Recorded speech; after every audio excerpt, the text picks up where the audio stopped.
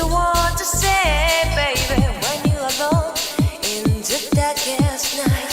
Maybe you can't keep your radio blind. Open your heart and show your understand. You're listening. And cry your love, baby. The future is waiting for you. And show your understand. You're listening.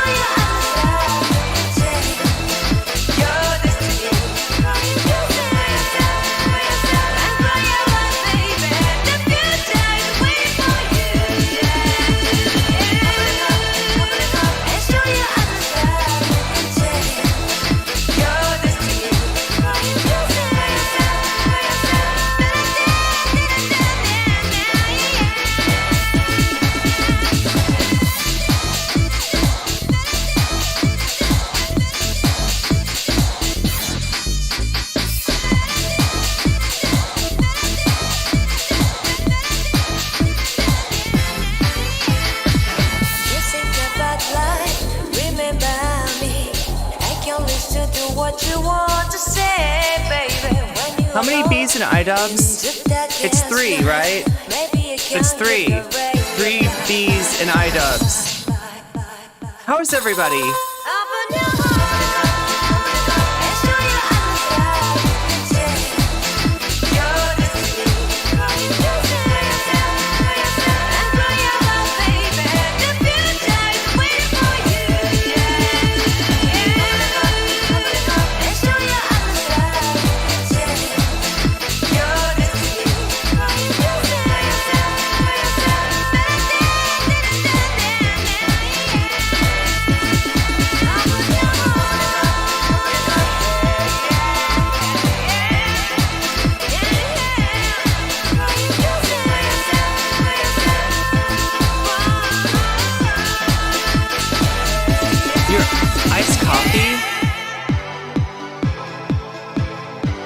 Your iced coffee is almost done. I've got some coffee too. It's not iced though, but like now you're giving me ideas. Chat's giving me ideas. Also, whoever in chat gave me the idea to get Faded Than a Hoe. Maybe we should do a Fulcrum stream? Should I do a stream as Fulcrum? Chat, what would you think about that? If I did a Fulcrum stream, right?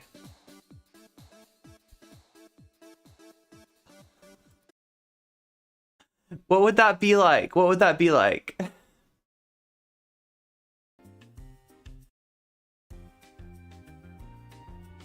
See, I'd have to remember all the memes. I have to be like, Fulcrum is canceled. Wait, why is Fulcrum canceled? What happened with Fulcrum? What happened with Fulcrum? Is there something I don't know about?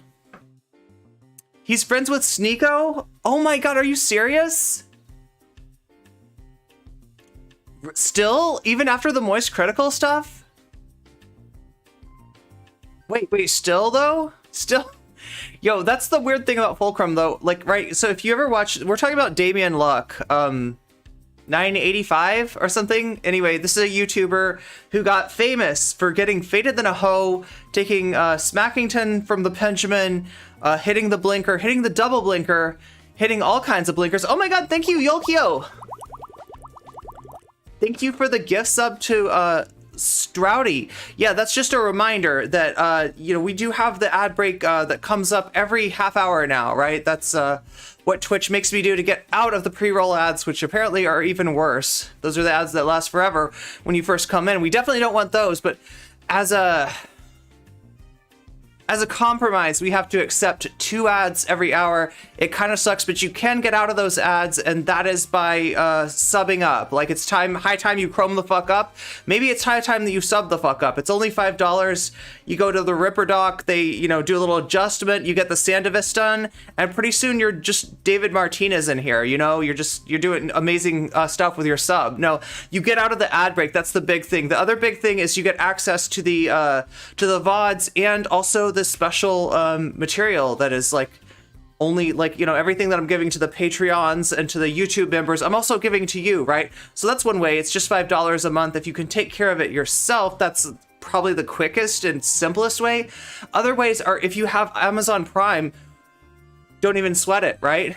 Don't even sweat it, because you can hook up that Amazon Prime to Twitch and it gives you a free sub, and you get to park that sub anywhere you want, including here, and that'll get you out of the ads just the same as anything else. Even though it's free to you, it still has the same effect. And the third way is to just be your awesome self, be in chat, make comments, and somebody will see you.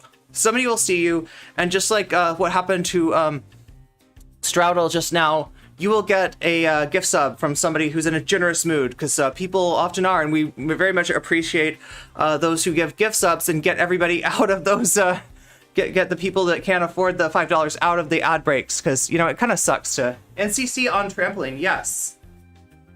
She is on trampoline. Unfortunately, her trampoline is a little distant from, the keyboard. Now I'm on trampoline in a good way. Okay, so yeah, we've got a lot to talk about today.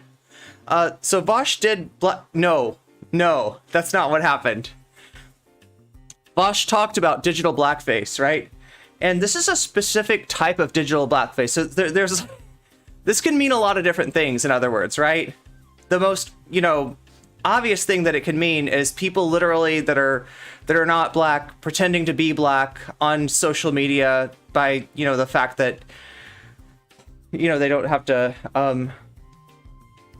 nobody could tell, right? Ostensibly, right? I mean, I don't know. So that, like, that's the most well-known, like, you know, Chud Logic, I guess, has done, had a VTube avatar. There was some question about, like, Chud was talking about something on a panel, and somebody was like, should you really be talking about that as, like, a white person? And Chud's like, I'll be right back. And he goes and he gets a Blackface VTube avatar, and he's like, all right, now I can talk about it, right? So, yeah, it's a cringe thing, and that's most of the time what we're talking about, right? But in 2018, there was there was a video that came out from BBC talking about a different type of a digital blackface, and this is involving, like, mainly the posting of GIFs, right? And it's kind of like a more nuanced thing, right? Whether or not something is digital blackface or not, that's the line's a little blurry, right? And this is something that a lot of people do, right? This is something that a lot of white people do, you know, and it's only really problematic in like certain instances, right? It's when you manage to kind of spread a trope about black people in the GIF that you choose to express yourself on social media. Do you know what I'm saying? Right? You're not just choosing, like, any, like, you know, black person. You're not just, like, happen to choose a GIF and it happens to be a black person. It's like an exaggerated emotional reaction, or you know, like, I don't know. There's a lot of different examples, right? So there was an article, a video about this, like, in 2018, and, you know, it got made fun of. It got treated same way as, like, the manspreading discourse gets treated. I mean, like, it's a real thing. It does happen. It's not, you know, something that,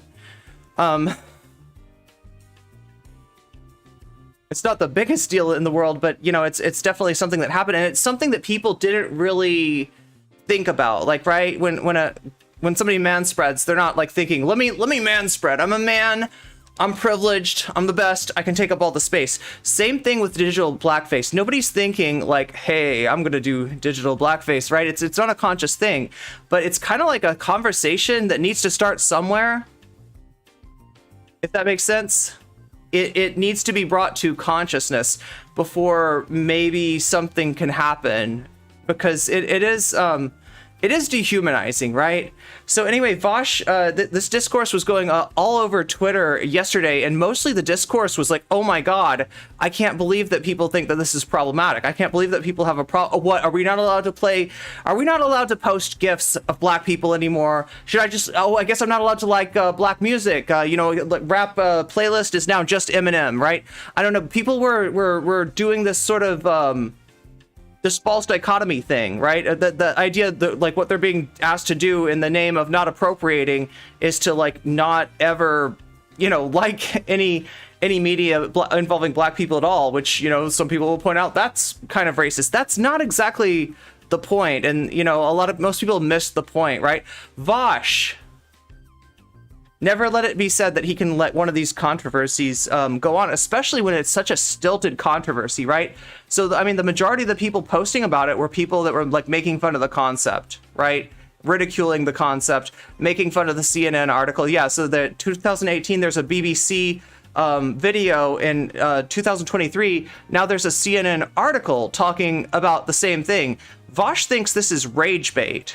Vaush thinks that this is collaboration with the alt-right, just like the manspreading thing. You know, the alt-right would make fun of that and use it as evidence of how ridiculous woke culture is. Vaush, you know, regards this as essentially collaboration, and I think he's missed a lot. White people picking only GIFs with black folks and using it as a weird loophole to try to sneak AAVE appropriation into. Yeah, one thing that somebody told me that the way to kind of test for that, because like I said, it's a little bit subtle, it's a little bit nuanced, like what is or isn't digital blackface. If you imagine the GIF that you're posting, right, and the thing that the GIF says, right, if you're saying that thing, are you saying it in AAVE? There it is. There it is. If you're saying that in AAVE, if this is a way of you to kind of like get around that like loophole, then that is digital blackface. And I'm gonna say that people can do it without recognizing it. People can do it with no ill intention. But again, like I sound like a broken record here. It's not about the intent. It's about the impact, right? As far as the harm done, the intent doesn't matter at all. A lot of harm has been done with good intent. The road to hell is famously paved with good intentions. So, right, you can have all the good intent you want, but you could still be doing harm. And there's historical precedent for this too. You know, like it's called digital blackface. It harkens back to, you know, non-digital blackface, which, you know, minstrel shows are an example of this. You know, there's like a lot of you know, like movies, you know, would be done and they would hire, you know, white actors to play the black roles, and, you know, they would, you know, famously, you know, put something on their face to look black. And I mean, it's something that nobody really questions, like why it's like people understand why that's wrong now. Like that's, you know, nobody's looking at Rachel Dolezal and saying, I don't see what she did wrong, right? Like, you know, there's certain things that people get, and like that's one of those things, right? Anyway, I'm kind of getting ahead of myself. Vaush is going to talk about this, so I don't want to steal my own thunder. But essentially, you know, it's possible to do racism with a smile in your heart, right? With good intentions, not realizing that you're doing racism, even thinking that you're doing some kind of an homage, right? Yeah, there's a precedent for that, and it's, you know, in some ways digital blackface. Some of the excuses for that stuff was that it was an homage, that it was you know, it was done not out of hate but out of respect or something like that. Obviously nobody buys that. Obviously nobody is like, oh yeah, you're good, you had good intention in doing that minstrel show, so I guess you're off the hook. No, that's not how it works, right? You know, you could even look at the author of Song of the South, the book that the famous Disney movie, Disney has disappeared this movie, right? Disney doesn't want anybody to find this movie again because it's, you know, a really racist movie. So they've tried to bury it. But, right, the author of Song of the South, you know, he spoke of the book as fond memories of black people that he had known, and he was reinforcing in the Uncle Remus character like the notion of a slave who's happy being a slave, right? And that's a trope, and that's a racist trope, and that trope has, you know, I can only imagine aberrant take. So that's an example of somebody who thought that they were doing something good, who thought that they were, you know, doing something out of love, out of kindness, right? And obviously, I think we can all recognize what's wrong with Song of the South, right? It's just, it takes a while to sort of catch up with this sort of stuff, because what we have now is not like the original racism, the sneering racism, the racism that's done in derision, right? That stuff doesn't fly. Like, people know that that's like, you know, if racism manifests like that, most people can call it out. Like, it's not an acceptable form of racism. Racism's kind of gone under been swept under the rug in some ways, and now it manifests as like in a more microaggressive form that might even look, you know, like appreciation, cultural appreciation, but in actuality is you know, cultural appropriation at best, and at worst reinforcing tropes. So yeah, we're going to talk about that. Vaush, obviously, once again, bad take machine, has the wrong take on this. I'm going to disagree with him. All right, so we're going to start off with that. We're also going to be talking about iDubbz. Does everybody know iDubbz? Uncle Tom's Cabin was in fact abolitionist literature. Just imagining that makes me want to preemptively puke. I like people posting GIFs that say the N-word, but it's okay not to. Oh, it's no. Yeah, I mean, like, that would be, yeah. That's an example. Oh, thank you, anonymous gifter, Cyberspace Not. You just got a sub. See, it does happen. It does happen. just hanging out here will get you noticed by some very kind people, and somebody that's so kind they don't even want to take credit for the gesture that they just bestowed upon Cyber Space Knot. So yeah, Anon is awesome. They shut down any attempt to talk about it because they decide what's okay. Yeah, that's true. That's true. There's an atrocious SOG vid about SOG vid? Wait, why am I not remembering what SOG is? They don't understand that there's a difference between appreciation and using somebody's culture for your own benefit. Yeah, and the moments, the expressions, the, you know, gestures that get chosen, you know, for white people to use as gifts are pretty telling, right? They're always reinforcing, you know, a certain trope. People posting gifs to say the N-word, yeah,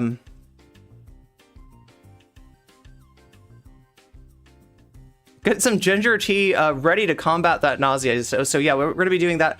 We're also going to be talking about iDubbz, right? Does everybody know iDubbz? Some ordinary gamer. Oh, God. Yeah, I think I know who you're talking about. Yeah. Wait, did a video about digital blackface? Or, like, minimizing it? People need to actually see the arm salute and the duck march in order to acknowledge fascism. That's true. Racism survives by adaptation to a changing society. We've got Weasels in YouTube chat. How are you doing, YouTube chat? Oh, speaking of which, I almost forgot, right? Before I talk about iDubbz,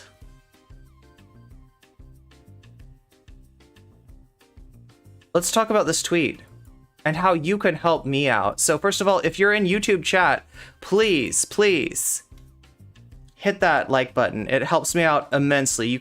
I can't overstate how much people, you know, hitting the like in chat on a stream either grows the stream or kills it, whether you choose to do it or you leave it undone. So please, like, you know, the sooner the better, right? The more positive feedback YouTube gets about my stream, the more likely it is to recommend it to other people, and the more likely your chat is to be more exciting than it is right now. That's what we're kind of going for, is a more exciting chat. So talking in chat helps, and also hitting that like button really helps me out a lot. You forgot about iDubbz, right? Well, so yeah, iDubbz is God, iDubbz has got, like, this is a long story. This is a long, weird story of iDubbz, right? And I'm just kind of finding out,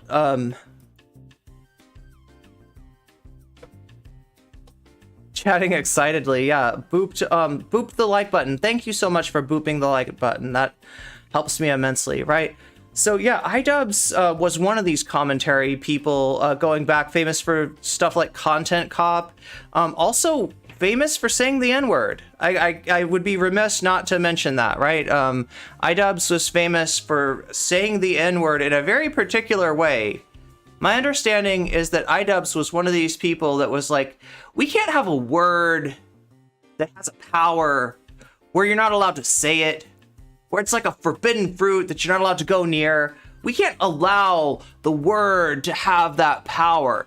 It's just a word, and I can say it right now and then say it and see, and, like, you know, he's making the point that, like, there's a difference between saying that word in a racist way, saying that word, like, in an appropriative way, right? So that wasn't what iDubbz was doing, but he was such a, like, free speech absolutist that he wanted to be able to, you know, say that word, and it became a thing in his content, right? This ended up biting him in the ass, though. This ended up biting him in the ass when he started having to deal with going to, like, you know, stores and stuff like that, and having his fans come up to him and doing the thing that he's famous for to him in public. His fans would say the N-word to him in public, and he's trying to shop or something, and they're like, hey, you know, they're saying, you know, the line from their favorite streamer, right? So he kind of realized that there's something a little bit not great about that too. He also famously, what was it, Tana Mojo? There's a famous clip of him going up to Tana Mojo without Tana Mojo knowing who he is. Tana Mojo is somebody who had some N-word moments that got clipped, and so he goes up to her to take a picture, and he says, instead of say cheese, he says say the N-word, right? Except he actually says the N-word, and, you know, it causes a scene. He gets kicked out and stuff like that. So he was kind of famous for this, right? And he was liked for this, right? The commentary community liked iDubbz, right? And then he met somebody, and people say he changed.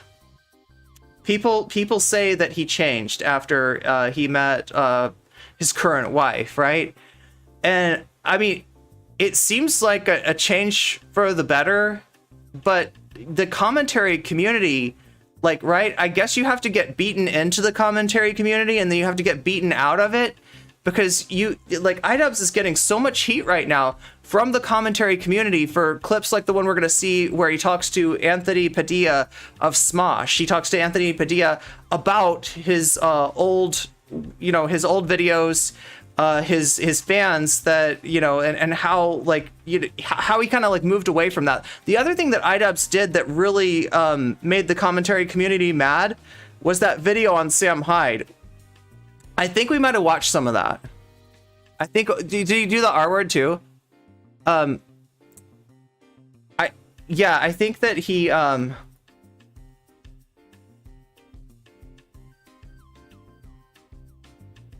so just so you know, mods, no advertising is allowed in either the YouTube chat or the Twitch chat. And if you see somebody doing that advertising, feel free to ban them. Like if they're you know, didn't know what they were doing, they can fill out a unban request. But I'm pretty sure that when people are coming in saying want to be famous, like, buy subs from me, that's somebody that you can freely ban with no trouble. But yeah, so anyway, iDubbz has changed. That's what's going on. iDubbz has changed, and the commentary community doesn't like it, doesn't want iDubbz to change, is like chalking up the difference in how iDubbz conducts himself now to the person that iDubbz is dating, and they're just going full hog on iDubbz, right?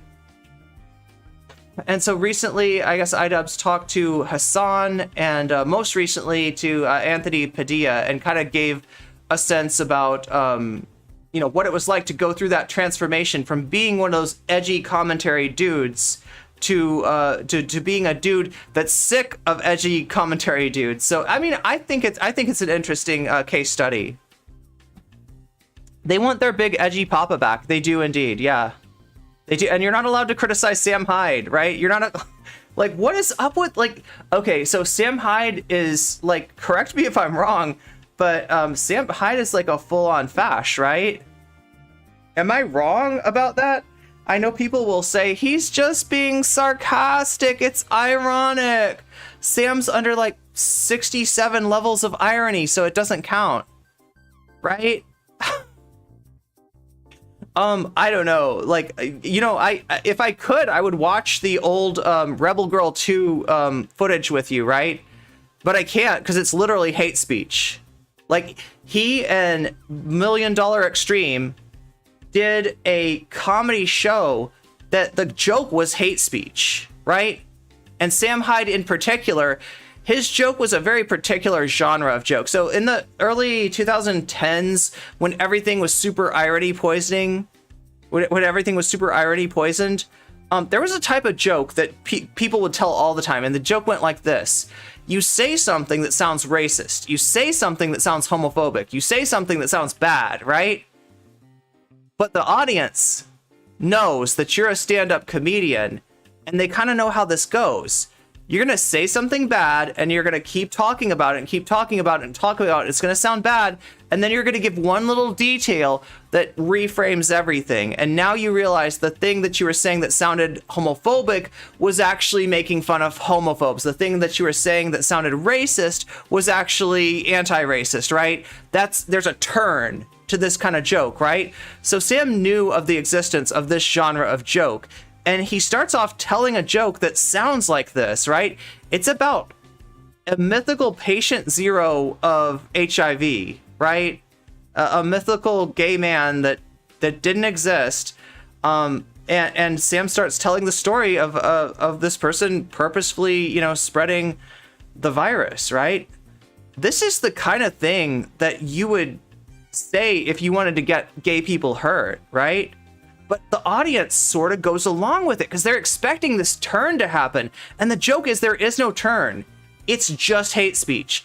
That's the joke, right? That's what that's the Sam Hyde. That's the, you know, the truest form. That's Sam Hyde when he reveals his true form. That's what Sam Hyde is about, right? So I don't know, that's the whole a million levels of irony. I think it's pretty clear to me, like the point that Sam Hyde is driving at, right? And it's not anything good. So anyway, yeah, the iDubbz is getting punished for doing a video critical of Sam Hyde after Sam Hyde like punked him, after Sam Hyde like hired like a fake staff, you know, faked his entire life, did an interview with him that was just completely bogus, right?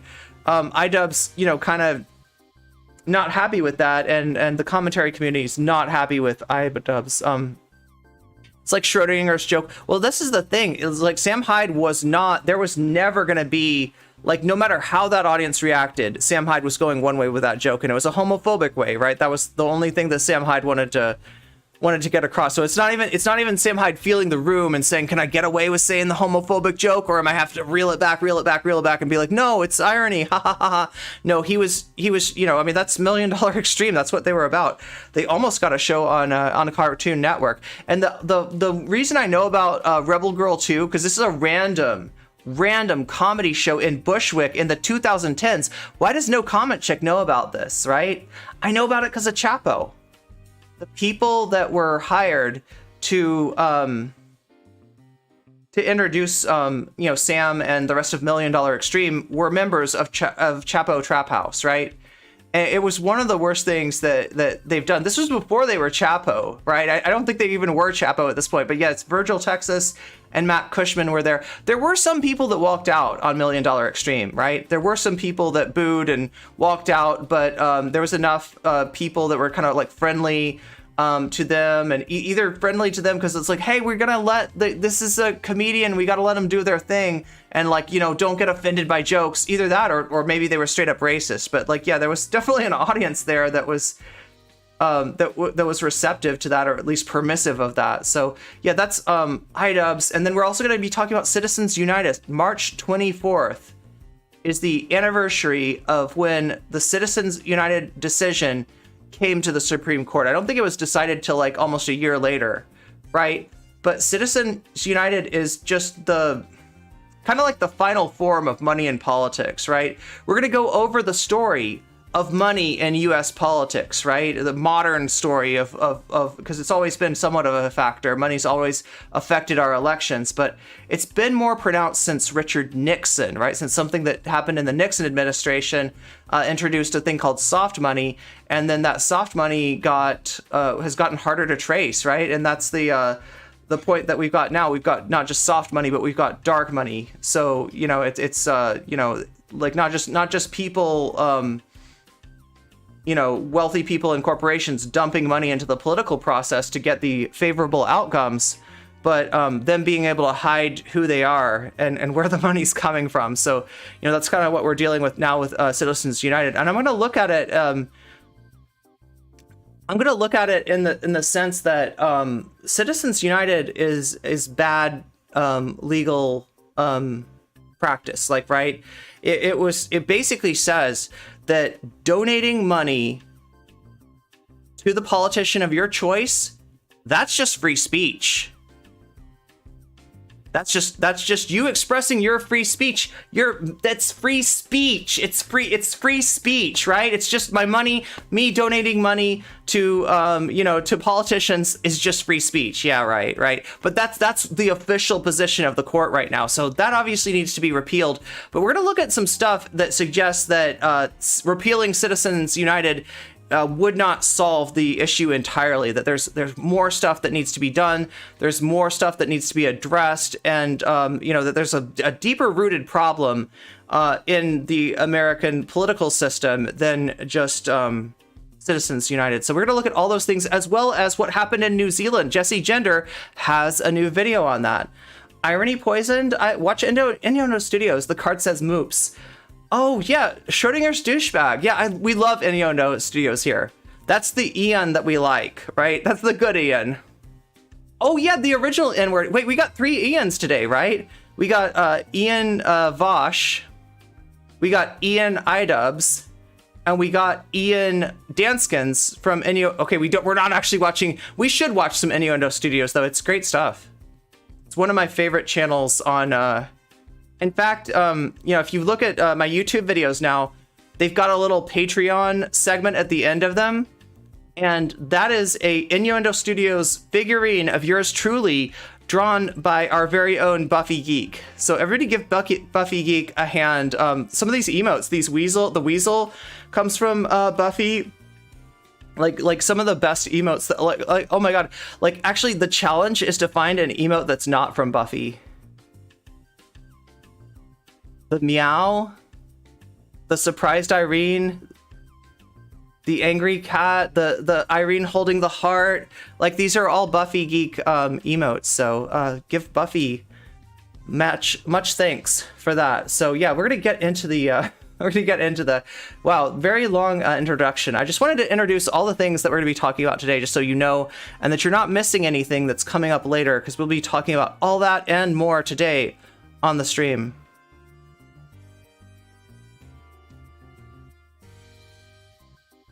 So many awesome emotes. Can we start off with banning corporations from donating to politicians and political parties? Can we? Or is that like circumvented by Citizens United, right? Because the decision, basically the essence of Citizens United is that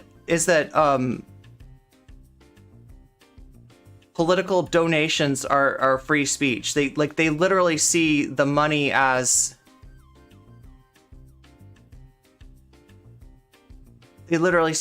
free speech. But yeah, like there's a lot that we can do. There's a lot that was done in the past. There were attempts to curtail this, right? McCain-Feingold, if you've ever seen a politician have to say, I am so-and-so and I approve of this message, right? That's I think that's the effect of McCain-Feingold.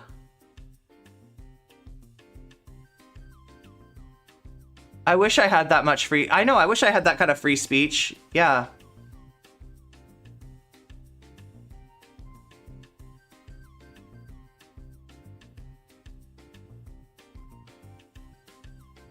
Okay, so I guess we're gonna start off with. This is the CNN article. Nope. Let's watch the BBC video first. Ever shared this? Or this? Nothing like a good reaction GIF, right? But you've probably noticed the most popular ones are of black people being dramatic. This is digital blackface. Blackface is when So this is one form of digital blackface. a non-black person uses makeup to blacken up. Minstrel shows depicted black people in all sorts of negative ways. They were mocking, demeaning stereotypes, and they exaggerated black people's facial features and their expressions. And digital blackface is the 21st century. And one thing I wanted to point out is it's not always done in a mocking way. There are examples of minstrel shows that were supposedly homages, right, to black musical artists, and it's still just as harmful. It doesn't matter if the person has ill intent, has is trying to make fun of black people, or if the person is thinking that they're somehow paying a compliment or an homage. It's still just as harmful. Version of that. White people using GIFs to perform some kind of exaggerated blackness. And that's not all. Let's talk about white people using dark-skinned emojis. This is a form of cultural appropriation. Okay, now this I haven't seen. I mean, I guess, I wouldn't see it unless I knew the person doing it was white, but, I mean, I guess this is a thing too. Paying little respect to someone else's culture and using it however you please. So what's wrong with white people posting these GIFs and using these emojis? Well, black people are not here for other people's entertainment. We're not symbols of excessive emotion, and we aren't here to make you look more sassy, more sexy, or more street. We don't want to be seen Yeah. So like that whole like these are tropes essentially.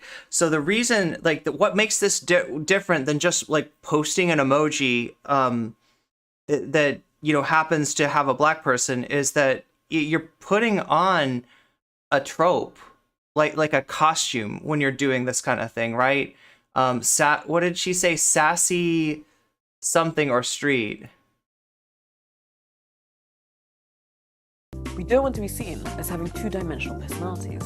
We don't want to be seen as sassy, more sexy, and we aren't here to make you look more sassy, more sexy, or more street. Sassy, sexy, and street. These are three tropes about black people, right? This like the sexualization of black people, black people as a symbol of aggression,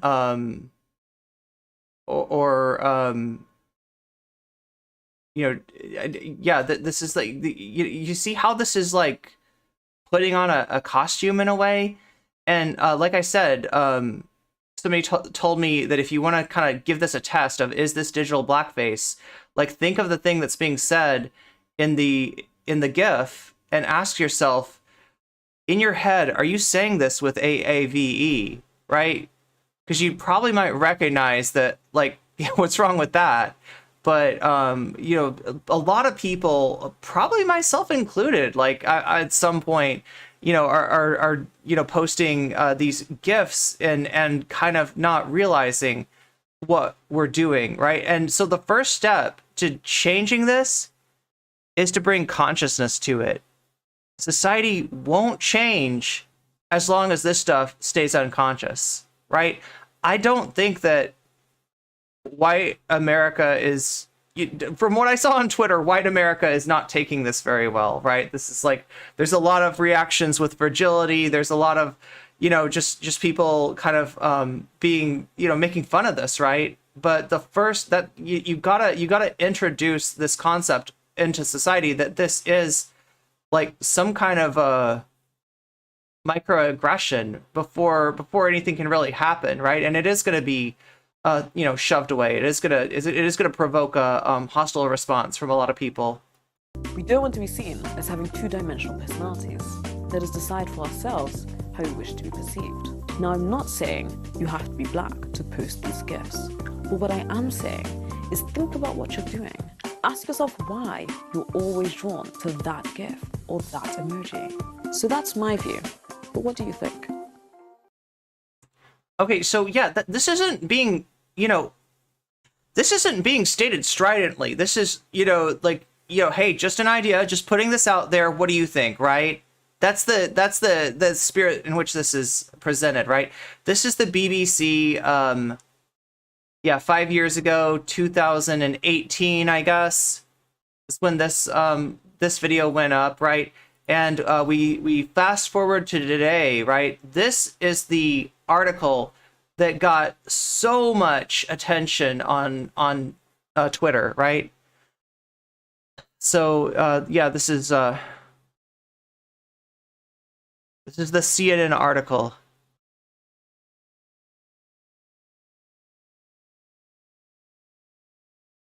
There are these stereotypes exist in similar but different variation. Yeah, I know what you're talking about, Shakespeare. Similar but different variations for in Latin America too. It's always how dare you take away our thing? Yeah. Or them like people doing this like false dichotomy thing of like, oh, okay, so I'm white. It's not okay for me to like anything from black people. Isn't that kind of racist? Gotcha. Gotcha, SJW. That's the reaction that you're seeing a lot. It's like taking away their toys. And the sort of entitlement that white people feel towards, in this case, black people's emotions. It's kind of telling. It's kind of telling, right? Weren't anti-SJW types making fun of this? They were having a field day yesterday, right? And we're going to watch Vaush talk about this a little bit later. Obviously, he's got a bad take on it, but I'm going to say that he probably couldn't have had a good take, even if the ghosts of anti-racism, past, present, and future, were to visit Ian in his sleep and convince him to have a good take on this issue, right? If that happened, he would have been eaten alive by his audience, right? People are really resistant to hearing this stuff. So, like, almost the best thing that Ian could have done is just, stayed away from this this discourse. But of course he didn't. Of course he didn't. Any chance to capitalize on white ignorance, Ian is there, right? A while back, I first heard this, and I realized I did use primarily black reaction images and stuff. So I started using John Cena instead. Yeah, and again, it's not there's like a fine line between what's okay and what's not. But there is a way in which a lot of white people will unconsciously use these. And there's like almost a set of like these emotes, right? That are just like catnip to a lot of white people. And I've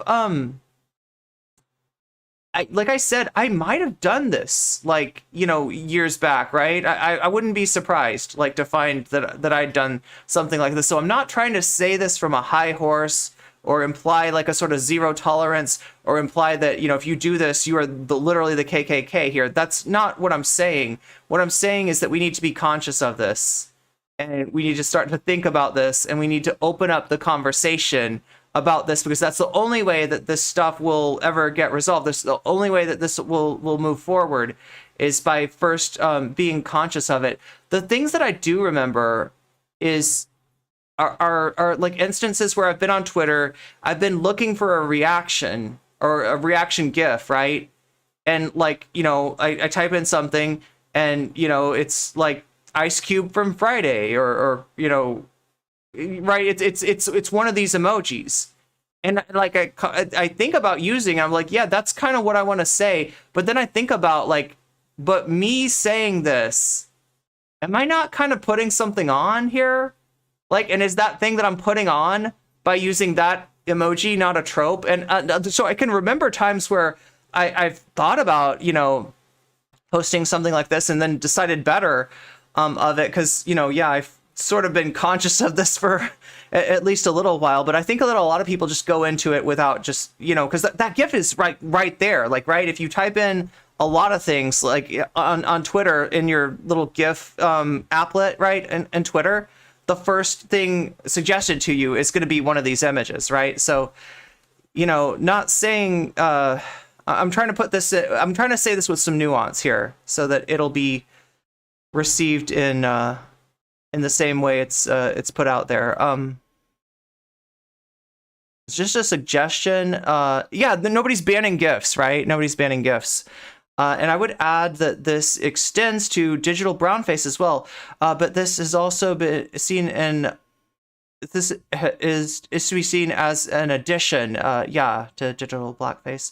People despise self-reflection, especially if the reflection is on how they may be harming others. Yeah. And there's a dissonance. There's an emotional dissonance of going from not thinking about this to realizing that you kind of did something racist, right? And again, you're not the KKK. It's not like a damning flaw. It's not something that you can't learn from and change.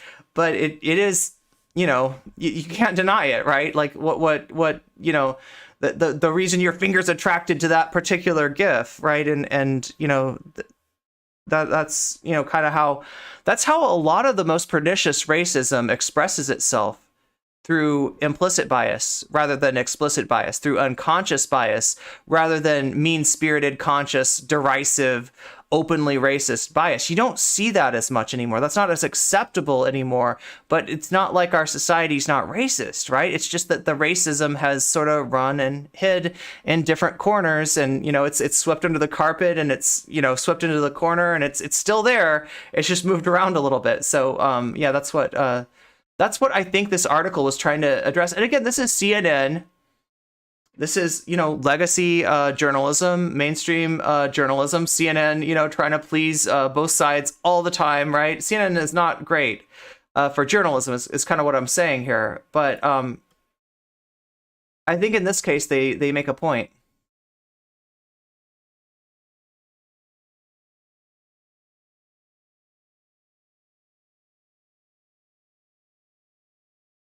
Let me open this article up so it's nice and visible.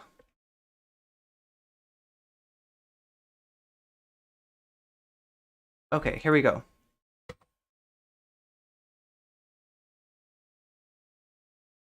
So, what's digital blackface, and why is it wrong when white people use it?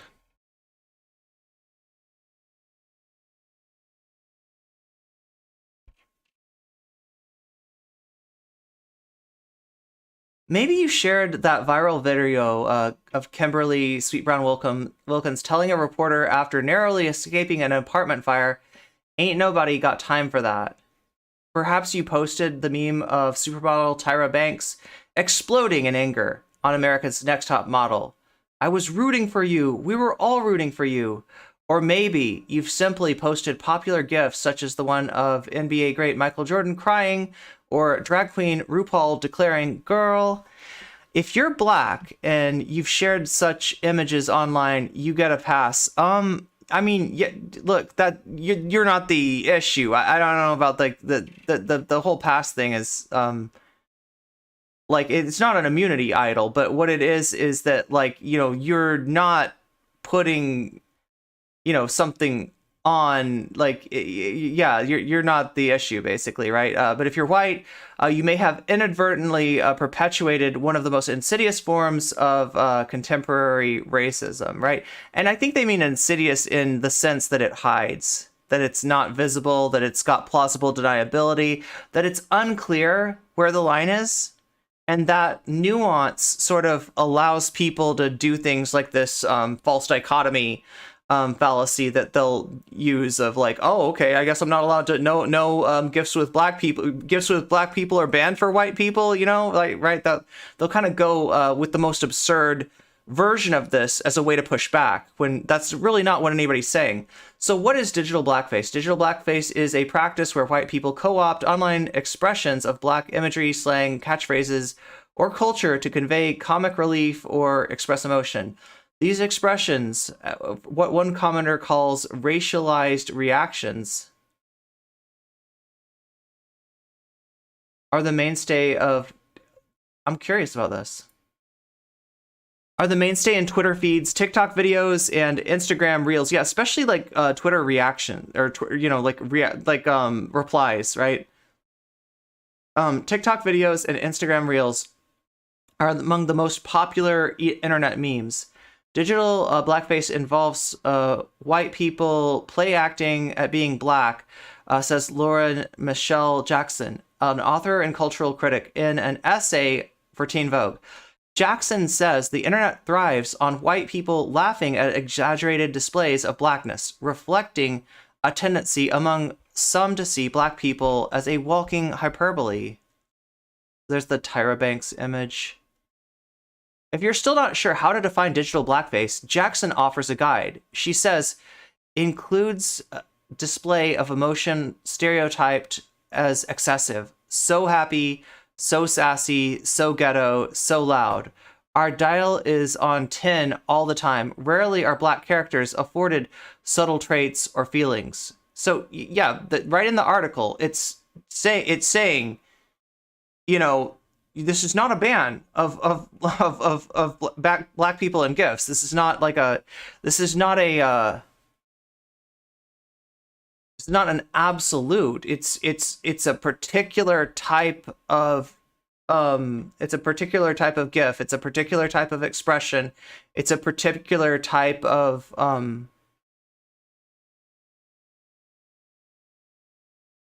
did they say before?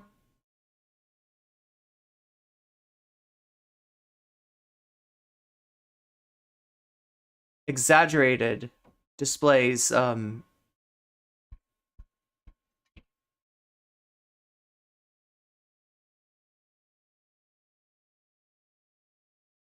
dial is on 10 all the time, right? It's a very specific modality, right? It's not everything.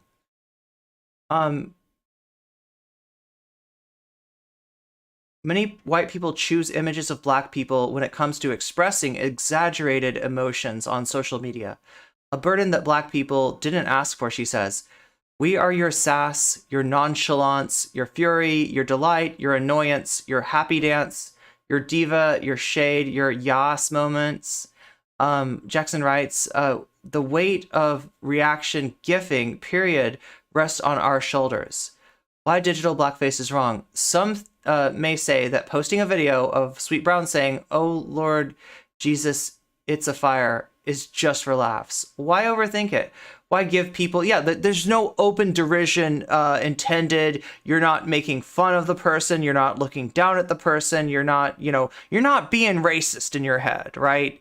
You're just like, this is a situation and this is the gift that comes to mind, right? It's purely unconscious, and like no racism can operate on an unconscious level, right? That never happens. Wrong.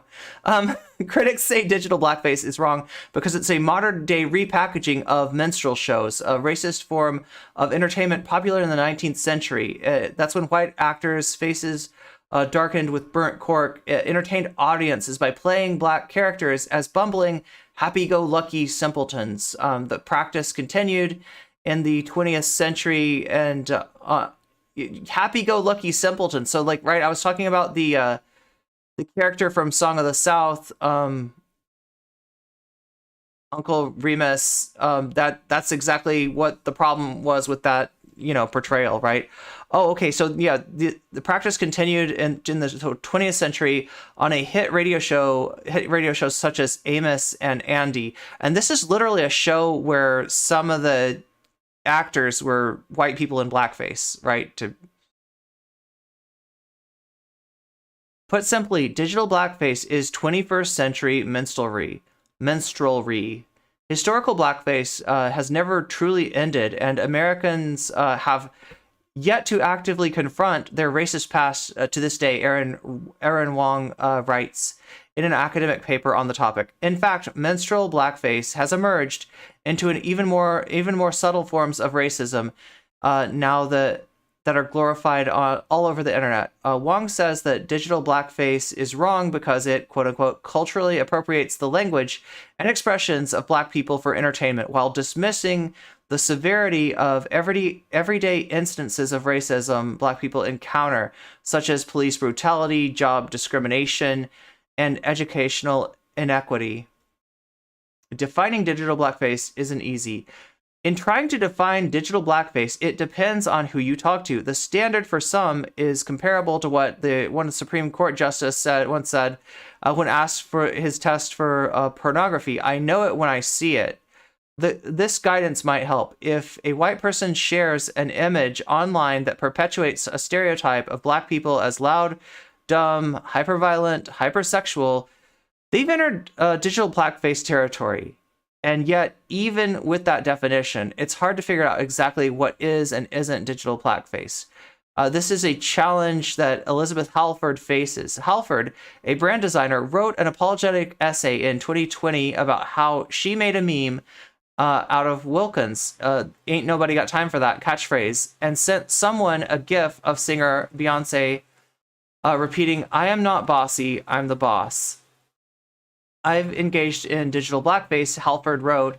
I've laughed at people of color on the news facing horrifying crimes and disasters and lost. I've appropriated black trauma as punchlines and peeled their face. Oh my God, that's a interesting description. Peeled their faces off to put on my own and to say, this obviously metaphorically, right? But like, I mean, that's kind of what's going on, and that's what's wrong with it. That's where the line is, right? When what you're doing is essentially putting on, a black expression in order to make a point, right? Put it on, and what I can't say, put on my own and say what I can't say to make you laugh or because it went viral. Halford tells CNN that she was bothered that she overlooked the context of Sweet Brown's interview.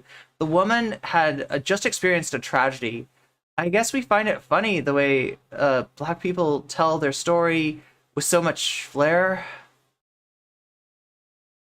But at the end of the day, one woman's apartment building burning down while she yeah, while she was in bed. That was the, context of the meme. But Halford says that that doesn't mean she won't use any more gifs of black people. She doesn't object to the Beyonce "I'm the boss" meme because she thinks it empowers women. She says that as long as the meme or gif is empowering and not demeaning, she feels free to use it. The biggest takeaway here, I would say, is, this is a broken record, but listen to black people, right? I know it when I see it. Yeah, kind of. But, like, I feel like in a mixed social setting, it's probably going to be hard to be black and to let somebody know that they've done this, right? Because you're going to get dogpiled if you do that. There's a lot of people that do not understand this, do not see this, do not see the problem, right?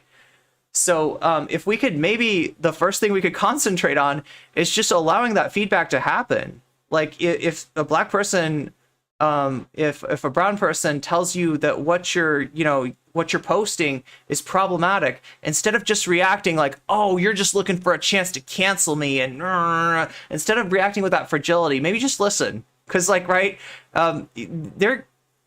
gonna probably be able to pick it up, gonna be able to perceive it maybe better than you can. Like I said, a lot of this, hey Zara, a lot of this is operating on an unconscious level.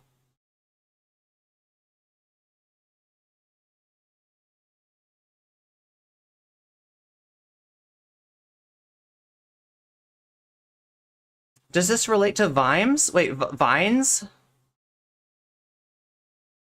From my understanding, this discourse started from this article, but I could be wrong about that. Maybe there was something on Twitter before the article got posted.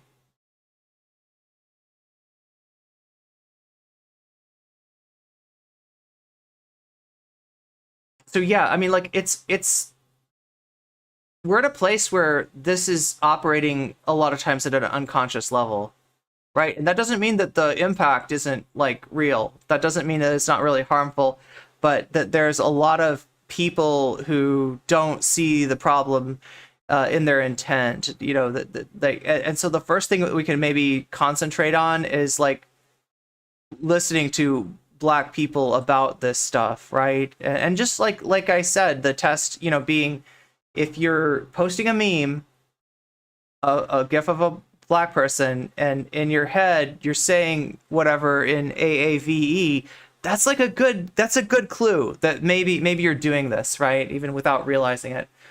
Besides, Halford says if she refrains from using any black memes, she runs into another problem. Those are the most effective because white people are so boring, she says. Interesting. Jackson, in her Vogue essay, acknowledges it can be hard to know. This is like, I mean, I don't know. This might take some unpacking, right?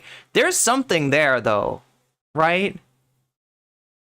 Because when we're talking about white people, when we're talking about whiteness, we're talking about a social construction on top of a social construction. We're talking about an idea that while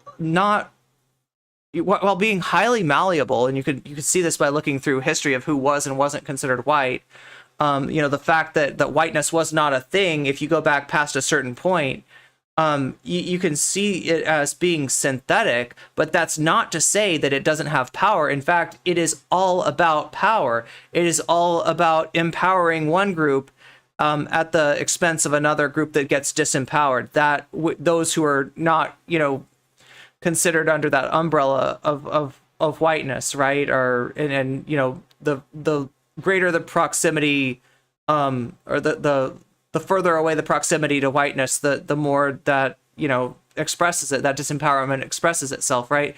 So this idea that white people are boring might have something to do with the culture, with the socially constructed nature of whiteness itself, right? It might not be that we're boring. It might be that there's certain things that we just don't own. We refuse to own, right? As right? I don't know. There's something to that, though, I think. Jackson, in her Vogue essay, acknowledges that it can be hard to know where to draw the line. Now, I'm not suggesting that white and non-black people refrain from ever circulating a black person's image for a music. The way that was said sounds like something you should not do. Circulating a black person's image for amusement or other. Oh, I mean, I don't know. She writes, there's no prescriptive or proscriptive step-by-step rule book to follow. Nobody's coming to take your gifts away. Important to mention that, yeah.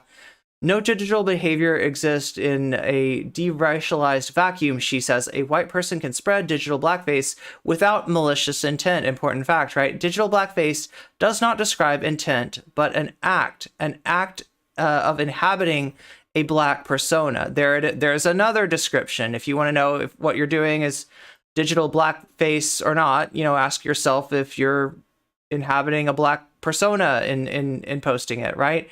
She adds, employing digital technology to co-opt a perceived cash or black cool to involves play acting blackness in a minstrel-like tradition. No matter how brief the performance or playful the intent, summoning black images to play types means pirouetting over 150 years of American blackface tradition. So whatever happened to Sweet Brown? Another challenge with defining digital blackface is that some of the alleged victims of the practice might chafe at being labeled casualties of racism.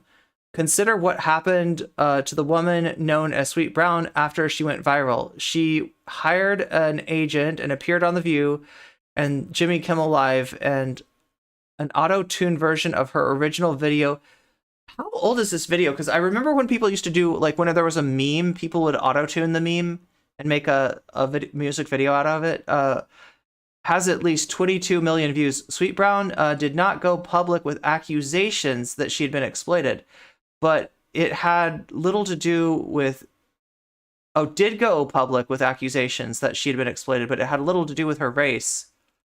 In 2013, she sued Apple and an Oklahoma radio show over using her likeness without permission and producing a song sold on iTunes that sampled some of her catchphrases. Is Sweet Brown a victim of digital blackface, or is she benefiting from the exposure?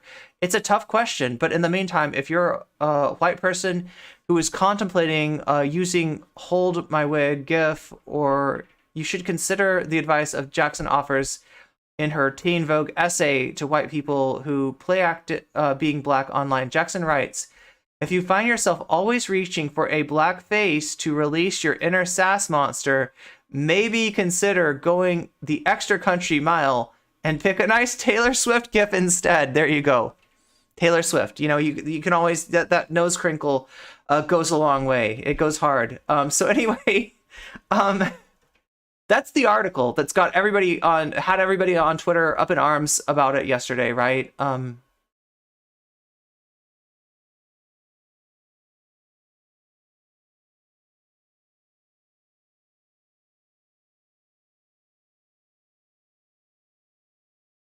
Looks like The Hill has gotten a hold of this too.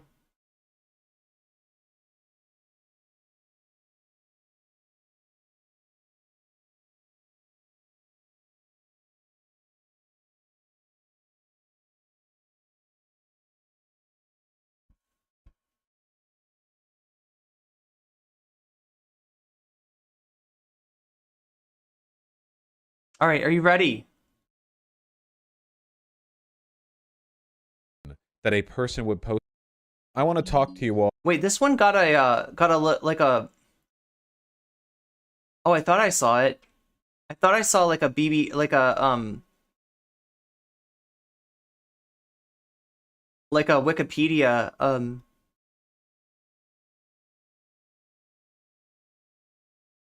all about psyops really quickly. As we all know, aluminum foil. Okay, so this is a psyop. Even talking about this, according to Vaush, is a psyop. So the only thing that he's seeing here is optics, right? The optics of conservatives dunking on SJWs for being concerned about digital blackface, right? The idea being, what Vaush is saying here is that the chuds are right in this one, and we are feeding right? By being concerned about this, by talking about this, by even bringing this up, by even talking about the phenomenon that like you can't deny that this is going on, right? I can't even imagine that the Vaush could fully deny, could be like, no, this is all on the up and up. There's no problem with any of this, right? I think this is me being incredibly good faith, but you know, good faith me says that maybe Vaush is making an optics argument and is saying you should never say this, you should never bring this up because the optics look really bad. And I'm gonna say, yeah, you put racism, unconscious racism, in the face of an unconsciously racist society, and you're going to get a lot of pushback, right? But I don't know how else to move forward on this, right? Like, what's the other option? Just pretend that it's totally okay. Tell black people to shut up about this, right? Because it's bad optics. Because anytime that anybody complains about this, it's going to feed into the crying SJW meme, and we're going to lose. And we can't allow this to happen. So Vaush is all about winning. Irish Daddy's all about winning, and he says part of winning is optics, and the optics of this are terrible, and we can't allow that to happen. So it's got to be a psyop. Nobody really means this. Nobody really thinks this, right? It's a psyop. Or what he's really gonna say is that it's CNN chasing clicks and doing rage bait, right? Nobody really thinks this, but CNN knows that this will piss people off. So CNN puts out this article for rage bait, and they're feeding the right wing in the same way that the manspreading meme fed the alt-right in 2016.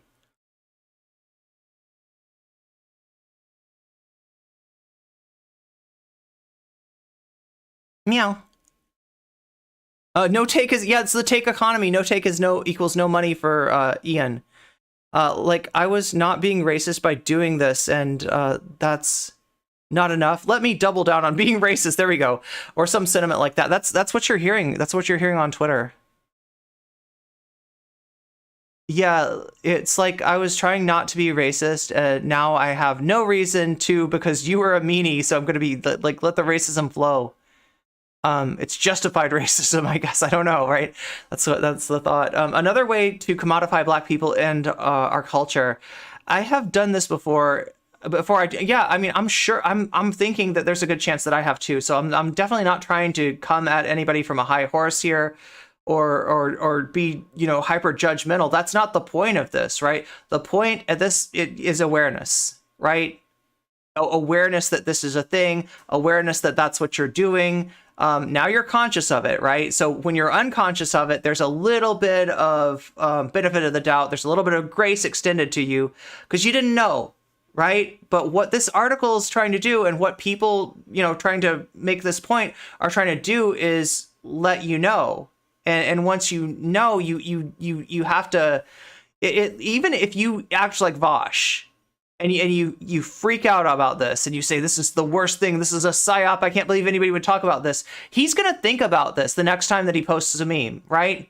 So the discourse, bringing this up, does actually have a positive effect, right? It's not with everybody. Like, there's some people that are probably going to post twice as many of these memes, but I feel like, you know, most people, their reaction, even if they make fun of this, even if they react badly to this, they're gonna think twice, you know, because now it's in their mind. They weren't thinking about it before. They were just like, oh, cool, you know, Chris Tucker, let me get that one, right? You know, and now they're gonna be like, well, why is my finger going to Chris Tucker? Maybe I could find a different meme, maybe the Taylor Swift meme, right?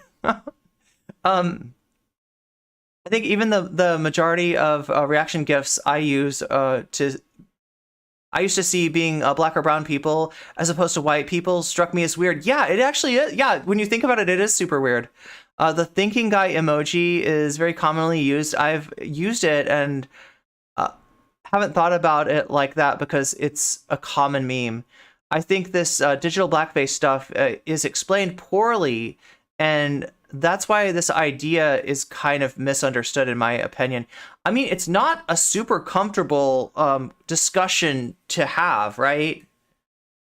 It's not a, you know, like it's not a super comfortable thing to talk about, because what we're talking about is like racism that happens not in 1900, not in 1875, not in 1930, but now with people, like with a lot of people, right? That like maybe the person who doesn't do this, the white person who doesn't do this at all is the exception rather than the other way around. So it's an uncomfortable topic to talk about. It's difficult to talk about. It's difficult to kind of, parse, being that there is some nuance to it, right? It's not an absolute, like, prohibition against, like, black people in gifts, obviously, but it is something that people need to be more aware of. I'm trying to remember if I had done this. Maybe if it was a Star Trek related gift. I tend to use cats, not people. If people were just more mindful that if they their post, meme, or react would be closer to using a black scent, they probably shouldn't post it. Yeah, that's a good rule of thumb. And the other rule of thumb, again, listen to black people, right? I think the best thing that we could do at this point, given how common this is, and given how, even bringing it up gets this kind of reaction, is to like try to make space for black people to be able to give their perspective on it, because I don't think a lot of that exists. I think this is the kind of thing that it's gonna be really hard, being black, to even bring up. There's a pretty good chance that a black person bringing something like this up is going to get a negative reaction from the white person that they're bringing this up to. So if we could just try to maybe make a little bit more space, for listening, I think that might be a good first step. It's because a thing about using or not using a GIF when the point should be, in America, people... Yeah, okay, so that's... Fangshi's pointing out that there's a larger point. This isn't just about GIFs. Yeah, good point. Yeah. People like to make fun of how they think black people speak, and they use this... So this happens in conversation too, like the something will be said in a quote-unquote AAVE accent, right? For comedic effect. Yeah. It's not just about GIFs. Exactly, Lynn. You're right. You're right. Goes back all the way to the hide your kid. Wait, the climate in your windows meme. Is that what the one you're talking about, Fengshi? Yeah, I was actually thinking about that one. I was thinking about like that. The popularity of that meme. Like, it's weird to think of stuff like though that where like some of the popularity of something like a meme like that might be literally due to racism, right? Digital blackface is a lot more than that. Okay, so no, yeah, Lynn's bringing up a point. I think you're talking about digital, like the traditional definition for digital blackface is literally like a white person who maybe isn't seen, like posting on a image board. Yeah, like an anonymous image board, and decides to give whatever they're saying more effect by saying, as a black man, as a black woman, right? That's that's a pretty common, pretty old form of digital blackface. Not to even mention that people pretending to be, there we go. Yeah, people pretending to be, wait, I don't know if that's what Lynn was talking about, but yeah, Sarah brought it up. I think the reaction to the suggestion is the most offensive thing. Like, not even an attempt at self-reflection, just immediately attacking the person that brought it up, right? And no understanding of like the social risk that somebody puts themselves at, like that a black person, by making a white person conscious that they're doing this. Like, there's like an immense social risk. Nobody's doing this for clout.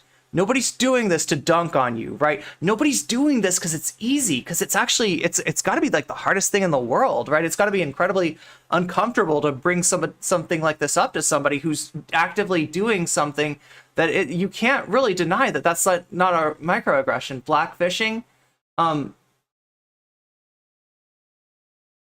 Yeah, we're watching some Irish Daddy. That's right. Culture often trickles down from POC drag queens, for example, becoming a common AAV and then appropriated into white culture.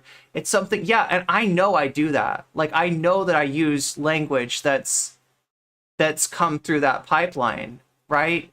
And like, I try not to, but it feels like ubiquitous, right? I mean, I don't know. I'm sure I do that. God, it's Vaush time, and I'm frightened, right? You should be frightened. Not getting your YouTube notifications. This is becoming a problem. Okay. Thanks for letting me know, Shakespeare. Maybe we'll talk. We'll try to figure out what to do about that, right? Honestly, thought digital blackface was when people pretend to be black online. I mean, yeah. So Stepion, that's true. That's true. Generally, when you're saying digital blackface, that's what you mean. People pretend to be black online to either quote unquote make black people look like a racist caricature or agree with whatever racist shit that they. Well, yeah. That is primarily. Most of the time when digital blackface is brought up, that's what it is, right? This is just kind of another form of it, maybe a more common form. Oh, you don't really use memes and stuff like that. Yeah, I am a little bit worried about YouTube. Hey, if you're in YouTube, could you please give me a like? I've heard a few people saying that they're not getting the notifications in YouTube. It's a complicated set of things that determines whether you get those notifications or not. But I'm pretty sure one of those things is your engagement with the streams. Now on a stream, like you're probably going to comment in the chat, but you're not necessarily commenting in the comments, right? So there's like a little bit less engagement than normal. And if you're not liking the video, which is really easy to do, I do it all the time. I go into a stream, I forget to like the video. It's really easy to forget to do that, to forget that when you're watching a stream, it's also a video, right? And it needs those likes. So if you could hit that like button, hopefully that will help ensure that you're going to get notifications. I can't 100% guarantee it, but the best that we can do is like, subscribe, hit the bell, and enable notifications, right? That's and if it's still not doing it, then let me know, because we got a problem, and I might have to take it up with YouTube support. I might have to call in the big guns. I might have to ask Jessie Gender to help me out here if we're really not getting notifications. But there are things that we can do to fight back. So if you could do any of those things in chat, it would mean the world to me, the literal world.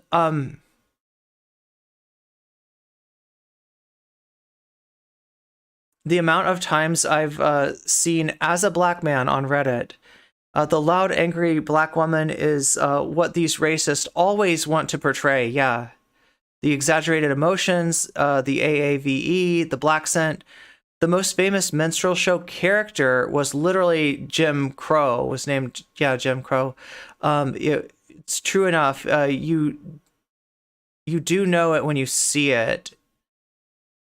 Like, I think that the Michael Jordan gift where he says "stop, get help" is funny, but that picture of him crying makes a spectacle. Okay, so yeah, mentioning like maybe a non-problematic. So nobody's actually saying like do not post like gifs with, like, if you were that person that your finger just goes to those gifs, then maybe take a detox or take a break from posting. Like, there might be some people that the best thing you could do is like, hey, just take like a month, just take like 2 months and try doing it without using gifts of black people, right? Just to maybe break yourself of the habit. But in most cases, right, there are examples of not every gif has this problematicity. Like, Yokio's bringing up the Michael Jordan meme where he says "stop, get help." That's not a trope.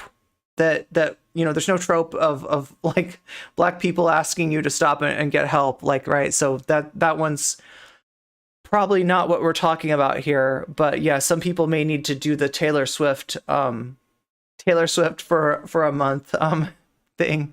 Except if we always knew it, when we see it, it wouldn't happen. Well, yeah, that's true. That's true. And a lot of people don't know it when they see it, and a lot of people don't know it when they do it, right?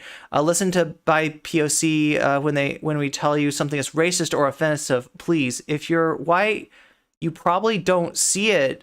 We should start from that. That's true. I think you're right, Jules. I think you're right. White people hate when you tell them how to be better because you care about them. Yeah, that's what I was talking about. It's like, this has got to be like really uncomfortable like thing to bring up. Oh, hey Nina, this has got to be really uncomfortable for Black people to have to bring up, right? You know, talk about emotional labor. Like that's, I can't even imagine. Literally can't even imagine, right? White people get super defensive if you suggest that they did anything remotely problematic. Yeah. And not being able to find a different meme to react with is a huge self-report, yes, of being dull. Okay, yeah, it does relate to Vine. So we were talking about like Vine. Okay, so that was, you did mean the website Vine. I couldn't tell. I don't think I'd ever consciously be racist, but I'm sure I have done this sort of thing plenty of times without knowing. Relates to TikTok in a lot of ways. Yeah, they were talking about TikTok in the article. Like they were doing a favor for not being racist, but now that's off the table. Exactly. How dare you? I won't even try now. Yeah, I'm going to be twice as racist now to teach you a lesson. All racism is harmful. All of it. Always use anime memes and Pokemon. I'm white, but I've been told, I've told others, ask yourself, would I still be able to get the reaction I want with a white person GIF, and then use the white person GIF? If you're picking GIFs only with Black folks because you think that they're more exaggerated or funny when they are just doing something and they are Black, that's probably digital blackface. Yeah. Wait, what did I say? Pokemon GIFs have all the reactions you need. We got some Pokemon fans in chat. Usually when it's a GIF or meme, a white person being funny, their poverty is part of the context. It's yeah. So there could be more than just digital blackface, right? There could be different examples. And the first step to doing something about this is becoming aware of it, right? We literally can't do anything when we're operating in an unconscious manner, and anybody who would tell us what we're doing and what's wrong with it is at a state where there's just too much social force pushing against them ever even mentioning it. Oh wait, they added a Pokemon globally. Wow, as an emote. It's also very telling when marginalized people ask for us not to do something because it's harmful, and people automatically jump to the most dramatic. Yeah, I see that happen all the time. LeChonk makes me happy. Me too. Of course she's a victim. She had to sue, and yeah, and the idea that like somebody just like, it was like, yeah, you were gonna take your famous meme that you made with your voice, and then we're gonna turn it into a song, but you don't get any money from that song. Like, I don't know. That's entitlement, right? Also, the remix uses random GIFs of Black people. Oh my God. Why am I not surprised? Why am I not surprised for the video of it? That happens most of the time in this space. It's why Black leftists and content creators keep their distance from white creators. Yeah, I could see that. What about Mariah Carey reaction GIFs? I mean, it probably depends on the GIF, Spark. It probably depends on that. Also, this is good.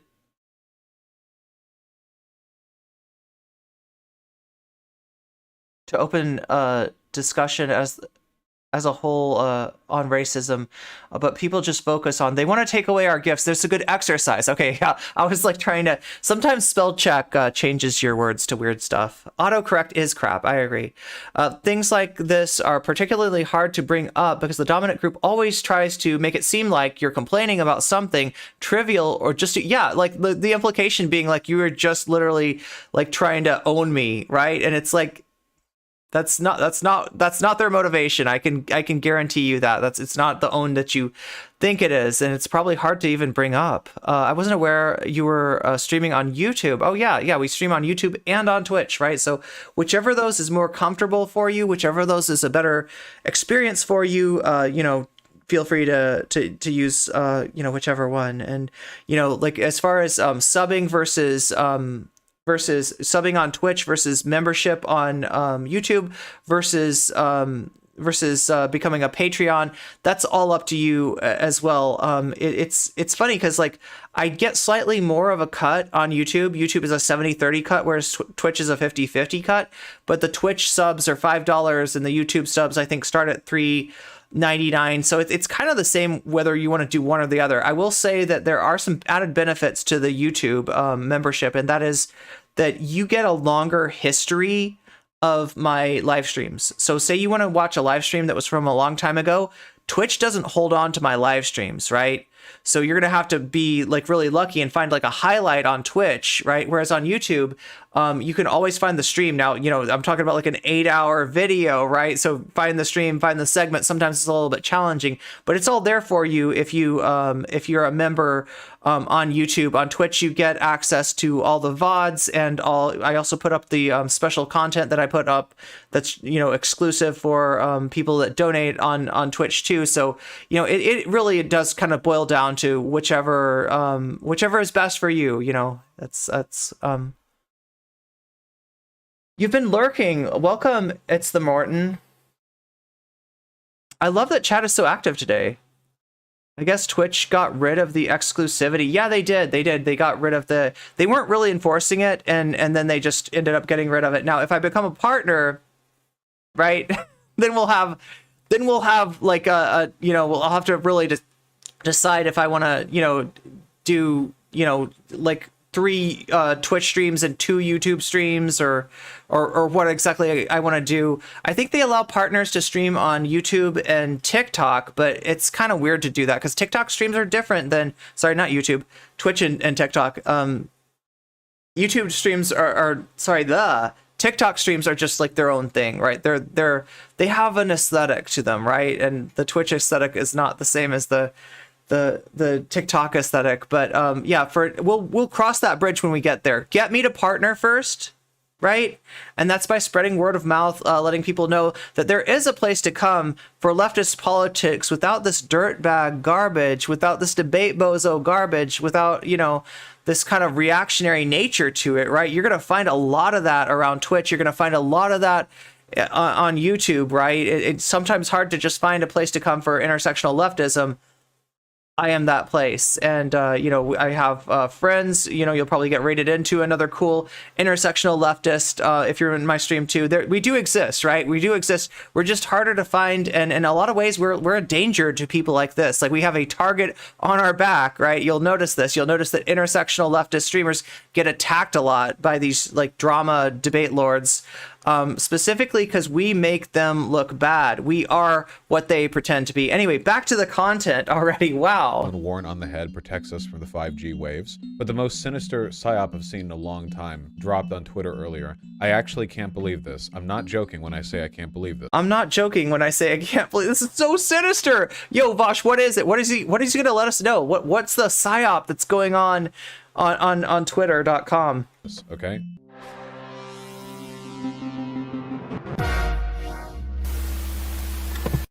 If you're white and you've posted a GIF or meme of a black person to express a strong emotion, you may be guilty of wearing digital blackface. And then we have an image here that was pulled out of the CNN time travel machine from years ago. This isn't new. The BBC talked about it 5 years ago. Yes, 5 years ago. Okay, I want to make it really clear from the get-go, okay? What I'm talking about here. I'm not debunking the internet blackface thing because it's not real and nobody cares. I've never heard anyone in real life talk about this. What I do want to talk about is journalistic responsibility, okay? Because for a goddamn fact that traditional media is dying and these journalists are like one bad news day away from getting replaced with AI algorithms that just auto-type up headlines based on what they can pull from Twitter, all right? And in that environment, like, this is never before have we been more click-based. Have we been more click-based when it comes to verifying what we should be putting out there? When he said click-based, was he thinking of Joseph Joestar? I don't know. He's a JoJo fan, so. So when this goes, just the Twitter, man, 16 million views. Oh man, what a successful article. What a successful article that we got. Look at all the clicks. Look at all the rage bait that we're getting, man. It's so cool. We're doing so well over here. Yeah, this actually takes me back like so many years. It is a little bit nostalgic, isn't Okay, it? so like, remember when I said that like like even if Vaush had the right take on this, there would almost be no point in him bringing it up to his audience, right? Did you hear what he said? I don't need to address this. I don't need to debunk this. Nobody thinks this, right? Nobody actually thinks this. This is just CNN rage baiting you. Like the idea that somebody would have a problem with a white person posting a GIF with a black person doing an exaggerated emotional expression that's like, you know, expressing your inner sass lord or you know, your inner gangster, or like, right? Like the fact that anybody would like, no, I'm not even going to entertain this, right? He's not like, right? That's the atmosphere that this is going out in. That's even Twitter is like this, right? Twitter is, you know, despite it being owned by Elon, Twitter is one of these platforms that I think is a little bit less chudded up than like say YouTube or Twitch, right? Twitter, you know, it's like 50-50 from what I can tell as far as like, and it's one of the only platforms that's like that, because a lot of platforms are just kind of dominated by reactionary thought. So many people think this is okay. Well, no, he's not saying I don't have to explain this because everybody gets why it's wrong. He's saying that anybody that thinks this is wrong doesn't exist. Like, right? He can't imagine an actual person having a problem with this kind of thing, right? So yeah, he's got a really bad take here, a really, really bad take. Sounds like when Vaush tells someone in his chat, you can't argue. Yeah, exactly. I remember the hide your kids meme, but I stopped using it years ago when I found out it was the story about a serial rape in a poor black neighborhood, which I felt really uncomfortable about using. Yeah, and I mean, you can sort of tell when a character, when a person gets turned into a character like that, you know, there's probably a trope at work. That is true. That is true. Vaush, the digital blackface article, was unironically assigned as reading for my queer studies class last year. The BBC one from 5 years ago? That is insane. Listen, this is not real internet discourse. No. Oh my God, you're like learning about racism in a queer studies class? Oh my God, what like? Nobody cares about this. Nobody talks about it. At most, you could. Hi Vaush, I'm nobody. Just your friendly neighborhood random small streamer chick here. Say that a while ago, like 5 years ago, there was discourse about it, but that with a less stinky take than yours. Discourse was also prompted by clickbait articles, so it's difficult to determine the extent to which anyone here actually gives a shit. Here's the original BBC clip video. Oh my God, sure, why not? Sure. So if you're black and you have a problem with this, right? Vaush just said you don't exist.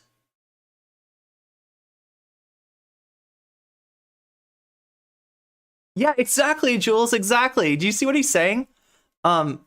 Is Vaush in chat? Hi Vaush, how are you doing? Wait. Is this a drill?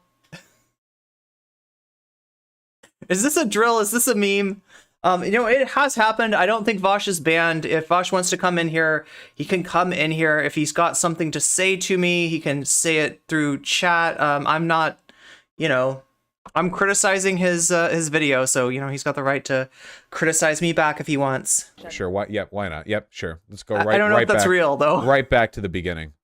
Right back. Is it okay to use black emojis and GIFs? That is an impressive like to dislike ratio. This or this? Nothing like a good reaction GIF, right? But you've probably noticed the most popular ones are of black people being dramatic. This is digital blackface. Blackface. Look, if he was going to show up anywhere, it would have been during the George Orwell stream. Is when a non-black person uses makeup to blacken up. Minstrel shows depicted black people in all sorts of negative ways. They were mocking, demeaning stereotypes, and they exaggerated black people's facial features and their expressions. He's a bit Digital obnoxious, blackface yeah. is the 21st century version of that. So. White people using GIFs to perform some kind of exaggerated blackness. I don't have to explain how sociologically this doesn't make any sense, right? I don't like. Can we skip past that Yo, and just talk? Vaush, I would love to take a look at your, like, I would love to tour the campus and talk to the faculty of your sociology program, right? People have told me before that there's like two types of sociology, right? And there's one that's like your classic like conflict theory sociology, and there's another that's kind of like criminal justice oriented. And people say that Vaush took a more, the program that he went through was a more of a criminal justice sociology than the former. But I'm so curious about this, right? Because there's so much about him that just does not, like, I've known a lot of sociology majors, right? And Vaush is a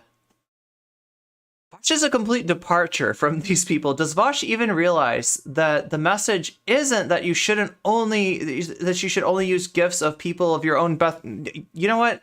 It's useful to him, big man dogs. It's useful for Vaush to pretend to misunderstand this. So, is he really just this ignorant about it, or is he just, is it functional, right? Is it tactical ignorance?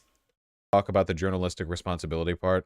Like, I don't need to explain anyways. Okay, minstrel shows were made to make fun of black people, and okay.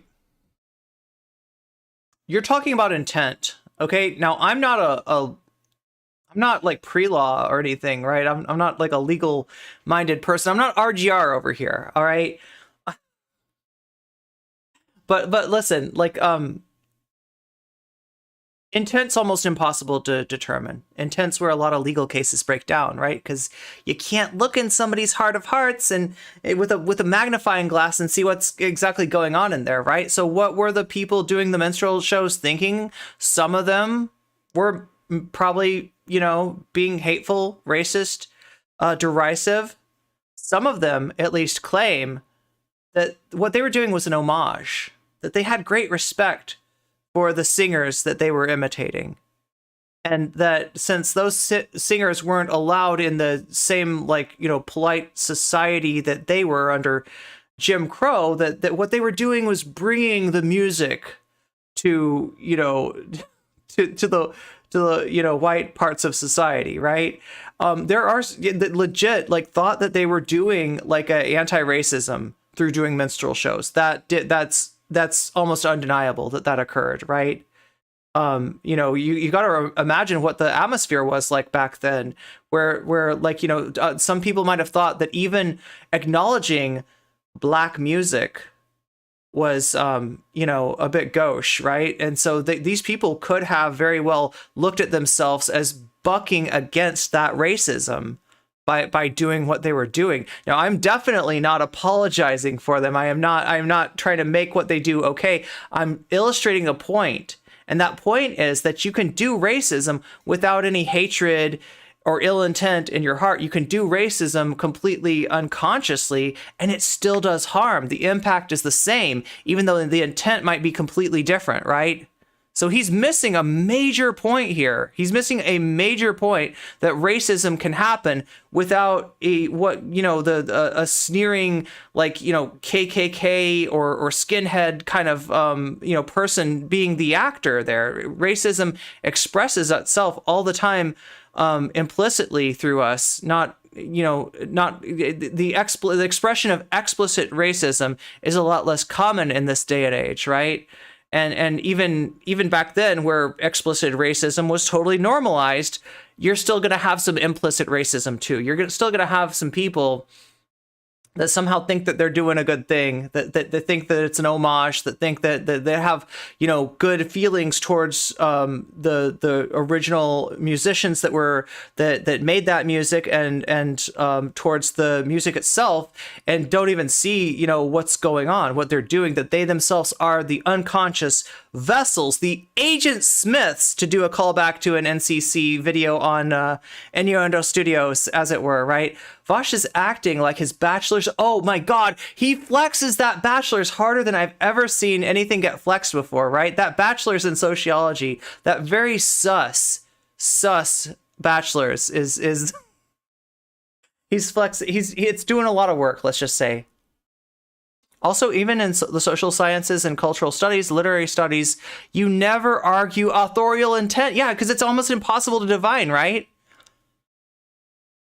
Minstrel shows were made to entertain white people, not unlike digital blackface memes. Yeah, and you could say that the audience maybe didn't think that they were doing a racism there, right? They thought that they probably compared to the explicit racists that were very much, normalized in society in that day and age. They probably saw themselves as very open-minded in comparison to that, right? So he's got this wrong. He's got this massively, massively wrong. Posting this GIF was not to make fun of black people. This uses makeup and hijinks to exaggerate like mannerisms and stereotypes and appearances of black people for the purpose of dehumanizing them. And this is just a guy looking at you real hard.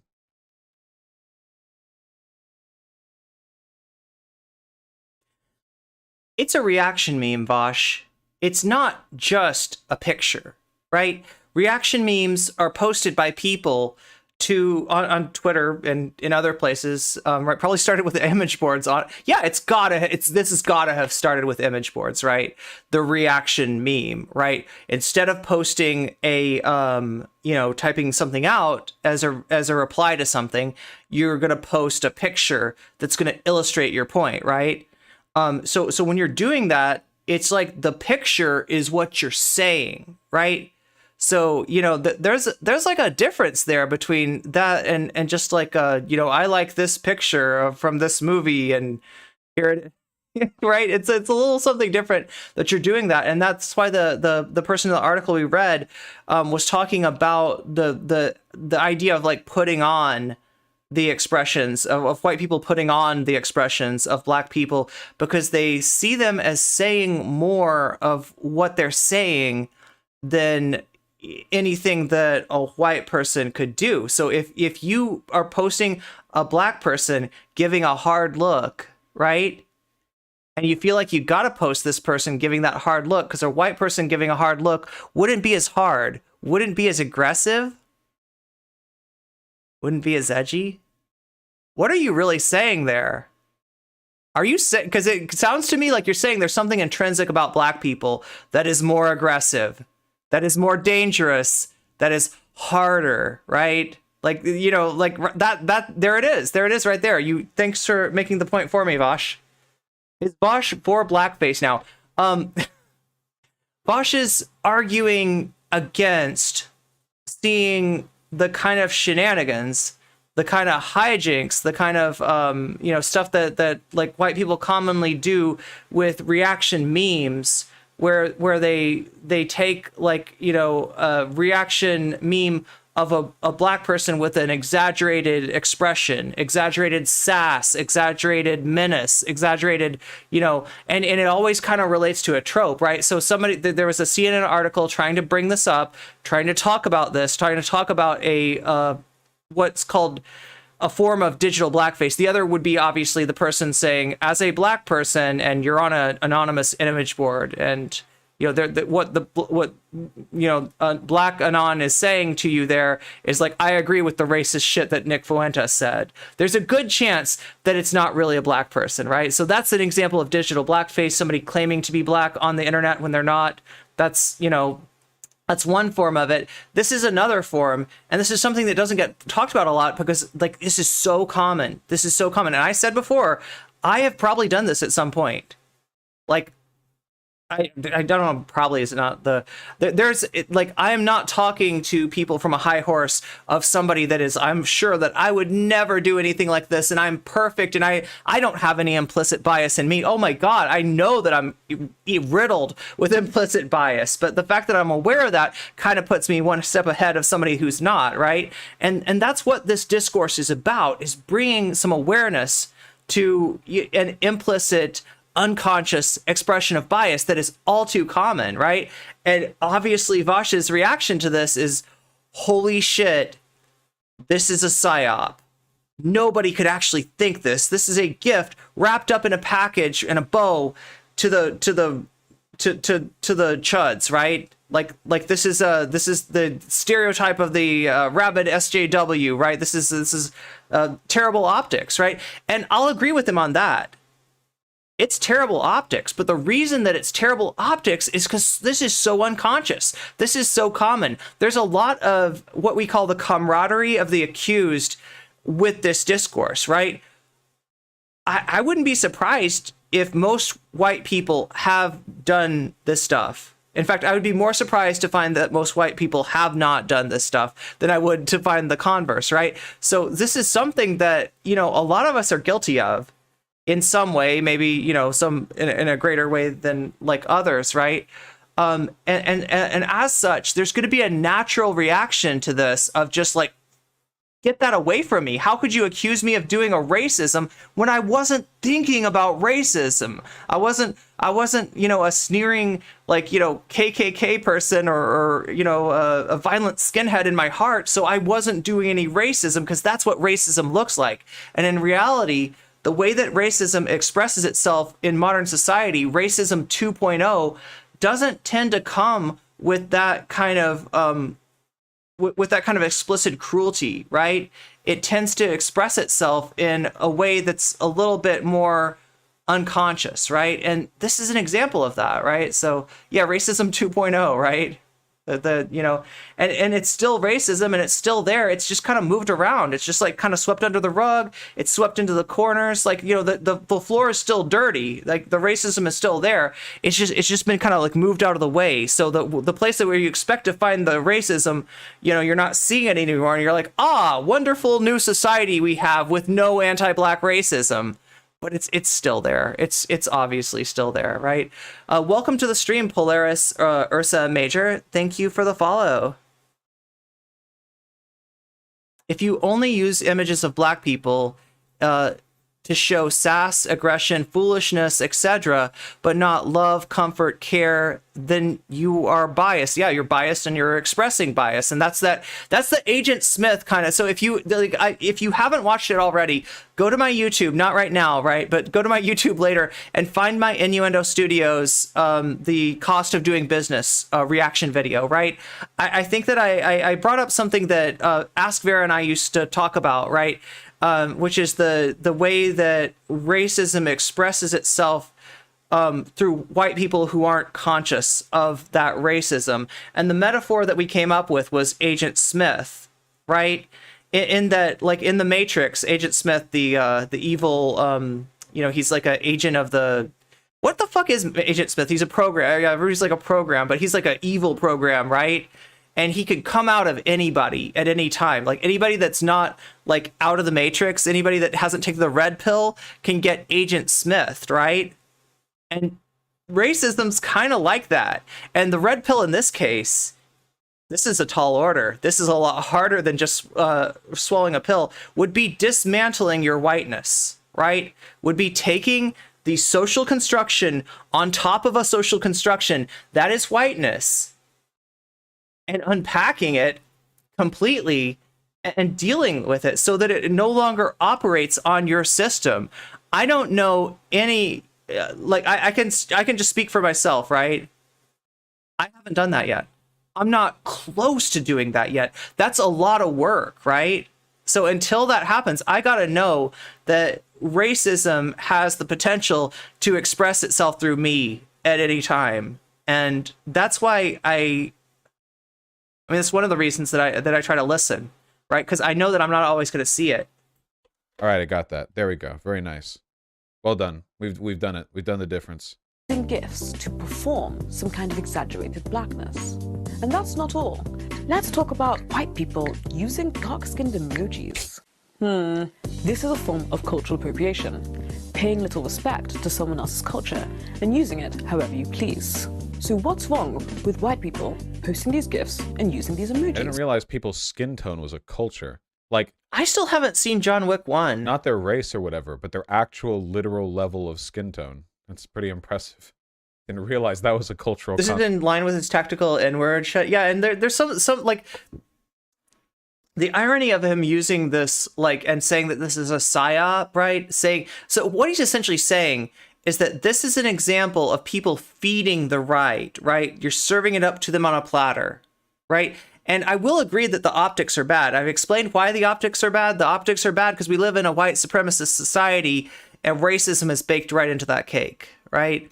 And then there's kind of no escaping it. So, bringing this to people's consciousness is going to provoke a bad reaction. However, it is necessary that we move through that reaction if we're ever going to get past this, if we're ever not going to do this, in the future. So, but his whole, accusation essentially of the people that are talking about this, you're feeders, you're feeding the right?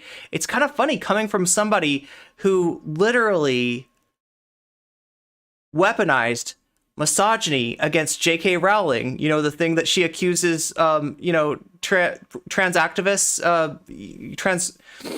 pro-trans activist of, right? Vaush did that thing. Vaush gave J.K. Rowling the look that she wanted, and as a result, she quote retweeted it. He did this cynically, so he's accusing CNN of clickbait. You don't really think this. Nobody really believes this, but you're doing this because you know that it's rage bait. You're doing this because you know you're going to get the whole of Twitter, yelling down your throat after this, and that's engagement, and that's a successful article. That's an article that gets passed around and read a lot, and you've succeeded at that so Vaush is saying that CNN is doing this sort of tactical bad optics thing. Now I would say that misogyny is a little bit more than just bad optics, right? I would go as far as to even say that misogyny is bad. I know, spicy take, right? But I don't like misogyny. Okay, that's I must be a raging feminist or something, right? To not like misogyny. But yeah, when Vaush utilized misogyny to ensure a quote retweet from J.K. Rowling and then say, look at this, I'm getting attacked by J.K. Rowling, right? And a lot of people were like, yeah, you were literally misogynist to her for no reason, and you gave her a win, right? He's the last guy in the world to be accusing CNN of rage baiting or of weaponizing bad optics in the negative, right? Considering that he's done that himself to great effect and still defends it to this day. Unfortunately, you have to waterproof videos and articles like these by saying obvious things like, I'm not saying, that's what they did. That's what they did. They did that, and Vaush is ignoring that part of it, right?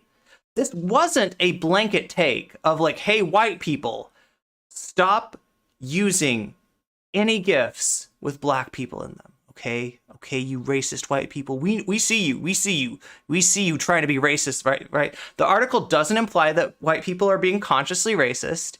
It talks about them being unconsciously racist. And the article doesn't say that every single image of a black person is contraband for white people to ever post. That's not the point of it at all. The article goes out of its way to stipulate that is specifically not what they're saying, and yet Vaush still strawmans them. Vaush is and I hate to be defending CNN because I don't think the CNN is a great journalistic, has a lot of journalistic integrity, right? But in this case, they didn't do anything wrong, and Vaush is just absolutely basically calling this a psyop. Struck too. Well, black people are not here for other people's entertainment. That's not true. Have you ever seen a Hollywood movie? Have you ever seen Rush Hour or its hit sequel Rush Hour 2? They would beg to differ. We're not symbols of excessive emotion, and we aren't here to make you look more sassy, more sexy, or more street. Wait. Does he not understand the difference between black people being able to be entertaining and black people being here for white people's entertainment? Does he really not grok that difference? Because to me, that it seems like a pretty easy thing to disambiguate, right?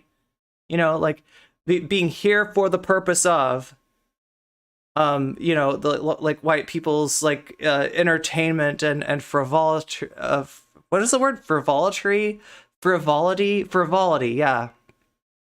And the idea that an actor in a movie who's black can entertain a crowd, right? Those are two different things, right? We don't want to be seen as having two-dimensional personalities. Let us decide for ourselves how how you wish to be perceived. Now, I'm not saying you have to be black to post these GIFs. What? But what I am saying is think about what you're doing. Ask yourself why you're always drawn to that GIF. I mean, do you see what a soft sell this is? I'm not saying don't do it. I'm saying think about it, right? I'm saying think. Why are you why this GIF? Why this? Like Vaush mentioned Rush Hour. Don't some of the memes that we're talking about like literally come from Rush Hour? Even the original video. So this is the BBC video from 2018. According to somebody in Vaush's community, this is like the patient zero of this virus of bad optics, right? And then the CNN article happened this year. That emoji. So that's my view. But what do you think? Okay, so this is not the view of this one woman. This one woman doesn't care. This article was wait. No, I mean, that is the view of her, but the view is nuanced. The view is not like, the view is not authoritarian. The view is not like one size fits all. The view is not an absolutist view, but it is her opinion. And she's not telling you what to do. She's not telling you what to think, but she did say she'd like you to think about it, right? She suggested that you think about it. She suggested that you become aware. And that's basically all people can do at this point, right? Because there's so little understanding of what's being, expressed here, right? There's so much pushback against it that the best that we can kind of hope for from this discourse is that more people, even the people who are like Vaush and are just like reacting like, with complete fragility, are gonna, the next time they go to click on that GIF, they're gonna think about that, and they're gonna ask themselves, why this GIF? Why this GIF in particular? Like, what am I actually doing here? What am I putting on? What am I trying to express here? And who am I using to express it, right? So once it becomes conscious, then there's kind of a sorting of the people who don't care. They know that they're doing it and they don't care. And the people who, even if they don't admit it in public because they feel put on the spot and they're like, I could do a racism by just posting a GIF. That's absurd, right? There might be some people who give this a second thought. So I think this is a discourse that's very much worth having. There's a difference between a black person being entertaining intentionally and people finding entertainment value in black people just for being black people. Yeah. Or reading like a trope into some expression of a black person's expression that's just literally a racist trope. Like the expression seems harder to you because you think of black people in a certain way. The expression seems sassier to you because you think of black people in a certain way. That's what we're talking about here, right? There's nuance here, and he's just completely ignoring it. It might seem silly on the surface, but these stereotypes literally root back to day one of colonialism. Probably by a white person, because they saw that back in 2018, there was a lot of discourse online about Hollywood, Gamergate, race politics, and they could publish this and get a lot of attention. And it's great. I love it when news organizations deliberately incite inflammatory discourse for personal gain, even when it misinforms. Yo, I gotta know how right-wing brained Vaush is, because he's showing some of it already, right? He's showing, like, basically what he's saying here is that the right-wingers that are saying, like, the chuds that are saying, digital blackface, this is some SJW bullshit, they're right. They got a point. They're right here. This is too far. We can't do this. We're being the stereotypes that they say they are. We are. If anybody's seriously expressing this, then the right wingers are right about him. So he's definitely got some right wing brainworms. But what I'm wondering is like how right wing brainwormed is he? Like, in other words, does Vaush think that CNN is a liberal media organization?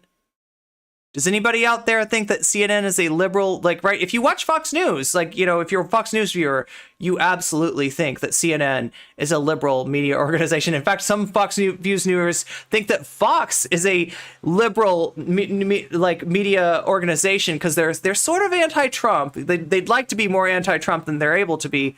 And, you've got outfits like OAN and Newsmax that are more explicitly right-wing, right? But I wonder, does Vaush literally buy the right-wing talking point that CNN is liberal, right?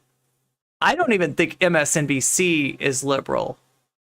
Like, these are corporate media outlets. They don't have an ideology. They have a brand, and they have a content strategy, and that's it. Right? It's not like Roger Ailes said, it's not about blue or red, it's about green. It's the fiduciary responsibility, of course. He's being boss hog right now. My parents think CNN is far left. Yeah, a lot of people do. A lot of, like, I mean, that is a common right wing, and even some people that are kind of in the center, like they've heard, because, like, here's the deal. Fox News is like CNN liberal, CNN liberal, CNN liberal, CNN communist, CNN socialist, CNN liberal, right? They'll say that all day, right? And you don't have, on the converse, you don't have CNN being like Fox conservative, Fox reactionary, Fox right wing, Fox racist, Fox this. You don't hear that from the other side, right? CNN, MSNBC are not trying to make you think a certain way about Fox News the way that Fox News wants you to think a certain way about, like, literally every other news outlet. Like, according to Fox News, anything, anything to the left of them, is like some kind of, socialist propaganda, right? But yeah, it's not going on the converse side. So you do have people, even centrists, that are like, yeah, I think I heard that somewhere. CNN's liberal, right? That's what they're liberal. Well, yeah, I mean, you do have to admit there's the liberal media out there, like CNN, right? They just take this for granted, like, because it gets said and there's never any pushback of it. This is during the Obama administration, the press pool. I think that Obama at first wanted to deny certain Fox reporters access to the press conferences, right? Because he was like, this isn't journalism, this is propaganda. And he was actually right about that. But like many things, Obama, got some pushback and changed his policy, right? So yeah, and the reason that Obama did that is because the media, and I mean CNN, I mean MSNBC, I mean all the other media, rallied around Fox News.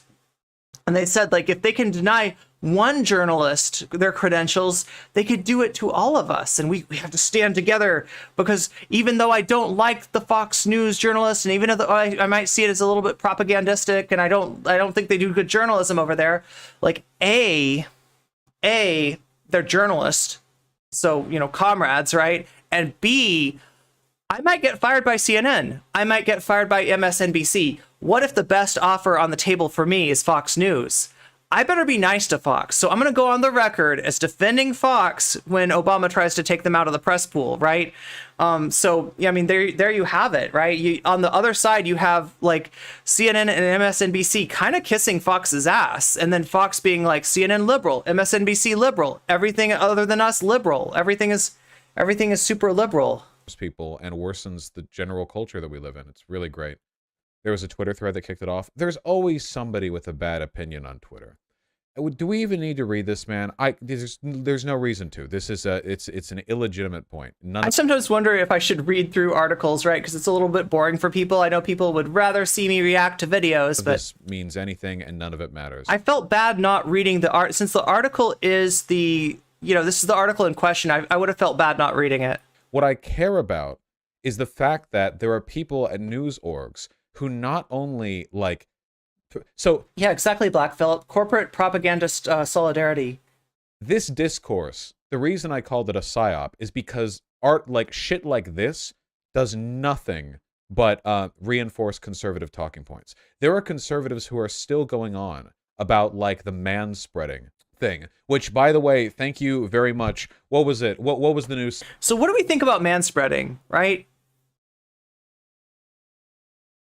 Like, it feels like I could see a similarity to this in that, like, I don't think that people that do it are like, I am a man, I am entitled to use up all the room, and those around me, they don't even matter. I don't think that there's, like, a lot of, like, thought that goes on in manspreading. I think it's just an unconscious thing that happens, but I think it's emblematic of a society that is patriarchal in nature, that men are expected and allowed to take up a little extra room. And it's almost like the manspreading thing is like it's more symbolic than anything else, right? It's emblematic of, like, of an entitlement that a lot of men have. Not all men, but a lot of men have that kind of entitlement. So, but he's basically saying that, I mean, I don't know, man take leg space.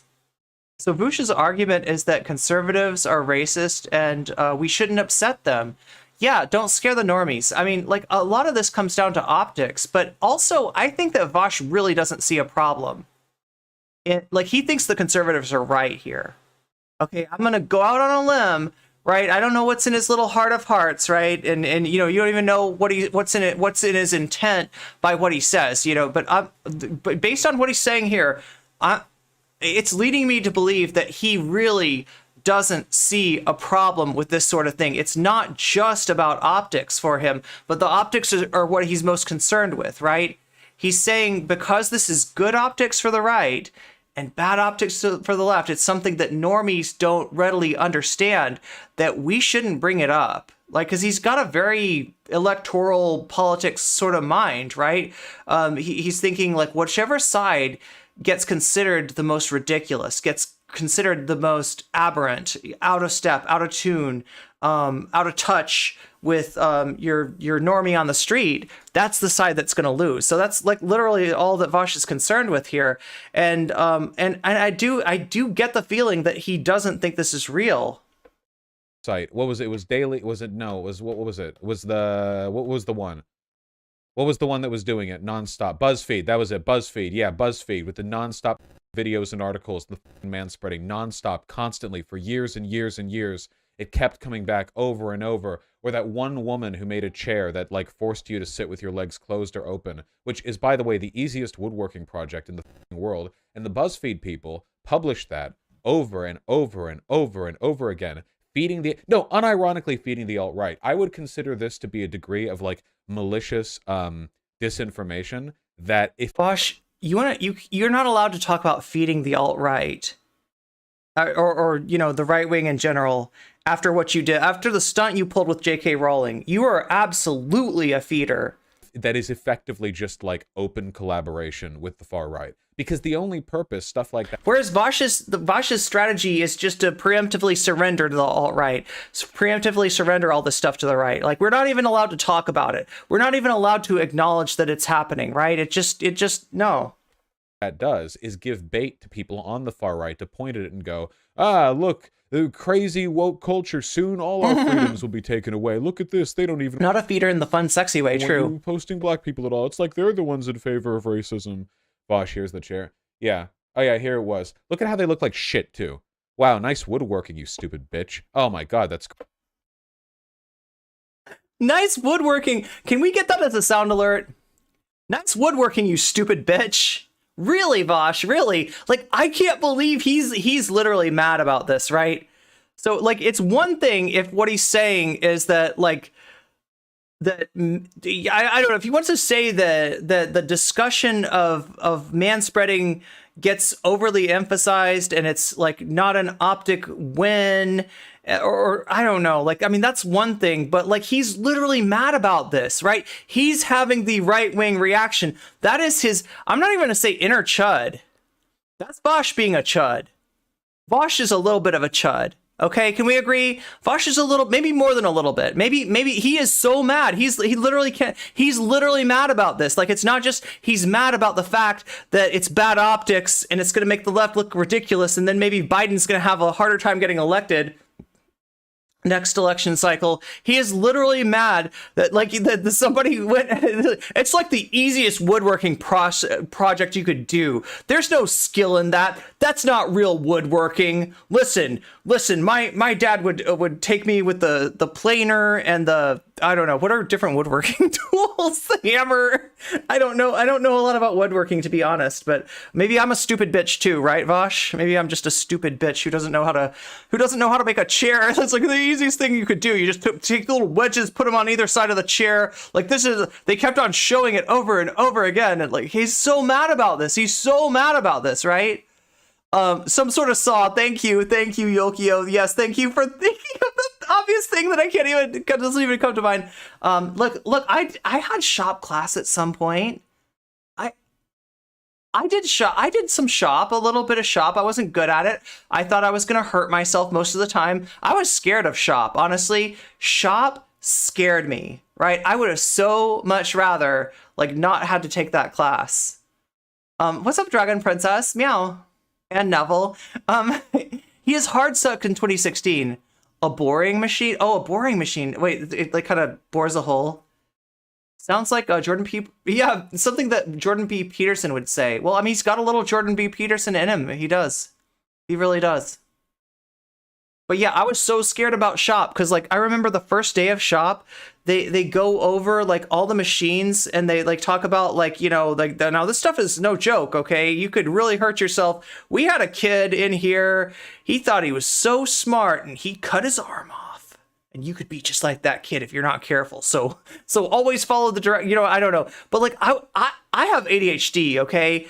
I don't need to be anywhere near woodworking tools or metalworking tools or any kind of tools that could result in grave personal injury. I am the last person you want in proximity to that stuff. And I know it, right? So when I had to do shop, I was so scared. I was so scared. Every single day I was going in there, I was gonna like, am I gonna lose my hand today? Am I gonna lose a finger today? Am I gonna lose an arm? Like, am I gonna get impaled with some kind of like a nail or a sharp metal object? It's scared. So scared. A corner clamp is a thing. Yes. I love shop. I still have my cow. I mean, I love the things you can make in shop. Don't get me wrong. I love the fact that you can like, you know, making stuff is really cool. I'm so scared about the tools that, and especially, okay, so here's the worst part, right? The loud tools, right? Like the saw that, you know, the table saw. Okay, the table saw is scary because I know it could fuck me up. I know it could mess me up really bad, right? Table saw is scary, right? But it's so loud. I get scared just hearing that, right? It's so loud that it scares me. And everything in a shop class is loud. I was scared of the saw, but the hand sawing is oddly enjoyable. I'm even afraid I could hurt myself with a handsaw. Oh, hand sanding. Okay, yeah, sanding's a little bit safer. Yeah, like a little bit less scary. I'm scared of power tools. I prefer the hand-powered ones just because I can control them better. Me too. Yeah, that's a lot less scary. Always wanted to take shot, but it's scary stuff. Crazy. You've drilled 2 wedges to the side of a chair and then 1 wedge to this one. Wow, that's crazy. You're so... Oh my god. But mind you, by the way, I'm sure the person who made this is only moderately annoying, okay? BuzzFeed was the one that chose to take the 2. Wow, nice woodworking, you stupid bitch. Oh, my. Wow, nice woodworking, you stupid bitch. Oh my god, that's crazy. You've drilled 2 wedges to the side of a chair and then 1 wedge to this one. Wow, that's crazy. You're so... Oh my god. But you're so mad! Mind you, by the way, I'm sure the person who made this is only moderately annoying, okay? BuzzFeed... Okay, so he's not mad at the person who made the chairs, but he's really mad at BuzzFeed for showing this over and over again, because it's just giving free good boy points to the alt-right, I guess. Chose to take this... We need that as a sound alert, we do. One thing, and then... Somebody clip that. If somebody has the time, if you could clip that for me, it'd make it so easy, so much easier. Just the part like nice woodworking, you stupid bitch. Important it 8 billion times and post about it 8 billion times and never shut the fuck up about it ever. I'm confused. Who the fuck made this? There's a dress right here. The person inside of the... Who made this? There's a dress right here. The person inside of that dress. That's who made it. Dress. What is a chair? Bet you the person who made... Here we go. We gotta get back to the chair discourse, right? I hate to say I actually laughed when he said that because it came out of no... Right, it did. It totally... No. I mean, like, there's, like... You know, that's misogyny on blast. Absolutely, right? Why is he going so hard on these chairs? He's got feelings, and he's expressing those feelings, and they're kind of, you know, taking over, I guess. I didn't realize the quality of the chairs was the point BuzzFeed was making. I know, right? Like, the point wasn't even really manspreading, right? The point of the manspreading discourse is entitlement. he's an anti-SJW at heart. And let me point something out too. I feel like these lefty anti-SJWs, these lefty reactionaries, they go the hardest against concerns about racism and concerns about misogyny. And you're seeing, right? And like it's not lost on me that this modality, this blood sport debate modality, comes from the new atheist community, right? The new atheist community. You know what else came from the new atheist community? Gamergate, right? And before that, Elevator Gate, right? Rebecca Watson is at an atheist convention, and she's just trying to go back up to her hotel room after the social event of the convention. And as she's pressing the button to go up to her floor, a guy comes barging in there. Oh, excuse me. Oh, yeah. Thank God I didn't miss the elevator, because I would have had to wait a whole 2 minutes for another one to come down, right? But this guy goes into the elevator with her, and as soon as the door's shut, he hits on her. Okay? So this guy found a way to corner her in an elevator so he could hit on her, right? And she says, I think the next day in a blog, can we do a little bit better than this in atheism? Maybe? Oh my God, the reaction to that blog post, right? Including Richard Dawkins just like coming out and being misogynist on main to Rebecca Watson, right? So there's a history of this within the movements that Vaush's, I guess, modality, format, genre is derived from, right? There's a history of misogyny in there. And the one thing that I never really see like happen at all is any sort of, the one thing that just does not get discussed on these kind of streams, right, is feminism or really like, I don't know. There's something there, right? There's something really, I can't quite put my finger on it, and I'm not sure I want to. Oh yeah, concern about ableism. Yeah, I shouldn't have made it like feminism is like the only thing, but it is conspicuously absent from their rhetoric, from their discourse, right? You might get a little bit of it on like Demon Mama, but that's about like the closest proximity I would say that Vaush has to any discussion like that. I hate blood sports so much, and New Atheist, all those racist, fascist creeps. R.I.P. my spelling. Hey, I'm right there with you, Koenig. For some reason, I can hear Johnny Silverhand saying that to be in Cyberpunk 2077, nice woodworking, you stupid bitch. Vaush needs to stop being so sensitive. Woke scolds also, but also Vaush, but near a chair. Amazing Atheist was the king of being an anti-SJW. Yeah, like definitely back in the day. I guess there's like, there's somewhat of a redemption arc. I don't know how seriously to take it with the Amazing Atheist, but hey, I mean, if somebody stops being a foaming at the mouth misogynist, I guess that's a win, right? I actually read an academic book on Gamergate. I literally cannot even imagine being part of it or trying to justify it. Yeah, same. Even back when I would watch debates, I would cringe at the blood sport talk. Yeah, I mean, there's something, real telling about that. It was a turf, too. Seriously.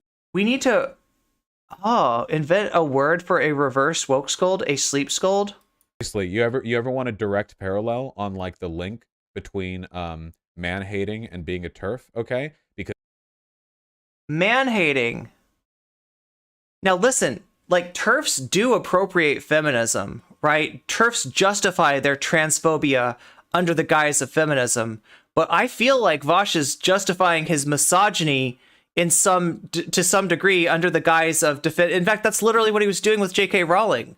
Justifying his misogyny under the guise of supporting trans rights, right? Trans people never asked you to be openly misogynist against a person who wants to prove that our movement is about misogyny, whose rhetoric is to say that, like, that trans rights, there's something anti-women in trans rights, and he literally gave it to her for engagement. The same thing that he's accusing, criticizing CNN from doing, he did that a year ago. He did that exact thing. So much of that like BuzzFeed style white woman feminism was like, look at those men with their dicks and their balls. We'll show them with our pussies. Yeah, I wonder which side of the They're sleep pilled. they all ended up on. The J.K. Rowling turf discourse with our pussies. Yeah, I was like, look at those men with. He's still mad a year later. He's still mad about J.K. Rowling. Vaush, you fed J.K. Rowling. If you want to be mad at somebody about the J.K. Rowling situation, be mad about yourself. You burnt your bridge with Contra. You got clapped by Cat Black, right? You looked ridiculous. And you kind of showed yourself for what you were, right? You could almost think of this as the Thought Slime stream version 2.0, right? It's the Cat Black edition. That like BuzzFeed style white woman feminism was like, look at those men. Okay, so now is there a point that that pop feminism is shallow? Yeah, sure, absolutely. Can corporations recuperate feminism for branding? Absolutely, right? There's whole ad campaigns based on that, but that doesn't mean that like that man hating is like a real like he literally believes this, like, right? This is where his male aggrievement comes from.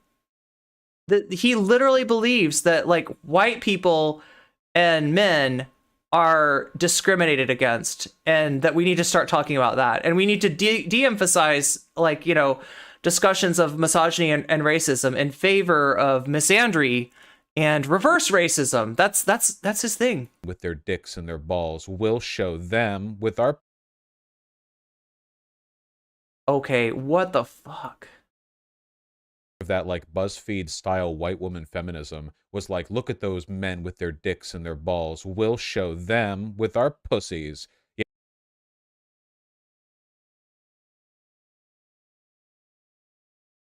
Yeah, I wonder which side of the aisle they all ended up on.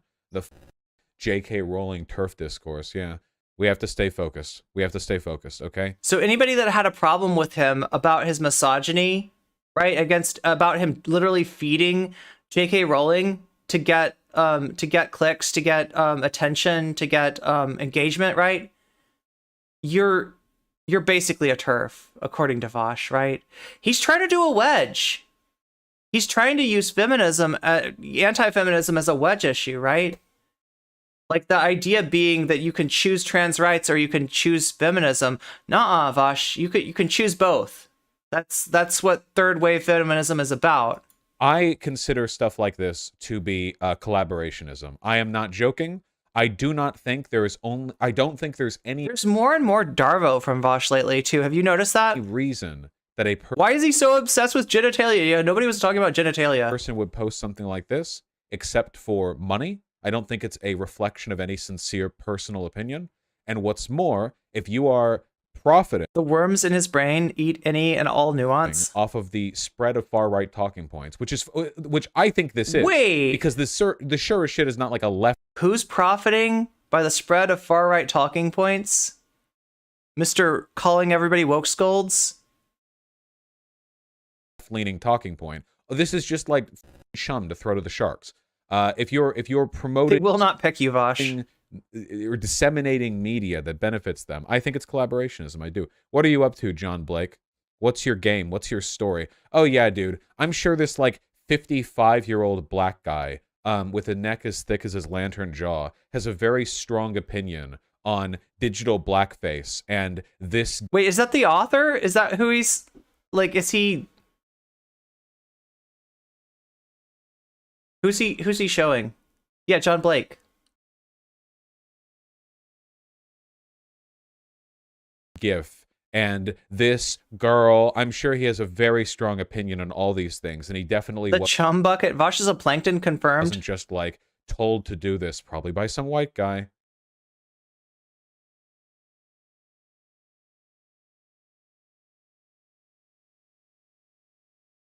Probably by some white guy. I put forward Napscold. Okay, yeah, Vaush. Yeah, we're watching Vaush. Wow. I didn't know that, like, wow. Interesting that he complained about BuzzFeed feminism. Kat Black used to do work for BuzzFeed. He's got her on the brain, right? When he said, wonder what side they were on the J.K. Rowling turf discourse, I'm pretty sure he was referring to he's still aggrieved by the fact that people had an issue with his use of tactical misogyny against J.K. Rowling. And I don't think it's because he believed the things that he said, right? I don't think that I think it was tactical misogyny, like his tactical inward. And the tactic is that, like, look, J.K. Rowling is looking for a certain thing, right? J.K. Rowling is looking for misogyny, is looking to quote retweet somebody that is supporting trans rights and that is being misogynistic, right? That person doesn't exist. She would like them to exist, but they don't exist. But what if? What if I, Vaush, become that person? And he poofs into a tactical misogyny superhero, right? And yeah, he got quote retweeted. He got attention. He raised his profile by being misogynistic on main and giving J.K. Rowling exactly what she wanted, right? So he's the last person to talk about this kind of like optics shit, honestly. Vaush, no, he might. His articles are terribly titled. How badly titled do they have to be for this to be? Is MLK's greatest victory being undone? What? Well, this seems like a more serious historical piece. This certainly feels like a more like sincere thing for a guy in his 50s to care about than RuPaul's Drag Race.